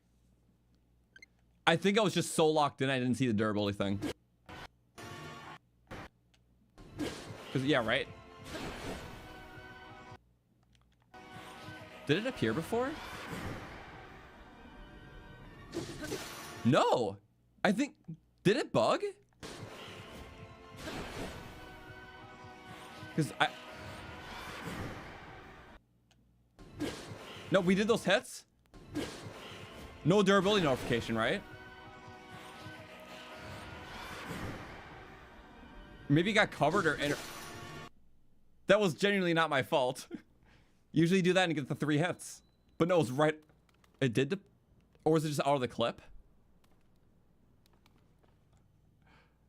Because even I didn't notice that. And the clip doesn't show it.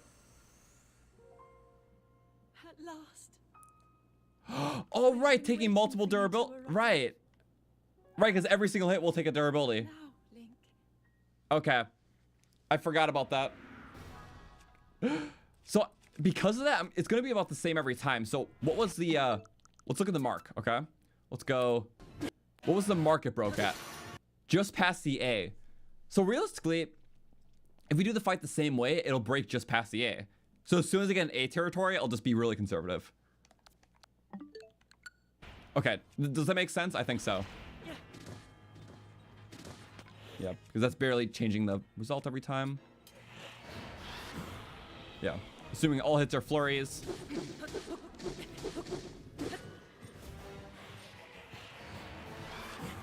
Okay. So just get to the A faster. We should have less time. I'm not doing the spin attack. There we go. Almost 1 or 2 can make it past the A. Yep, that.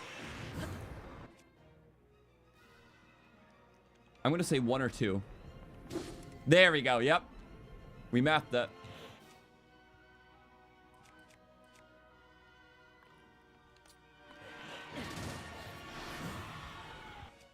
I still want to commit with something afterwards, so 3, 4, 5, 6, 7. Damn it, we can just drop. Drops are fine. Good. I'm gonna pick up that boomerang.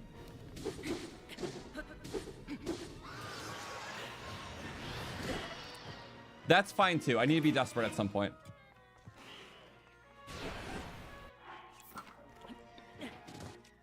Just to milk up the damage. Woohoo! Wish I could do like a multi-hit in there. No, it's not gonna do anymore. I just need that boomerang back.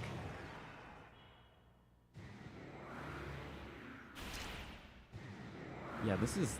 It's tricky. Now we gotta use a little bow durability because it's just gonna be hard without it. And these guys won't use their own bows unless we're too far. So I think we're fine. So... yeah, do stuff like that. Oh. This is the harder part.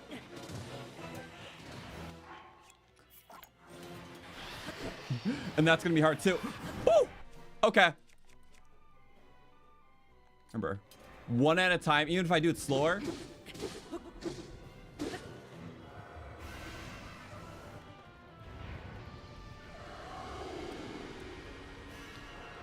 I don't know if it has to be a headshot or what.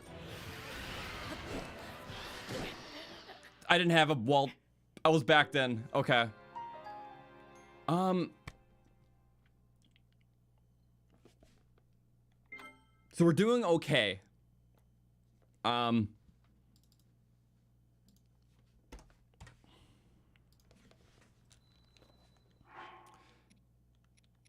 should really put an attachment on this thing. Because durability wise, if you notice what's happening, do you think we'll be a little short just with the weapons we're trying to use? I'm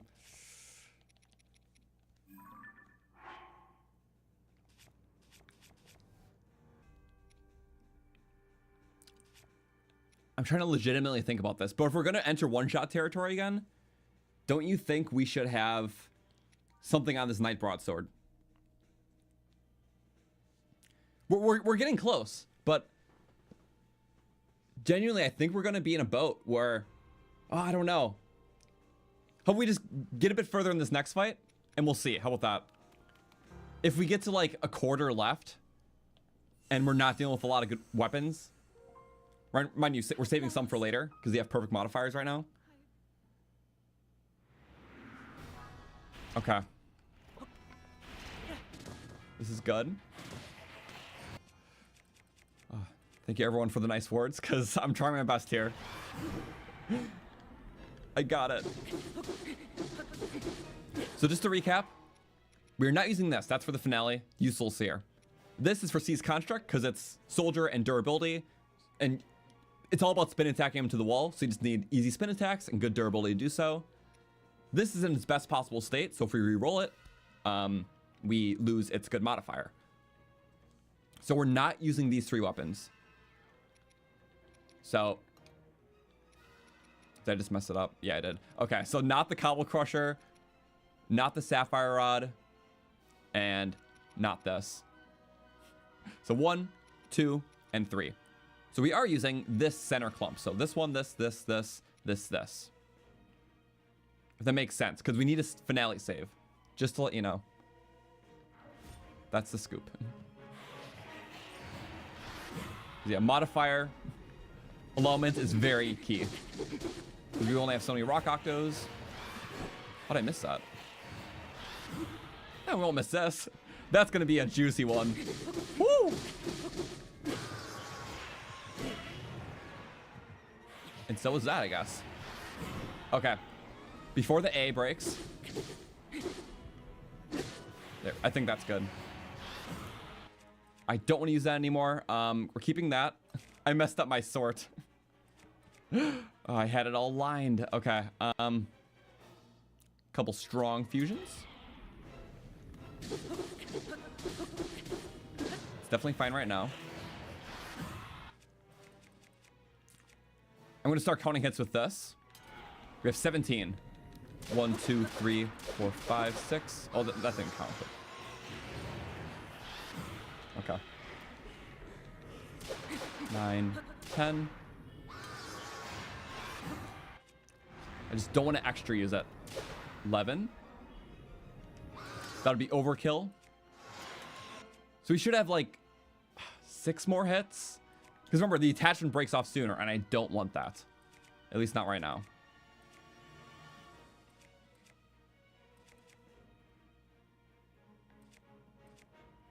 Objectively, one more hit should break this. Right, it's not double damage without the flurry. Oh no. Okay. Math.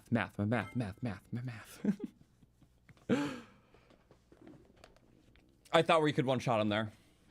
Don't do that again. That was icky. Okay, so again, skip.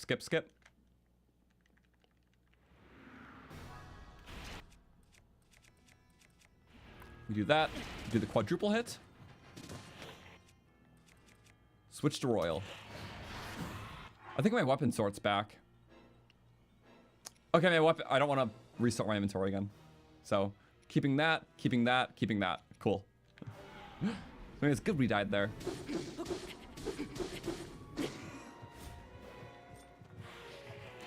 Bunch them up. That's good. No one else is priming to attack. You are, though. Good. Maybe a third one in there. We can go past the A. By barely not. So. Yep, there we are. So I can't use that one anymore. I do want to get a hit. Let's use up some of that. That's fine. Maybe the critical can do something good. Or it's like a vertical critical. We got to run first. Okay, that final hit's not good in that boat. Sorry about that. Ooh. Boomerangs are better at throwing. You get more damage. Let's do this strat. 1, 2, 3, 4, 5, 6. 7, 8, 9, 10, 11. What do we got? 12, 13, 14. I got 3 more hits from this weapon. This is the only one we have to count shots for. Because the durability is not shown for the attached weapon. And I don't want it to break.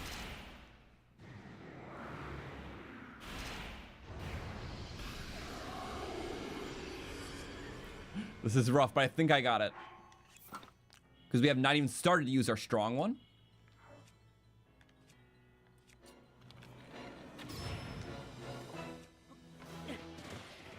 Max damage there.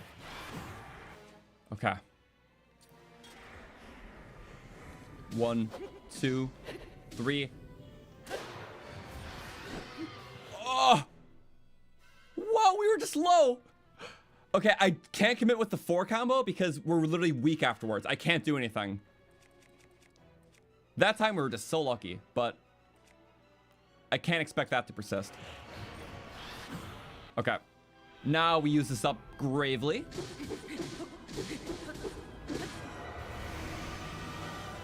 Tail whip. Is this the run phase? I don't remember. I genuinely don't remember what happens here. No, okay. I thought they all slam me.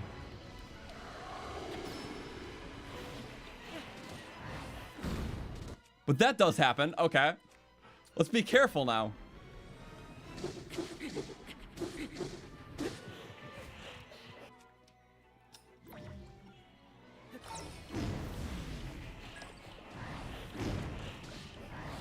Just keep going with the boomerangs.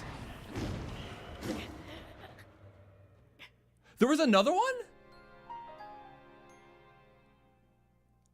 Did we walk into the still? I don't know if we got hit or maybe the one that's spawning in the gloom. I don't know. Someone was kind of doing their own thing there. It's good. It's really good though. There was literally a jump scare. So just don't back into that area. But this is scary. As long as we can get those boomerangs, we're be able to attack so much. So just spreading out our damage. Okay, I upped the death counter, I think. There we go. Ideally, if we could sit in Knight's Broadswords for the end, because we won't get hit until then, I would love to do that. Remember, the first like third of the fight, we can do this thing. I don't mind doing this action, because it's kind of harder doing the final phase. Royals while we have it? Or I can't really math out the durability like I could then. I just use the royal right away. Okay. We can get a little more past the A then, because we use some other hits.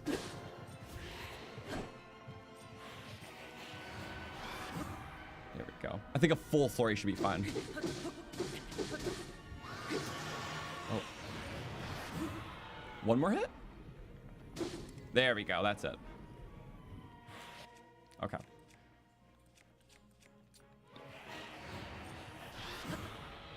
So basically, I want to be in a boat where I can just do that. I think it's going to be harder to do more of those than the final phase, so...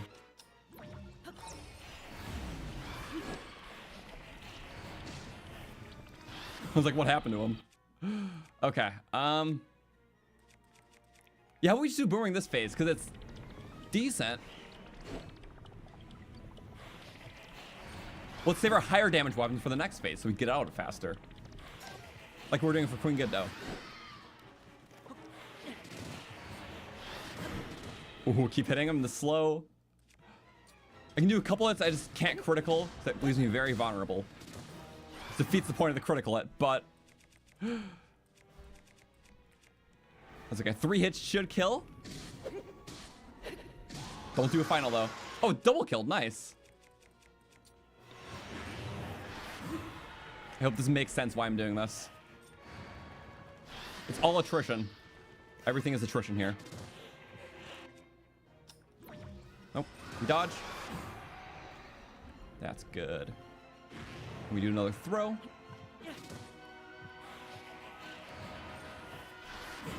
Just nod to the wall. Boom. Okay. Now we pick up that weapon. It's just gonna get harder, but we have our higher damage weapon and we have the night stuff for when we get hit. So we gotta make it work. It's super nerve-wracking though.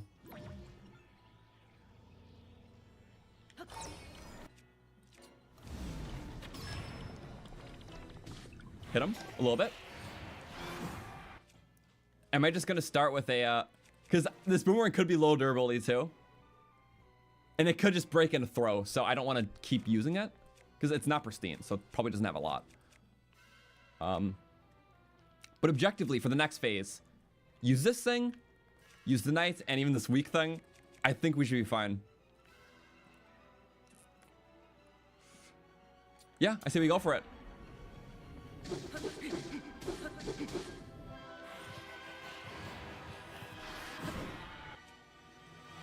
If you don't mind, I need a durability check this thing. Because I might need to count hits, because I might overdo it. Because you're hitting so many things. So, Night Scimitar, or, not, that's not, Night Scimitar, Gerudo Scimitar, Weapons, Gerudo, Gerudo Scimitar, it is a pristine one. So it has, ignore the attack power, how much durability? 14, plus the attachment will make it 19 only. So it's only 19 hits, just high damage. So 7, 14 plus some extra. Yeah, it's not a lot.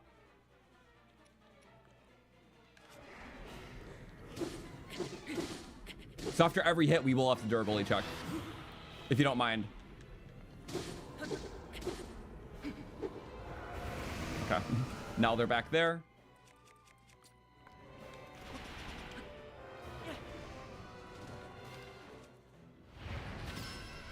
Wrong one.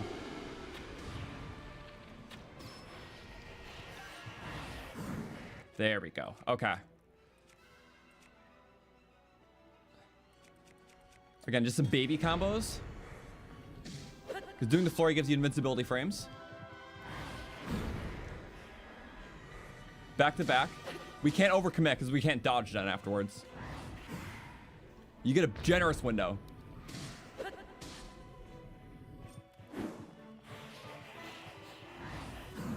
Okay, if someone's about to spawn gloom, we do it. Okay, no more of that. This we have to repair and lose our thing. If I hit like more than 3 at once, I could break it in a single swing without knowing. So we'll do 1 hit. Still fine. It must have more durability than I thought.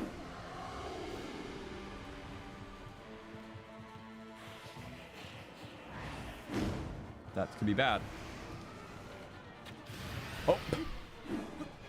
Did we get him? We missed. Whoa. That's the bad area. You don't want to be in that area ever. That's... Did I get bow shot at? I think I might have. There's extra... There's definitely extra durability I didn't account for.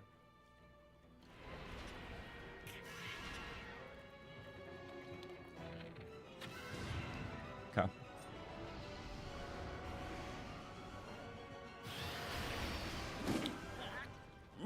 No! I side hopped, I think. I think I side hopped there. Oh, my... Okay. We're doing so good. We have enough durability to do it. Also, there must be more durability than I thought on the Gerudo. I thought it's only +5 fusion durability.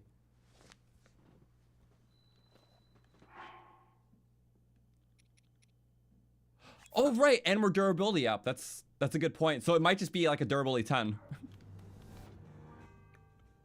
Okay. We're doing good. That was our closest by a long whatever.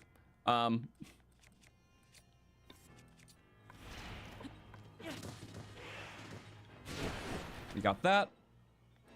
Now we go with Royal Strats. Only flurries. Get a bunch of them. We're good enough. Really, like 2 or 3 could do it. I don't think I can flurry that anyways. Yep. Before the A passes.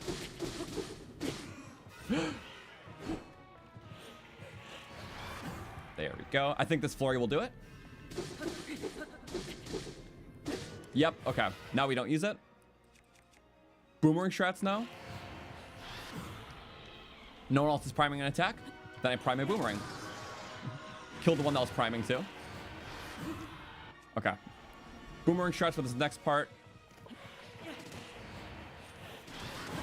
There we go. Back up. Get the... Oh, you died. Okay, I was like, why are you teleporting? You can't really outrun these guys. You have to be good at dodging and flurrying. Which is why there's so many in the world before this. Okay, that's fine.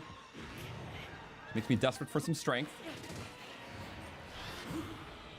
I didn't want that to happen, but... I don't get to choose my advantages. Not always.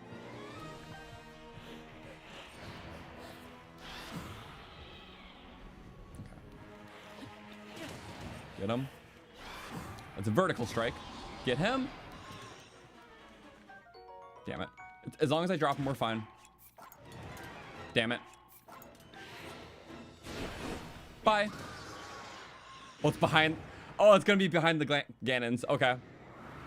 Good grouping. I'm gonna rely primarily on my other stuff now. I think between Gerudo and Desperate Strength, this is fine. So we're categorizing the fight. First Royal, then Boomerang. So I just gotta pick up my Boomerang by the end of the fight. Don't do that. I wish I was able to get one more hit in. We're not always fortunate, though. Okay. Extra reach.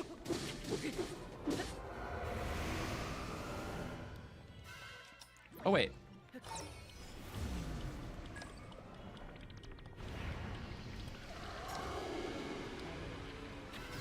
There we go. Let's just see how many hits we can get out. Okay, now it's badly damaged. Okay. But this is much better damage. I think between these two weapons, we got it.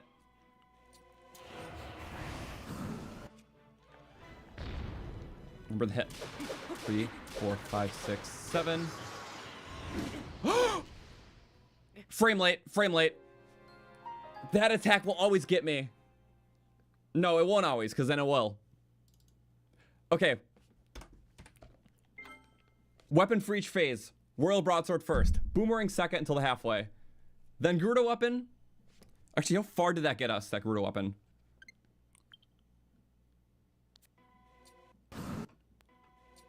Okay, it got us to, like, just to the A, basically.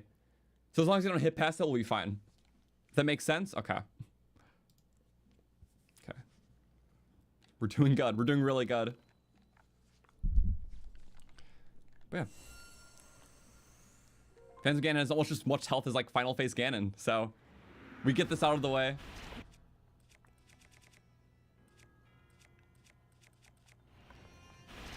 We do 1, 2, 3, 4. Mathed out. We get this sword almost past the A. I always use the letters for counters. I was doing that even in Breath of the Wild. Like minute durability circumstances. And ideally, if we don't get hit in the first phase, it'll make me a lot happier. So.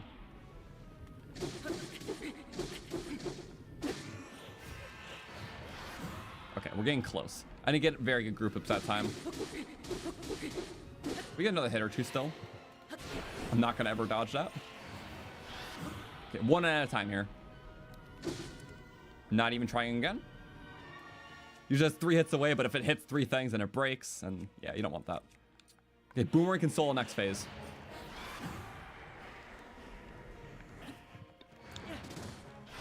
The hardest because you're not using your counters.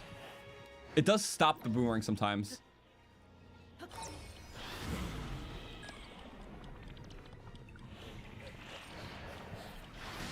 Oh, sometimes he gets some extra hits.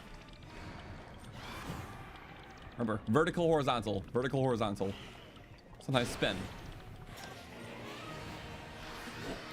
It's those quick attacks with the 2 handeds I gotta be careful of. And when those guys sneak up on you. I saw that. No one's priming? You are, though. Okay. Yeah, it does that stupid corny fake outs. Okay. It's gonna run away from me. Nope, I need you right now. Damn it. I made it harder for myself. Oh, why is it doing that? Double? Or it's all directional. That's not fair. Those 4 in a row. Okay. I think also just being close doesn't help. That's good. That was really good. And why'd that miss everything? Oh, we got a big one. Lined up. Right there. Good. One Boomerang can get 2 of them. If done well. Okay. Don't want the Boomerang to hit the wall now. Get him in a line. Or this type of line. That's fine. Boomerang. Oh, I thought that was going to work faster. But it worked, so that's all that matters. This'll work. Good. Okay. Now, similar strategy, we get to like the A or whatever we talked about. Okay. These next weapons get it down faster, but also...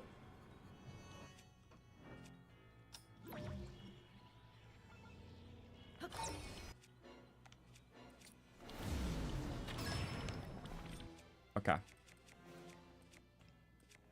We just take what we gotta. How did that not work? Don't fully know? Oh, no. Not yet. Okay. Get him down fast.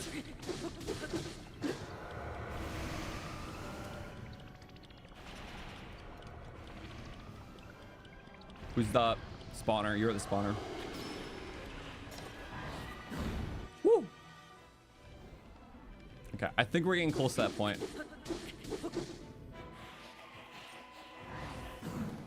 Good. One at a time here. No! It's so quick, I don't notice it, ever. Okay, but always in the habit. Just always backflip after those. Always backflip. Always backflip. I'm sorry, it's so quick, I never notice it too. Because all these guys have so clear timing, but then two-handed, bam. Like a two-handed Lozalfos. Okay, again. We do this again. Faster speed is what's needed.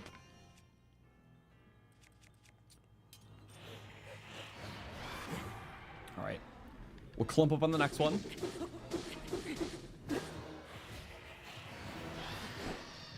I messed up some durability. Okay. That's fine. Ooh. That's what I want. Big numbers. Even bigger? Okay. No one's priming, so it's safe to go. At least hop over it. One at a time here. That's all. Okay. It's all math. Now we boomerang to the middle. That could have been actually bad.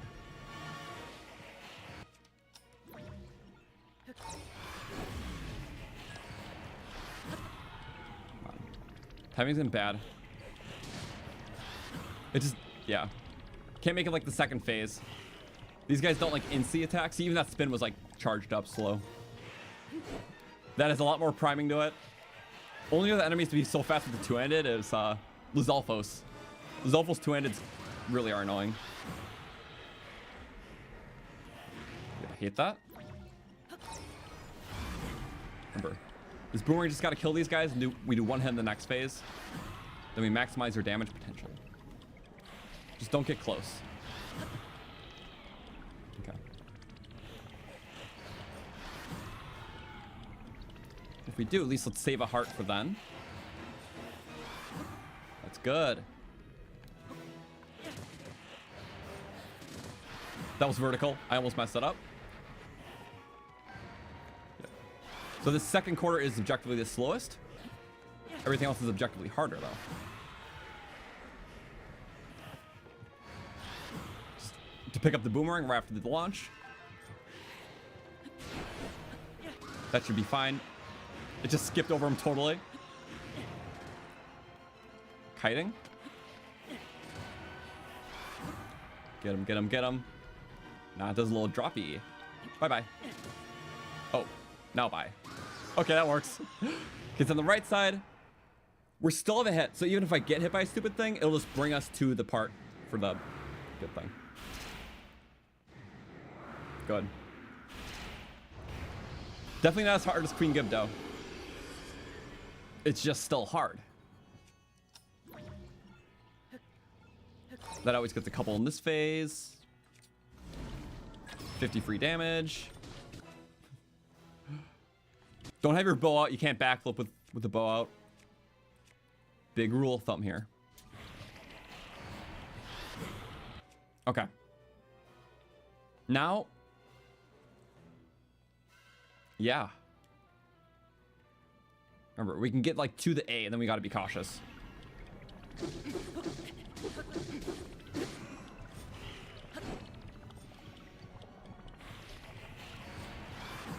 Okay. I think one combo and then be cautious. Yep. Sadly by a lot, but hit the Gloom guy first. Because no one spawns until that happens.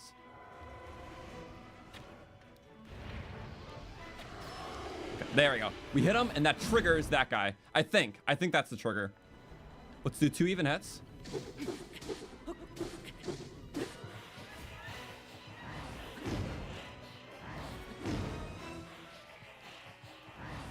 There we go. I can't move too much, otherwise you miss it. I don't want to do extra hits accidentally.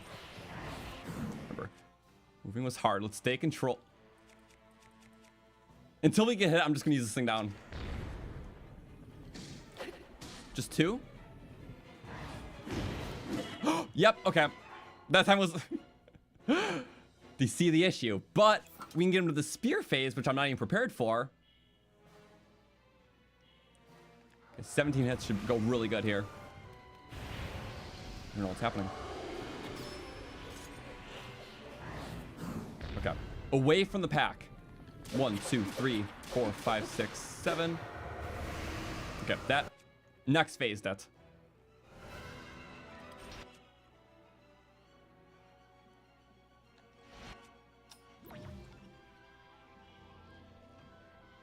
We could just eliminate the fray of it.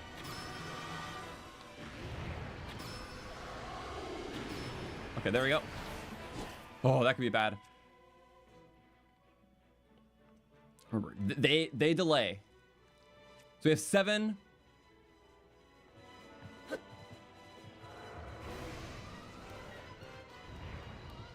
He also do a quick hit.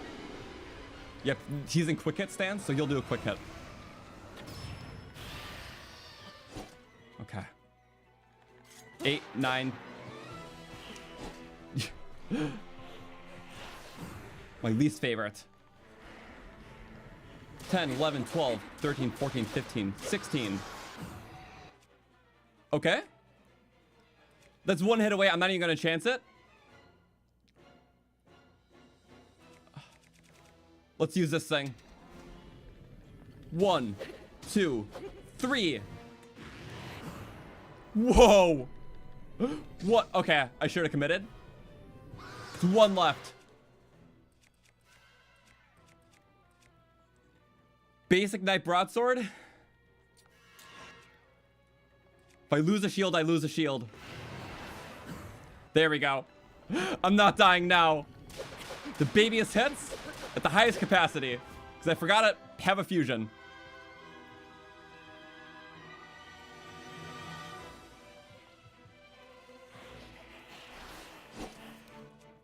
You don't get extra flurry damage or anything. Okay. Somehow I'm doing this just fine.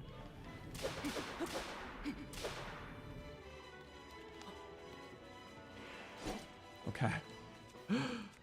I think I have one more hit in that, but I don't want to chance it. Because if I break that other weapon, it's a restart for the fight. Because I need it. We could do that for the flurries, though. Okay. Couple more for that. 1, 2. Don't do the final because we're weak then. Yep. We do the final one, he'll just spear us again.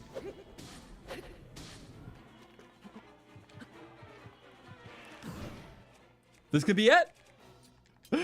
Weak Night Rush. Just go for it. Boom. Doesn't matter. Those extra hits don't take durability. In true Knight fashion. Phantom Ganon's defeated. No more worry. Now that just leaves the real Ganon. And we don't have to do these back to back. Because that just destroyed all of our stuff almost. But we just used the stuff that we wanted to. So, the best possible outcome happened. Oh my god. Can we do all that silly stuff? No, that's crazy. We'll watch this, I don't mind. Okay, not nearly as hard as Queen Gibdo. I thought we would have to like go back too. I was like, do I need a fusion for that? No. We mathed it. It's fine. We'll just make sure we get our boomerang. We didn't miss out on our boomerang, right? Because we did throw... I hope the arena just doesn't clear. Wait, what was that?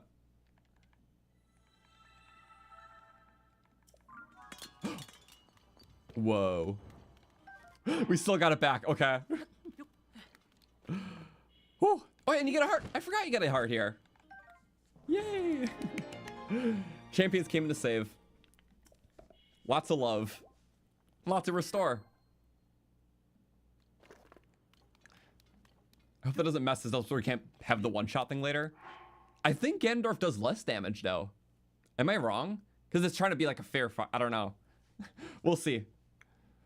Okay, but we just used what we wanted to. We used these 4 weapons in the bottom. Obviously this. And that's nearing breaking. So we definitely need to reroll the modifier. But we kept the 3 weapons we wanted to for the finale. And I am very grateful for that. Okay. Well, with that said, it's only finale prep now. Since the, yeah, wait a second. The Blood Moon didn't happen yet. Might as well take advantage and get the last few rock restores / rerolls before the Blood Moon does, which is going to be soon because it's been about 4 hours or 6 hours of streaming since the last. Let's restore this, then do our amiibos. This is kind of a clump at the end. Also, if I get the attack of 10 on the Boulder Breaker, it's better at 1 damage.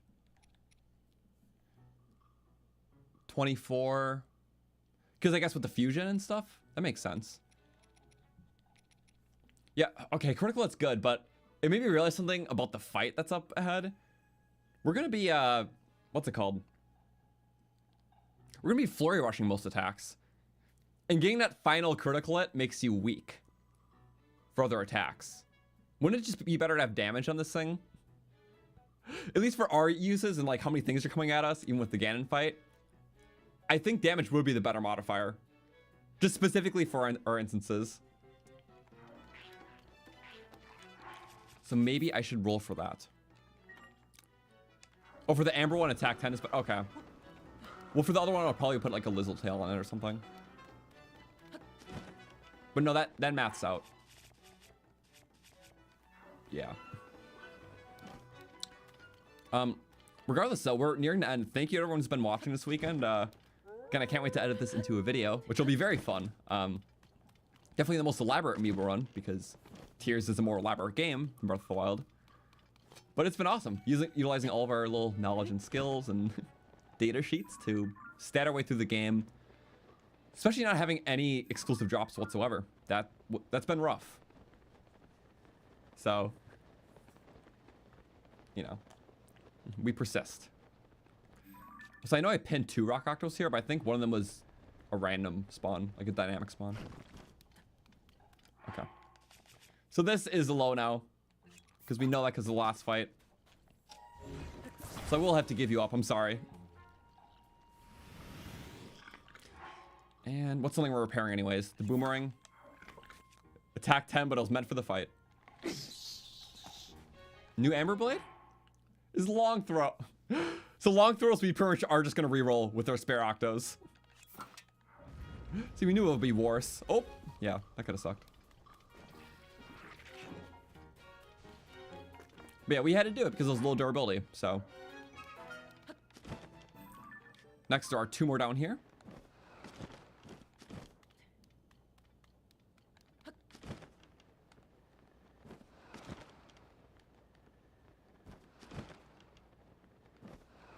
Yes, they are. Okay, so what are we gonna repair? This random little one. We should really start focusing on the power weapons we could get. Hello, friends. Okay, please. Whatever. We'll sleep.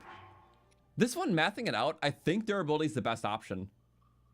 Because it almost doubles its durability. Where even with an attack 10, it won't double its damage. So I think a durability would be the best option for this. I'm just using math. Don't have it stuck up the same one. It's funny we say that, but you know what? I'll take attack 10. I think the damage versus durability ratio will be a little bit better with durability. But this kills faster, so that's fine. I can't say no to attack 10. Because yeah, we're gonna have to get rid of our current attack 10. This thing needs attack 10 above all else, so. But okay. So this will have a fixed durability then. It'll have, will it be 17? I think so. Yeah, that's what we talked about. Yeah, wait. 19, sorry. So let's pull up that. So it has 14 base durability. It has 5 fusion durability because Gerudo weapons only give +5 instead of 25. So it'll last for 19 instead of, the other one was probably up to 29. So you know what? Technically it is better to get durability up, I think. But this will still kill faster, so it's fine. I'll see, let's put that shirt back on. Regardless, yeah, durability is technically better, but if it's good enough, I'll keep it. Because we don't have unlimited rerolls here. We'll only reroll like long throw. Which I hope this isn't, because this upcoming weapon was like all long throw. Its entire life. Entire yellow life, you were slop. And now you are... Okay, attack 6. That's not bad. If we have extras, we'll reroll this for a higher attack. But it's still objectively pretty good. Do 44 damage flurries. Its durability stat is something cool. I think it should be the highest of all of them. Royal Broads... Wait. Royal... I'm spelling it wrong. Yeah. Royal Broadsword. Where was it? Durability is 20. With the fusion, it's 25. So...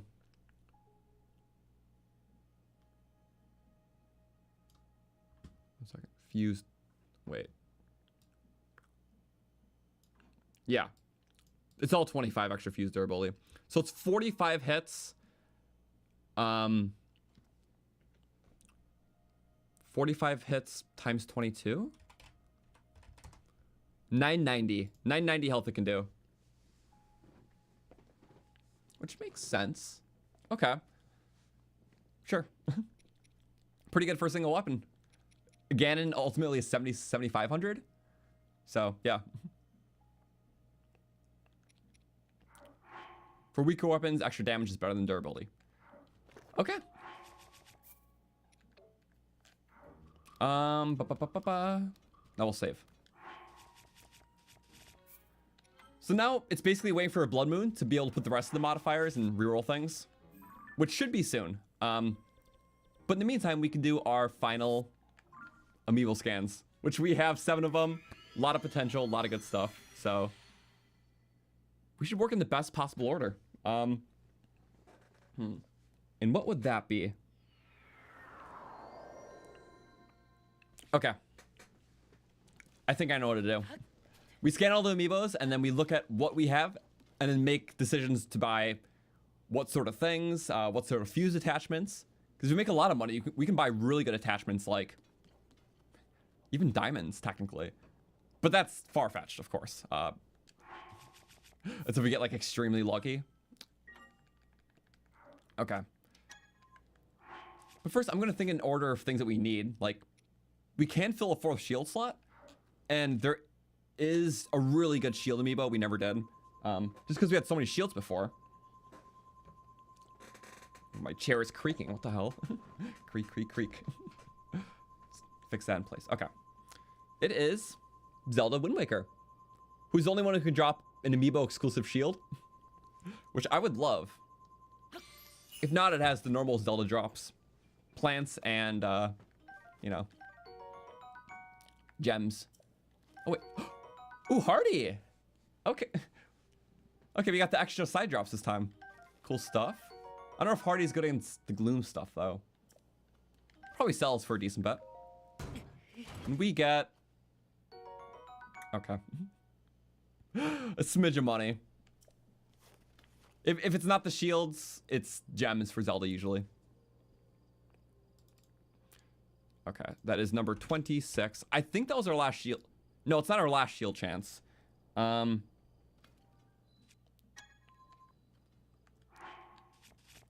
gonna save after every single one.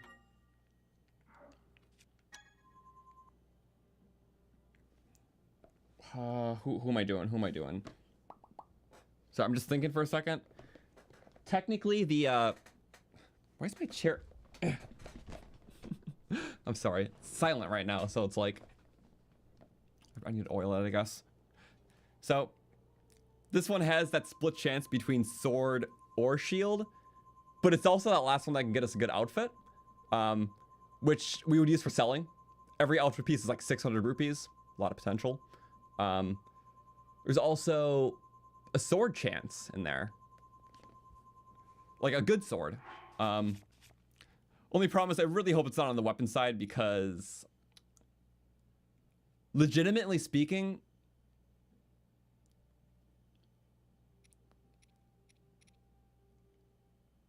oh wait, maybe I shouldn't scan stuff that has weapon chances, because if I were to replace a weapon here, it would be it would be one of the boomerangs, I would think.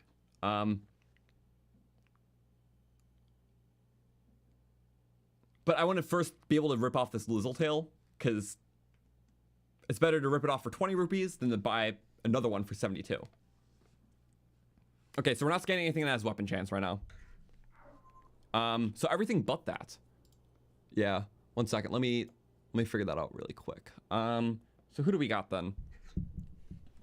That leaves Sidon off the table, who we didn't use yet. Oh. That leaves, okay. I think there's 2 we can do. Just let me confirm. I have drop table stuff in the description. I just can't pull that up on screen at the moment. Zelda Breath of the Wild, I don't think drops any weapons. One second. I'm sorry. Again, the drop table info's in the description. I can't pull it up because the site has ads that docks my location. It's such a stupid reason, but yeah, I need to switch back to the past site I was using. Okay, I found another one. For no weapon chance, I guess similar to, well, the last Zelda amiibo, this Zelda also drops shields. Not the exclusive one, but we still have a slot for shields, so we can hold it. So we might as well scan it. Ooh, swift carrots. We want to run fast. Could have been nice in the Queen Gibdo fight. Counter the sand. Oh, no. We don't want fabrics. I thought we were done with that.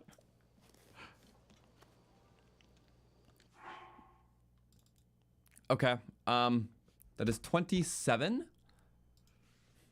I mean, objectively, it's like you're going to get around 3 fabrics if you do all amiibos at least once. So the fact that we're only at 3 at this much is on the lower side of the odds. I feel like we would have gotten more. But there are a lot of things I didn't expect in this run. Well, with the trend of Zeldas, technically not for shield chance, but we have one really more good shot at a potential bow. And not just a potential bow, but literally one of the coolest amiibo drops you can get. And I'm really hoping for it on top of all your other Zelda E drops. So we'll just see. Just 3 back-to-back Zeldas. Endure is great. I don't know if we need it, but it's just a great drop. Oh!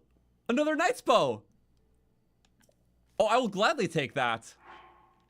It's just only a hair under the Dusk Bow we would have gotten, which is 30. Okay, we want to make sure we're taking full advantage of the durability, though, of these bows. So, we want to do a little bit of math. It's the first time I said it, I'm sure. So really quick, what is the durability of said bows? So, durability of knights. Oh, I have to go to the bows category. I keep all my resources down below. It's 26 power. It has 48 durability. Okay, so that means 48 arrows, right? So 48 times 26. We'll just look at damage potential. 48 times 26 is 1,248 damage. These bows are crucial. It does more than like most other weapons. Because unlike weapons that rely on the fuse system to get damage, which we don't have good resources for in this run, the bows can just naturally be good. So, it's 1248 base, but with all headshots, you get 2496. It's amazing. I know there's not always headshot opportunities in the fights, but these 2 bows alone can single-handedly like just about take on Ganondorf's whole final phase with like the extended health bar.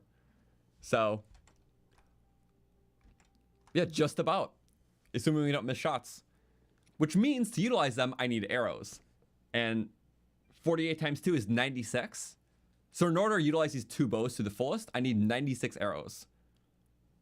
Which reminder that 5 arrows is 20 rupees. You can find some merchants who sell 10 arrows for 35. But that's going to be hard to like farm. It'll get a little advantage. Okay, and plus we can get modifier. If we get attack up, we get even more. So, see, this is why we've been saving rupees. We're even just buying another cold potion for 48 rupees would be 10 less hits, and that's a lot of damage. So, it is a lot of rupees. So we're just going to get as much as possible in 98. I'm honestly not going to use the swallow bows, because we just want to have enough. So more bows and arrows, which just happens sometimes. And it's only happening because we got 2 of the best bow drops. We got very lucky with bows this run. That's where all the luck went. Okay. Might have seemed minor, but that was big. Okay, now we'll go 28. So 4 more. I'm sorry. But before we make our next stop, I have one more to do, and it's kind of a slop one. It usually is just... It was good in Breath of the Wild, but in this game you get like nothing from it. It's well, I'm sorry, my friend. It is this guy, the Guardian, which is cool. You can get ancient weapons in Breath of the Wild and ancient parts, but since it's all removed, well, so too was the cool stuff. Or there's boxes. But it's like an 80% chance that's slop. There's a chance of getting something okay, and that's about it. Oh, a little bit of food. Okay. Well, it's almost more likely that the stuff in here is going to be better. Even with that. A couple arrows is nice. That's probably going to be the best drop here. Yeah. They're kind of joke tables. It's literally so bad, I have nothing to do with that. Because, yeah, all the Guardian stuff is now decayed in a past age. There's only like a small chance of getting an Ancient Blade, which is kind of cool. One-time use, plus 50 damage, but...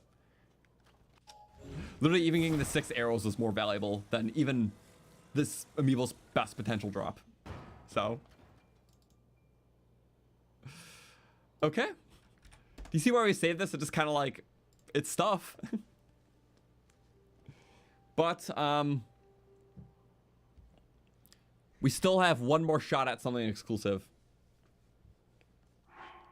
Yeah, food is nice. I'm going to sell the food, though. Because remember, you take gloom damage in the depths, so the food is useless. So I'm going to save. Boom. Also, could it become a non-rusty claymore with the Rock Octo? In Breath of the Wild, yes. But that functionality was removed for Tears of the Kingdom. So, it was, well, changed, rather, to the weapon durability. Which is much better, but, yeah. That was cool in Breath of the Wild. You can restore your rusty weapons. So, sadly, that's removed. Well, the thing is, to do the last 3 amiibo, we should go to a location that, well, prepares us fully. Because I do want to take this tail off, and if we do get a better weapon, like a Night Sword, I want to take the tail off and put it on that weapon. And then toss the boomerang out. Because it'll just objectively be better. Oop. All the last 3 amiibos drop weapons, so there's chances at that. So let us go to Terrytown. Yeah, the Rusties, bye-bye. Literally nothing exclusive beyond 3 fabrics. And we could get all fabrics still, too.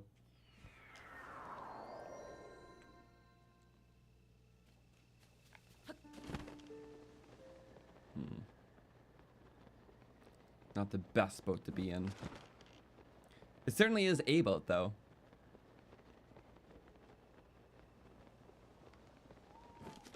Yeah. Okay. I'll save the best amiibo for the last. How about that? I feel like that feels fitting. We'll go in order of best to slop. Also, I messed up. Let's go. Yeah, let's go here. We'll still get things. Side drops can be nice. We're out of like gem droppers though, so all of our money is going to come from just the loose parts and cooking those up, and then potentially the one really good amiibo. Okay. So, doing all my final scans here, because if we get a better weapon than this boomerang, I'll break off the Lizzle part and put the Lizzle part on there. Mind you, it says attack 10, but I would have to re-roll this anyways, so we're not like losing that. But other than that, we have all the best weapons. If we get 2 really good weapons, I can maybe swap out like the Knight's broadsword, so... And even if not, I could still take off the Knight's broadsword on this weapon and put it on the Lizzle. Yeah, because I'm kind of just holding... I'm also holding these weapons, but... yeah, the durability in this thing sucks tremendously. It's worse than a Knight's weapon, so... these are like in the weapon purgatory. I mean, I know that's a pristine Zora Spear, but I don't have a means of getting wet to take advantage. So... I'm not feeling the Zora weapons, so we're just dropping them for other things, basically. Which, in this case, we didn't even scan one of the regionals. It was Sidon. Because Sidon's going to get us Fishy. Which Fishy could be good. But literally, I don't even think we're going to take its weapon. Oh, cold resistance. That would have been cool. Let's take... I forgot about that part. Legitimately, this is better than a weapon we would have just not used. This time I'll take the fabric. Also, I've never seen that before. That's a cool fabric. We're still getting them in our current 100% run, which we do every Wednesday. We scanned them each a bunch, but I only got rejues, which is cool. I didn't put it on yet though, because we'll do that in the desert. So that's awesome. I would love to see it in full, but I've never seen the other stage fabrics. Cool. Well, objectively, that was the best shop we could, because I didn't want the weapon. Let's go in order. Next, from the Wild Era, we have the Link Rider amiibo, which he has a soldier broadsword, which means the drop tables mirror that. Just a matter of pristine or rusty. And the rest are just kind of for the side drops. Some little loose stuff. Still getting new stuff, which is kind of funny. All right. And legitimately, I didn't need a soldier weapon, so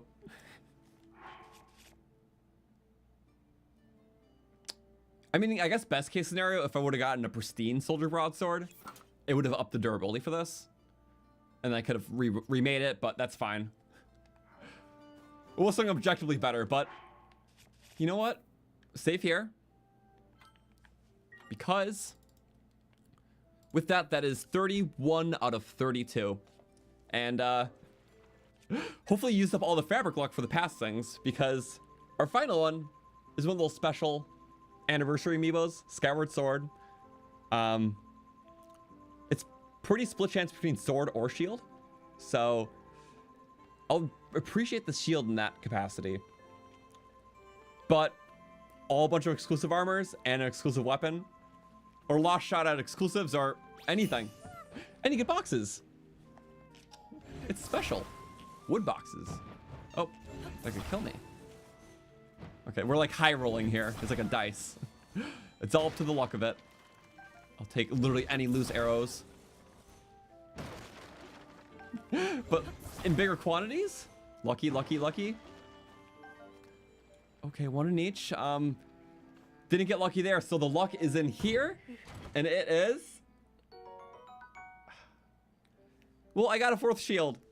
Better than a weapon I couldn't use. So... Because yeah, I'll need this in the fight. They'll probably all be one-shots, but... You gotta do with what you gotta do. Oh, man. Okay. First time Amiibo run, not a single exclusive, minus fabrics. Even if I got fabrics, I really wish I got a glowy one. Because at least the glowy ones are nice for the depths parts. But I don't think any of these glow, sadly. Right, we got 5 fabrics, right, yeah. Because I'm wearing one. Yeah, so the fabric odds evened out by the end. Which is not what I wanted to happen. I wanted... Okay.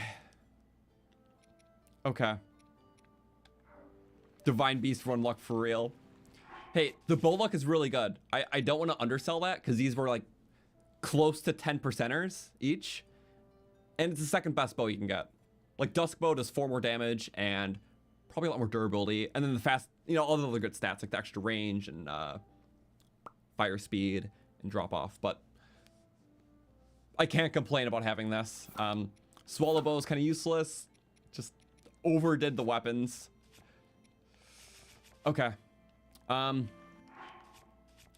So now we tactfully sell everything we don't need for rupees to buy arrows to make use of our win condition, which are the Knight's Bows. This will objectively do so much durability, or damage durability. And we have, drumroll, 2 rupees. This is fun. Okay. So legitimately what I need to do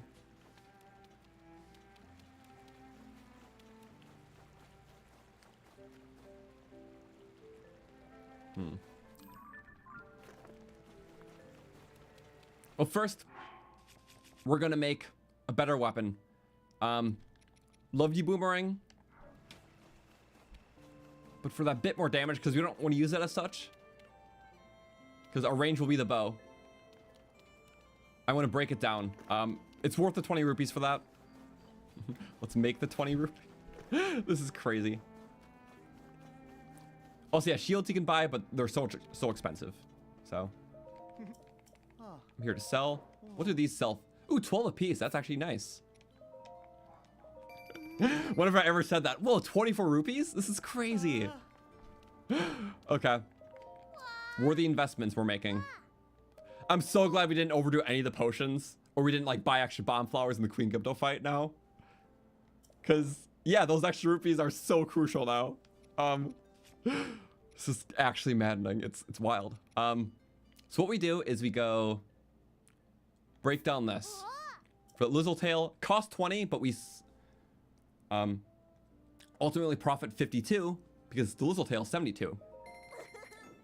Whenever I've ever broken off a green Lizzletail. But it matters. Only in challenge runs. Oh right, and we need to break off the Knight's Broadsword. That's fine. We just have to do it. I'm so sorry, Boomerang. We're using you as a rod. And if there's durability left afterwards, we can use it as a weapon. I don't know. I forgot. It's 40 to do all that. But I need to break this regardless, because I don't want to have that.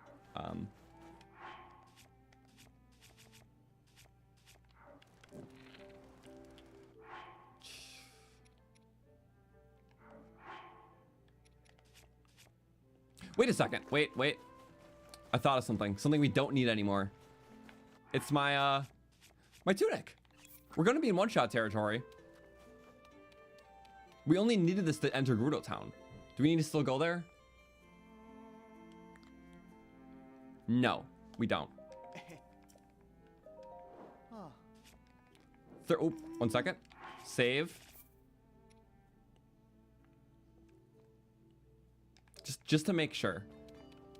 Can't really undo things otherwise. Okay. We're getting close, guys. This is awesome. Thank you for being here. It's just a lot of little steps. Like, legitimately have to beat the odds. Okay, how much should we pay for that? Like 120? So 35. It still costs, you know, around 100-ish, but we needed it for the run. Thank you. You were kind. No amiibo aesthetic. No armor aesthetic for the amiibo run. That's crazy. Maybe all the good luck before evened out to this playthrough. Because I think luck is always transactional. Like, if you use up all your luck at one point, you get less luck later. If you get less luck at one point, you get more luck later. Because luck always works out percentages. Like, if you break it down to its base essential. So, high luck in one area means low at another time. To some proportional degree. The weight of the universe tips the scales always. Oh, I'm so sorry, Boomerang. But Knight is a lot more effective. We do that. Because yeah, we have a bunch of Knight stuff, so we might as well lean into it. We're going to be a one-shot at some point in these fights. And even if we intentionally get there, I think it'll be fine because the gloom attacks, like, you can still be at 1 heart. Yeah, even if you're at 1 heart and the enemy does gloom damage and just chews off the hearts you're not using, you can still get hit technically and still be 1 heart because it's doing gloom damage, but your actual heart's still at 1. So there is kind of a strategy like that where you purposely, health bagging, I don't know what you'll call it. Yeah. The gist of it, Ganondorf does gloom damage, so if you just get yourself to 1 heart, the rest of them can even be empty, or they have to be empty. The few times Ganondorf hits you, he's just doing gloom damage. So you can still survive a few hits and have the night buff the whole way. If that makes sense? We'll show it in examples. Remember, depths enemies do gloom damage, not heart damage. So you can still be at 1 heart, depths enemy hits you, and still be fine because it's just taking out the gloom hearts. So, hard without the visual, but I think we got the idea. Knight Broadsword, I'll have to repair it anyways. Knight Broadsword. No pristines, but Yep, you could tell it was low durability because I think I only had 2 left in this, and I was counting hits. So you snap it off, it retains that durability. Of course, you'll repair it, but thank you, Boomerang. It did swell in the Phantom fight. A warrior's burial. We just have too many. So long, my friend. In my Breath of the Wild only years, and only knowing that would have really pained me to see for an Amiibo run. Only in Tears Amiibo runs. Breath of the Wild's totally different. Every weapon is a privilege. Because so many of the other drop tables are filled with like arrows and elemental arrows. There's just so many weapon drops in this run. More than slots. So I literally have all this. Have all these guys. I'll keep them. That's my surfing shield though, so. Would it be better to snap this off so I can use it for my surfing? Technically, yeah. I might do that. Zora weapons are just not helpful. Especially spears, because they have objectively less damage and durability. Look at the night sky. It's not a blood moon yet. Uh-oh. Blood moons happen every 2.5 hours of gameplay. It's got to be really close. It's got to be really, really close. In the meantime, we can just find rock octos that we haven't gotten yet. But also, we can also just figure out selling and cooking because we have attack food. 50% more damage. We could try to make the best attack dishes for the most amount of time, all level 3 effect, with just what we have. Because that is more worth the selling. Probably get 100 rupees, but the damage output, 50% more damage, is just too crucial. So, shall we get cooking? I think so. All right. I guess I could have these counters up. Just for now. Also, I keep warping to the wrong thing. Because I'm a klutz. Or is there a fire around here? I guess I wouldn't know the need for there to be. There's not. I'm sorry. We go here. Bada bing. Oh, wait. Try to wait to cook the attack until the blood moon. You're right. Because we'll have to do a blood moon, so we might as well take advantage of criticals. Time criticals? That could be nice.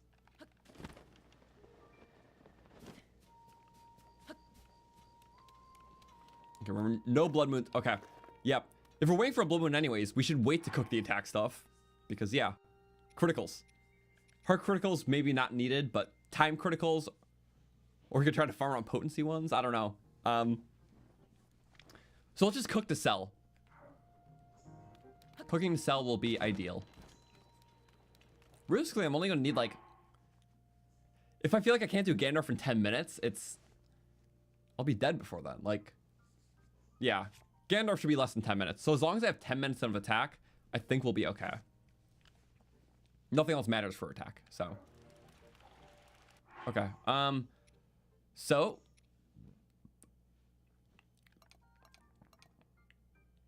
I'm gonna make some executive calls. Hardy won't be necessary. Because everything does gloom damage, right? But I feel bad about getting rid of it. Cell is gonna be so bad.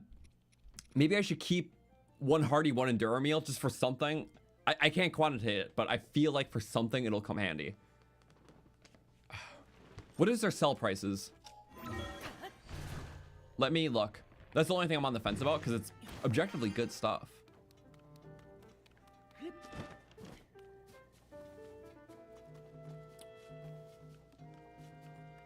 Llewellyn's in a bad spot. I'm so sorry. But I don't care this playthrough. I'll help you another time. I like how you get like little spokes after your first... Or I'm not sure when this one unlocks. I know Hestu's here and the passage opens up after one Divine Beast. I think this is after multiple because it wasn't here the first time. Okay. Ooh, these are 20 rupee sellers. If you cook it up with something, it's 1.8. It's like 36 rupees when cooked together with things. Oh, that's good money. Considering, yeah, 3, 4, 3, 3.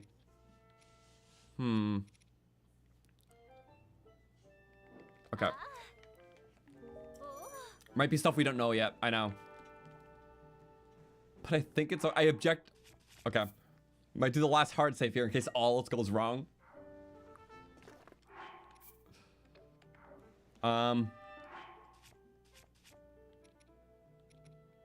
Let's get selling. I'm going to make some decisions. So what we're going to do is we're going to... Bink. Bap. Boop. 21 rupees. I don't think I... Okay.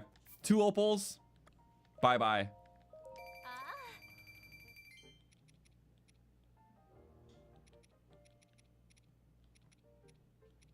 The flint? A fire starter? I don't think so. Bye-bye.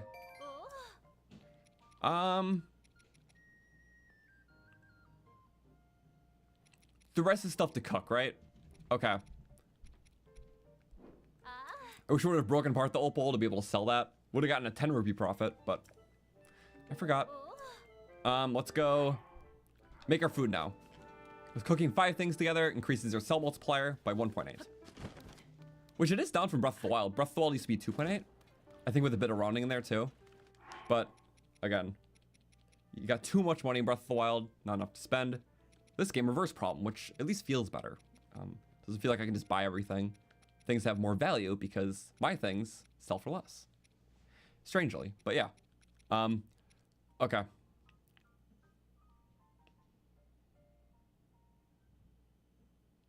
Stamina could be good if we're in the air.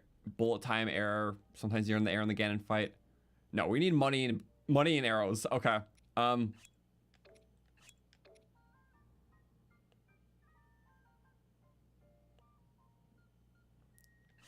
1, 2, 3, 4, 5. There we go. Just gonna do all this crap. Stealth we don't need for sure. Defense. Executive decision here. I love money. I need money. Okay. Doesn't matter if you clump stuff together and removes the effects. It's still worth the same sell price. 1, 2, 3, 4, 5. All right. Swift carrot can help for getting around, but that we need attack only. It's attack only. That's all we need. 1, 2, 3, 4. Cool. Awesome. Cool. Beak. That's mighty. Don't get rid of that. Stealth. Do whatever. Okay. Yeah, just 1 quarter heart because they didn't have crap. 2, 3. I'm not selling anything important, right? Yep. Oh wow, they glow up. Do we have 5 more?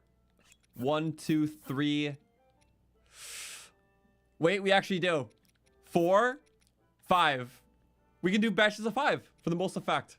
The rest are attack. Do we have all the attack foods in the game? I think so. Yeah, I think so. Bananas for fruits, razor shroom for mushroom, thistle for plant, and then soup sides for fish. We literally got them all from Amiibos. Which maybe was true for the others, but well, I just kept selling them. Also copious. Many fish. Whew, okay. With this in mind, I guess I can heal up, right? Out of bed. Just cause. We'll do that at the end. Because maybe if I warp till night, enough time's passed for the blood moon. So we'll see. Yeah, sold all the major food groups. Besides attack. That's my favorite food group. Real life equivalent would be Taco Bell. It attacks your stomach. Okay, now we have that. Oh wait, no. Ooh. You can tell which one had the good stuff in it. Still much better than a 5 meat thing.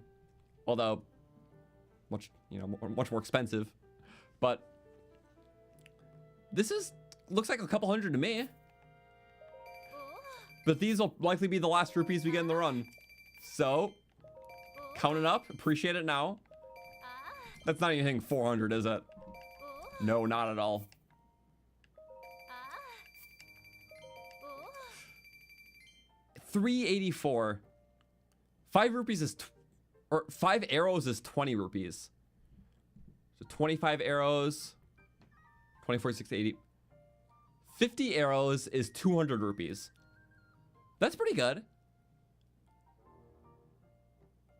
If we did, wait, Oh. let's think about it. Remember, as we said, if we're just using night bows, because I don't need to, there's just not enough utility. So 48 per bow, so 96 arrows.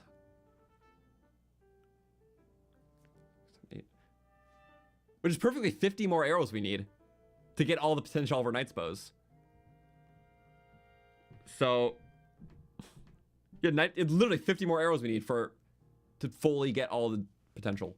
So 50 more arrows is 200 rupees. Okay.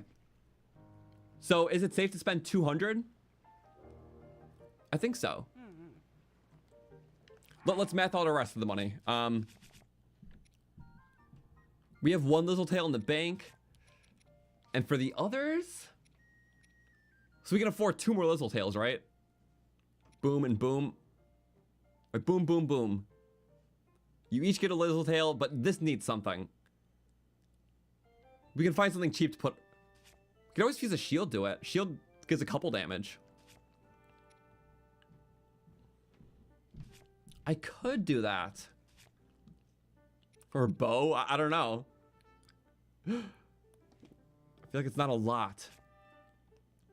But I feel like, yeah, we spent 200 on arrows to make sure we're able to use these two to its fullest. We spend 72 for that, 72 for that, which is like 144. Which leaves us 40 rupees, because I'm doing a lot of math. We can save the 40 rupees for whatever. We have a little tail in inventory for that. And this can get something. Something. Okay. Something good.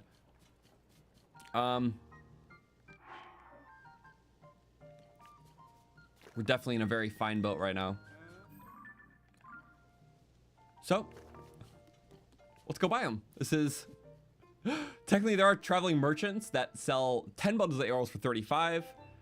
I just don't know where they are. Should we search that? It's going to take a long... I know technically you can, but they have low stock, and then even if you rest, they're going to be somewhere else.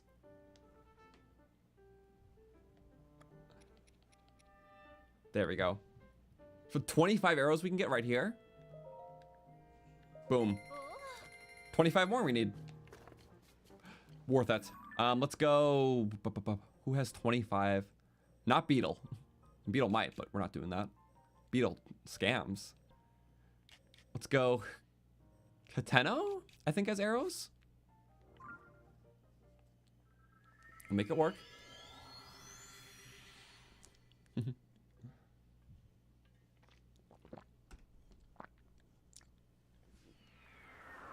And now we go. Here. I don't think they have 5. I'm pretty sure that's like one of the most arrow heavy shops. Because it's like the center town. It's gonna be like 3 one place, and then we have to get 2 from another. I think Kakariko still sells arrows, but we don't have the warp. Oh, you don't sell it? Oh, yeah, you do. Okay. I just had to look with my eyes. Yep, that's 3. Yep, 86. Now we just need 10 more arrows. It's nice that everything lined up in even numbers that way. Like we needed exactly 50 more arrows. Cost exactly 200 more rupees. Buying 2 Lizzletails on top of that leaves us with 40 rupees. Yeah, I mathed it. Okay. Terrytown might sell them. Kind of any of these towns do. So it's just arrows. Does the bazaar sell? I don't think the bazaar sells them. Okay. And then we have to buy the Lizzletails from here. Yeah, I don't know if I'm gonna be able to afford a fabric swap. Is that a good idea? I don't know. If we have leftover and I can't think of anything, I'll do a fabric swap. Because buying more arrows won't really help. We can use them with the swallow, but that's it. If I did a fabric swap, I already know which one I'm doing now.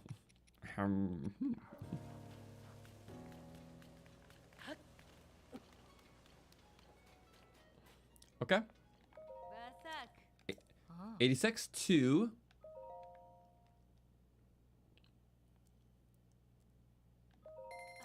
96. So there we go. They have 48 durability. So 48, 96 total durability, 96 shots. Every shot consumes durability regardless. So, well, we got it. And technically you can have more arrows to use this, but I think we're fine. It just is really weak damage. And big numbers are good because they end the fight quicker, less opportunities for you to die. And dying could be a problem. So, I don't want to. In the meantime, though, what other things could help? Not any of that. That's what I was selling. But we can afford exactly giving them away. You single-handedly kind of saved this run. I didn't know you existed before. I didn't know I would need to use them. Both things are true, and I'm so grateful. 40 rupees left. I haven't thought of what to do, but if we really don't need them, we could do, well, the fabric, because I like the fabric. Oh, man. So with the arrows in hand, Blizzletail's here. Let's go make our fuses. So boom, boom, boom. For a bit of versatility, I'm gonna make sure first this weapon. Oh, wait. I was so confident the way I said that. I'm like, wait. Wait.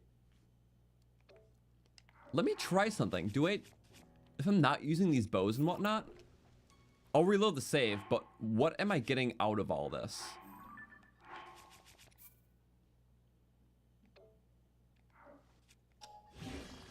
If I do it on a cobble crusher, that's +2. I don't need that. If I do the shield, +4, it does give it the shield quirk. Which is cool, because you can do things like this. Oh, wait. Left trigger. Wait. I know what I'm doing now. Like that. Do a nice little spin to win. Focus. Boom. So basically, as long as you're targeting and you do a spin, you can press B, then press A to parry. Boom. And yes, I am using my back A button to do it, because it's so much easier. But alternatively, you could just go this. BA. You roll your finger. This is the best way I can show it. So, hold ZL. Hold attack button. And then BA. The quicker you do it, the quicker you pop it out. There we go. My alternative is I can use this as the A button. Or I have B here, A here, so I could go. Oh, I did it too quick. Like. Oh, I wasn't you have to target, sorry. Target, BA. Boom. Target, spin, any order, BA. So it's nice with these buttons. And that's why I assigned it as such. So. If you don't mind just giving me like 1 quick minute though. Sorry.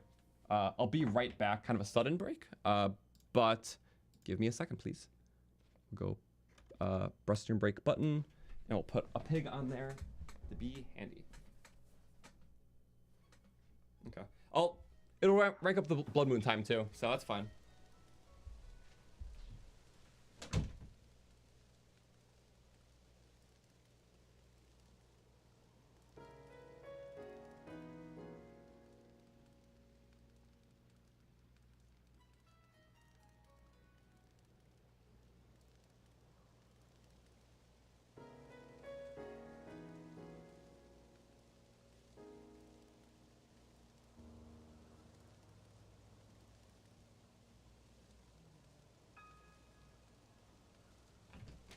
Okay. I am so sorry about this, but kind of an emergency came up. I will have to end today. We'll probably pick back maybe tomorrow. I will keep you updated in the Discord server, which will be in the description. Sorry about this. Is okay. I'm okay though. I'm personally okay. Just something came up in my life. So I gotta end. I will post an update later tonight on when I'm streaming next. It'll probably be tomorrow though. So sorry. Goodbye. Take care. It'll be fun when we continue. I can farm on a blood moon when we're not streaming too. So we don't have to worry about that stuff. So goodbye. So sorry. I'm okay though. Thank you.